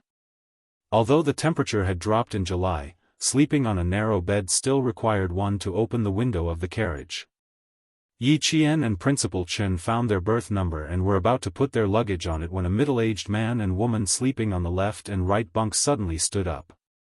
They looked at Principal Chen vigilantly. "Where are you sleeping? Upper bunk or middle bunk?" the woman asked in an interrogative tone. "Have you changed your bed nameplate? This is a bed nameplate. You can't just randomly choose a bed to sleep on." When she spoke, her eyes clearly showed that she was on guard against thieves. One had to be vigilant when going out, but she could not use such a rude way to interrogate others like a police officer. Yi Qian pursed his lips in disgust and said to Principal Chen, "Principal Chen, I don't have a lot of things. You don't have to put them on the luggage rack. Just put them on the bed." He had to let them know that they were guarding against the wrong person. After she said that, she saw the middle-aged man and woman in the same carriage look at each other. They did not even say a word of apology and went back to sleep in their beds. After the luggage was put down, Principal Chen was about to sit on a small folding board under the window by the aisle to enjoy the cool air. The middle-aged woman who was lying down sat up and pointed at the window. "Don't open the window, okay? Just leave it open." More than 10 people got on the train. The first thing most of them did when they got on was to pull up all the windows near the bed and the aisle. Before the train started moving, the people who were sweating from the heat sat on the small folding board by the aisle curtains and waved their fans while complaining about the heat. Yi Qian looked at the windows on their side. They were pulled down quite low, just enough for the night breeze to blow in. Principal Chen, who had gestured for Yi Qian to get on the bed, waved his hand disapprovingly. He meant to tell Yi Qian not to take the middle-aged woman's rude behavior to heart. There were always such people when they were out, so there was no need to take it to heart. Seeing this, Yi Qian could only smile and did not argue with the middle-aged woman. She also didn't like to pull up the entire window. There were still many things that happened on the train in the 90s. The story that Headmaster Chen told her last time happened in May 1993, on the 3RD/4TH international train from Beijing to Moscow. It was a true story. At the time, the impact on the international community was very bad, When he was young, Headmaster Chen had been to countless places on missions. Now that he had retired, he wanted to live a peaceful and stable life. He did not want to leave the school so easily. As for the oil reserves under the school, he could not leave the school often. This time, he left because he had to accompany Yi Qian to the Provincial People's Hall. Taking the train is quite interesting for us. Last time, 12 of us went from the city to the province. Zhou Liao and the other boys were so excited that they did not sleep the whole night.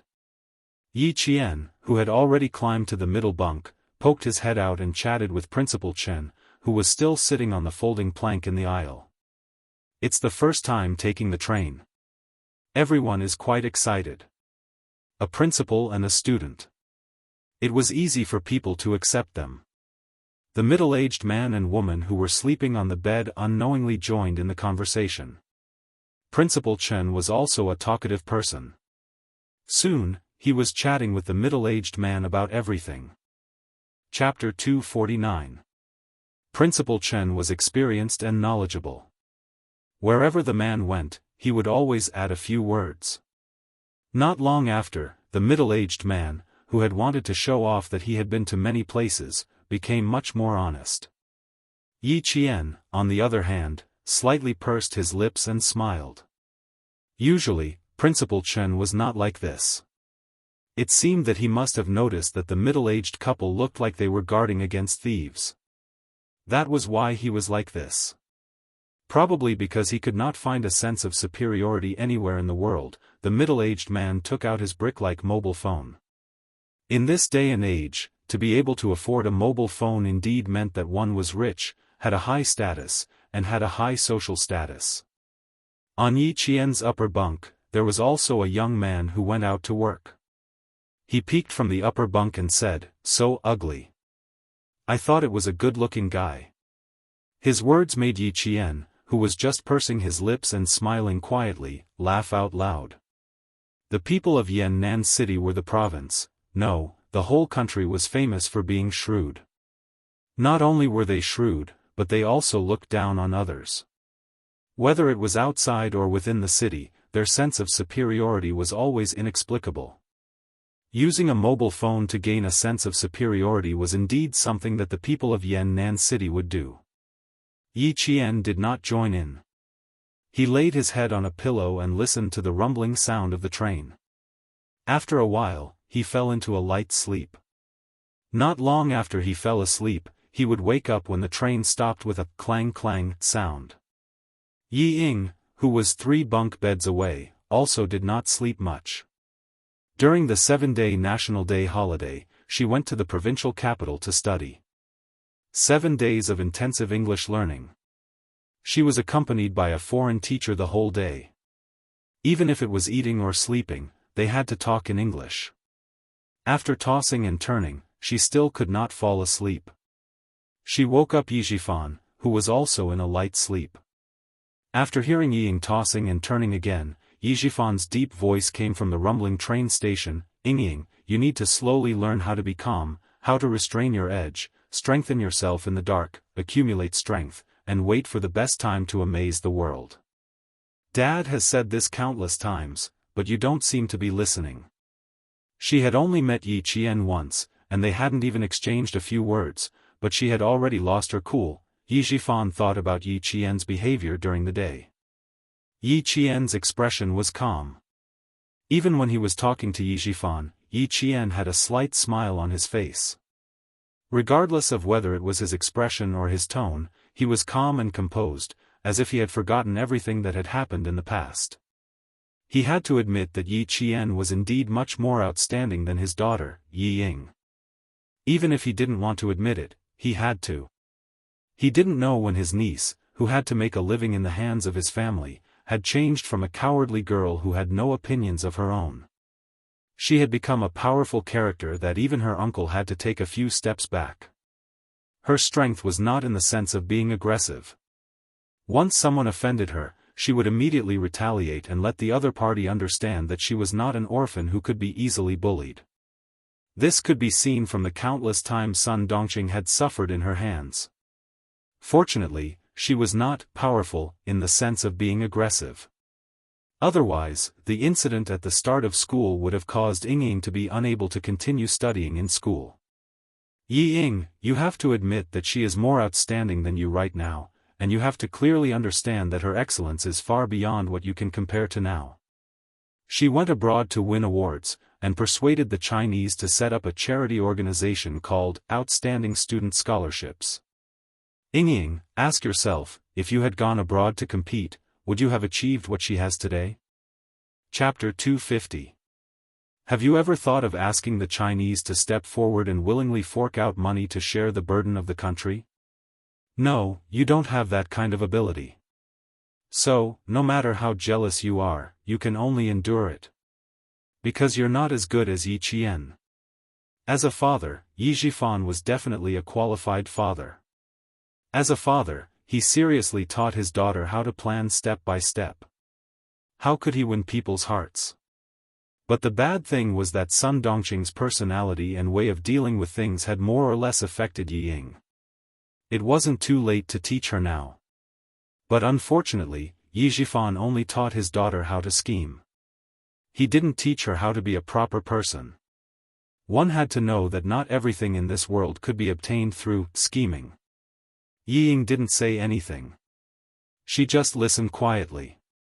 She looked like she was listening attentively, but in fact, her lower lip had already been bitten by her teeth, and there were faint traces of blood seeping out. Making her admit that she wasn't as good as Yi Qian was harder than killing her. Ying fell asleep in the midst of this discomfort. She had bizarre dreams. She felt like she was sitting in a classroom, or at home, or on a train. She was on the same train as Yi Qian, but their roles had already been switched. She was the one suffering. At around 1:00 in the morning, the train started to slow down. This was to prevent another train from passing. The middle-aged woman sleeping on the lower bunk of Yi Qian had already opened her eyes. She and her husband took turns sleeping. When she saw the train stop, she gently touched the small black bag under her pillow and pricked up her ears to listen for any movements around her. Yi Qian was also in a daze. One had to know that sleeping on a train was not a good sleep even when lying down. She woke up when the train slowed down. When she climbed down from the middle bunk, she paused slightly as she was putting on her shoes. She looked up at the middle-aged woman who was staring at her. She smiled gently and said, "Auntie, you don't have to be so nervous. The more nervous you are, the more you'll feel that something is going to happen. It's not bad for you to relax a little." It was really strange. Even if a businessman was leaving with a huge sum of money, there was no need to be so nervous, right? She had only come down to put on her shoes and go to the washroom, but the middle-aged woman actually put on a preemptive look. After hearing what the middle-aged woman said, Yi Qian, who was no longer sleepy, crawled to the middle bunk and took out his toothbrush, toothpaste, and cup from his bag. He then picked up a towel and went to the bathroom. The washroom was at the front of the train. As the train rocked, Yi Qian, who was walking from the back of the train to the front of the train, slowed down a little when he passed by Shop 5. Under the flickering light of the street lamp, she glanced at the burly man who had bumped into her from the corner of her eye. There were two other people sitting opposite him. Her delicate lips were pressed together slightly, and her expression was normal as she passed by. After passing by a few more carriages and seeing several people sitting quietly, Yi Qian's heart skipped a beat. He couldn't suppress a very bad premonition. After brushing his teeth and washing his face, Yi Qian, who was completely awake, came back. He discreetly glanced at the few passengers who had just sat up but were now lying down. He quickened his pace and returned to his bunk. Chapter 251. There was not a single person in the front or back cabin. She wanted to ask the train attendants to keep an eye out, but they couldn't find anyone. This time, Yi Qian didn't disturb Principal Chen. She lay quietly on the bed and didn't fall asleep again. At 2 o'clock in the morning, when the train stopped again, Yi Qian, whose nerves had been stretched taut, quietly listened to her surroundings. About 15 minutes later, the train finally began to move slowly in silence. At 2:30 in the morning, everyone on the train was already asleep. Even the people on the hard seats were sound asleep. Not long after, Yi Qian heard the door between the carriages close with a creak. She quietly opened her eyes, and her left hand subconsciously touched the silver thread on her right wrist. "Don't move yet, girl." Principal Chen's voice came from the neighboring bunk. "Let's see what's going on first." As he said that, he pointed at the middle-aged man and woman on the lower bunk. In the dim light of the train, he made a gesture, telling Yi Qian not to disturb the other passengers. Obviously, Principal Chen also felt that something was wrong. Nodding slightly, Yi Qian remained in her original position, waiting to see what would happen. It was deep sleep time. Yi Qian could hear the middle-aged woman, who had been on high alert, couldn't stand the sleepiness of the night. She was snoring in her sleep. She was exhausted earlier, so it was normal for her to be in a deep sleep now. Someone started to move. Yi Qian could faintly hear someone being woken up. The person let out an unhappy scolding. In less than half a second, the scolding turned into a frightened shout. "What are you doing?" It was very loud, but it was covered up by the rumbling of the train. Only the neighboring bunks were disturbed. The people sleeping in the bunks behind didn't react at all. They didn't know what was happening in front of them. They were all in deep sleep. Robbery. Principal Chen sighed softly. Every time there was a holiday, there would be a lot of trouble on the train. "Girl, don't act rashly later. To catch bandits, first catch the ringleader. Wait until we know who the ringleader is." It was impossible to ignore it. Principal Chen had also brought a sum of money with him to purchase books from all the schools in the province. The passengers in the first shop were all alarmed. Faced with the steel pipes that were shining in the dark, no matter how angry they were, they could only obediently take out their money and hand it over. "Motherfucker, that's all. Take off your pants for me." Someone only handed over a few yuan, which angered the robber who collected the money. He slapped the robber and shouted, "If I find out that you still have money on you, I will stab you to death. You guys are out of control." Seeing someone being hit, an old man couldn't stand it anymore. He stood up and said something. When the robber saw this, he slapped the old man's face and said fiercely, "Old thing, if you dare to say another word, I will kill your grandson." The old man had a 3-year-old boy with him. Being threatened like this was equivalent to grabbing his weak spot. Yi Qian's hands slowly clenched. Hitting an old man, threatening a child's life. They were really out of control. This slap on the old man's face also shocked the passengers who had been woken up. At the same time, they saw the steel pipes in the robber's hands. Some people wanted to stand up and criticize them, but they retreated because of the weapons in their hands. Chapter 252. Yi Qian got up and listened to the commotion around him. He whispered to the middle-aged man, who was clearly alarmed but did not move, "Uncle, you have a cell phone. Hurry up and call the police." His figure moved slightly. Yi Qian only saw him secretly stuffing something into the pillow cover. Then, he continued to remain motionless, as if he did not hear anything. It was obvious that he did not want to get involved, and he did not want the robbers to know that he had a cell phone. Yi Qian, who did not say anything else, smirked. Did he think that he could protect himself by doing this? Did he think that he could just sweep the snow in front of his door and be safe? How naive. The commotion in front was originally carried out in secret. When someone did not cooperate, the robbers, who were initially acting in secret, suddenly picked up the steel pipes in their hands and began to hit the bunk beds violently, producing a series of terrifying banging sounds. It also woke up everyone in the carriage. A few young people, who were in deep sleep and did not understand what was going on, cursed, "You want to die," and then went silent. In the darkness, the steel pipes occasionally glinted coldly. The young people, who did not have any weapons in their hands, chose to remain silent. "Put all your money on the bed. If you don't behave, wait to be beaten.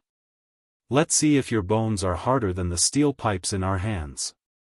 The robbers, who were originally coming in one by one, saw this. As they walked, they used the steel pipes to hit the beds in the entire carriage. They wanted to wake the passengers up first. The children were the first to cry out in fright, followed by the women's screams. Outside, there was a sudden clap of thunder and a flash of lightning. The pale white light illuminated the carriage for a few seconds. There were at least dozens of men of different heights and heights. Some were fat, some were thin, some were tall, and some were short. They held steel pipes and stood in the aisle of the carriage like fiends. All of them were cursing loudly.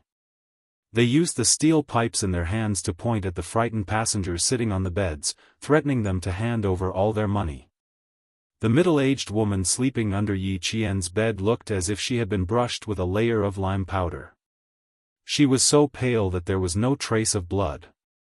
Suddenly, she stood up and threw the bag hidden under her pillow onto Yi Qian's bed. She begged, "Daughter, you're a student. They definitely won't make things difficult for you. Help Auntie keep it. Auntie will get it from you later." Yi Qian didn't know whether to laugh or cry at her request. It was as if he didn't keep the bag for her, she would definitely ask him to pay for it after he snatched it from her. Was there such a good thing in the world? She threw the bag back and said softly, "They didn't even let off a child's body. Do you think they would let off a living person like me? Also, Auntie, put away your little schemes of Yan'an City's people. I don't want you to ask me for compensation when the money is gone." The middle-aged woman, whose thoughts had been exposed, had an unnatural expression on her face. She turned her head to look at her husband, who hadn't said anything, and her gaze fell on Principal Chen. Before she could say anything, Principal Chen said coldly, "In the face of a disaster, you're still thinking about how to scheme against others.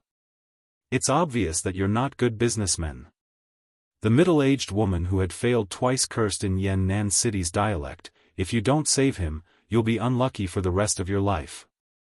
I'm waiting for you to go out and save others now." Yi Qian heard this and his eyes turned cold. He looked at the middle-aged woman coldly and said in a deep and cold voice, "If you dare to take a step back later, you'll be unlucky for the rest of your life." Chapter 253. The people of Yan'an City were famous for bullying the weak and fearing the strong. They were all smart, but they were also timid. Yi Qian's cold stare scared the couple so much that they didn't dare to make any small movements. The middle-aged woman was so shocked that her breathing quickened. She sat next to her husband and whispered in a voice that could not be any softer. However, Yi Jian could still hear her muttering, "Don't call the police. Maybe if there are too many robberies in the past, there won't be any robberies in the future. Don't talk to me so much. Keep the money." The middle-aged man didn't even think about whether his wife was right. He just reminded her not to talk too much and to keep the money. In an instant, Yi Qian didn't have a good impression of the couple. Yi Ying, who was near the front of the bunk, was already sitting next to Yi Zhifan obediently. Her hands were tightly grabbing onto the corner of her father's shirt. There was not much fear on her face, but her eyes were full of panic. "Dad, let's not resist. We've already given them the money." Holding such a thick steel pipe, she didn't want to lose her life for money. Yi Zhifan gently patted the back of his daughter's hand. They definitely had to take out some money, but taking out all of it was impossible. "Don't talk. You're a student. They won't do anything. Dad will give you the money." Yi Zhifan wasn't the only one who thought so. Everyone in the bus thought the same. They definitely had to give them the money, but if they really took out all of it, who would want it? No one. Some people wanted to hide some of the money, but when the steel pipe came knocking on their beds, they screamed in fear. How could they calm down and think about hiding the money? When it was Yi Qian's turn to knock on the bed, the middle-aged couple was scared half to death. After the robbers left, the two of them were almost paralyzed. However, Yi Qian still heard the middle-aged woman say softly, "Thank goodness, thank goodness." Thank goodness what? Thank goodness they didn't take away their money and mobile phone this time, right? Uncle on the lower bunk, you don't have to use your mobile phone to call the police. After 5 minutes, your things will definitely be gone. When the car slows down, these people will escape through the window. By then, it will be too late for you to call the police. After the robber left, Yi Qian reminded him again in a low voice. Even if she told the couple about their dangerous relationship, all she got in return was their indifference. His clear black eyes were already filled with coldness. It wasn't wrong to protect oneself, but he chose to protect himself when he could have secretly resisted. This was the coldness of human nature. Principal Chen sighed softly and waved his hand at Yi Qian. There's no point in saying more. Everyone just wants to protect themselves. His tone was full of disappointment and helplessness. After a short pause, he asked Yi Qian, "Have you figured out who the leader is?" "I just took a look. There's still one person who hasn't stepped forward." Yi Qian didn't look at the couple on the lower bunk. He lowered his voice and said softly, "The man who knocked into me hasn't stepped forward." In front of them, there was another person who didn't cooperate. In return, they were punched and kicked. They could only hear the person being beaten scream, but no one stepped forward. "Damn it, I can't stand it anymore." The person sleeping on the upper bunk of Yi Qian suddenly spoke in a low voice. It was a young man who had gone out to work. He got up from the upper bunk and walked downstairs. Principal Chen knew that with his strength alone, it would be like hitting a rock with an egg. He stopped him. "Young man, wait a little longer. Let's think of something together." As long as someone couldn't stand it anymore and took the initiative to stand up for justice, then it would be easy to handle. Chapter 254. If this goes on, everyone on the bus will be in trouble. The young man jumped off the bed, gritted his teeth, and said in a low voice, "If no one resists, we'll let these bastards have their way." The middle-aged woman on the lower bunk heard this. She rolled her eyes and said lightly, "If you're so capable, why don't you rush out now to uphold justice and chase these bastards away?" Not to mention Feng Liang's words, just her behavior of treating others like fools was enough to make Yi Qian's eyes as cold as a bottomless abyss, with only a little bit of cold light. In front of them, a voice familiar to Yi Qian could be heard. "What are you all hiding for? Your lives are more important. If these people are really ruthless, do you think we can win? The doors on both sides are locked. Who can get in? Call the police? It's no use. This is a mountainous area. When will the police get here? They've already left." It sounded like he was doing it for the good of others. He wanted the passengers to obediently hand over their hidden money. Saving their lives was more important, but it made Yi Qian's pupils contract. Take out the money as soon as possible and chase them away. Save your lives first. As long as you're alive, you can earn the money back, right? As the man spoke, he put the money on the bed. It's not worth it to throw away your life for a little money. It's that man's voice. He's persuading them to hand over the money.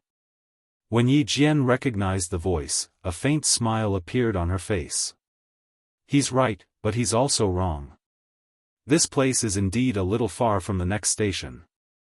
Based on the current speed, it'll take about half an hour to get there. That means they have about 20 minutes to ransack the entire bus. Yi Qian looked at the young man standing beside him and laughed quietly.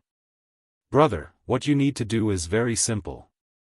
There's a cell phone under this uncle's pillow. Borrow it and then call the police. This kind of thing requires the police to step in. He emphasized the word borrow, to tell the young man not to borrow it properly, but to be forceful. They were all standing together. Yi Qian spoke softly, and the middle-aged woman naturally heard every word. She was so angry that her body started to tremble. She gritted her teeth and said softly, "How dare you? All right, if you dare to snatch it, it means that you are with them. Old Lu, hold on to the phone properly. This girl's heart is black. The next bus would arrive in 30 minutes. It would be great if the people in front didn't cooperate. Because this way, they definitely wouldn't be able to snatch it from their side.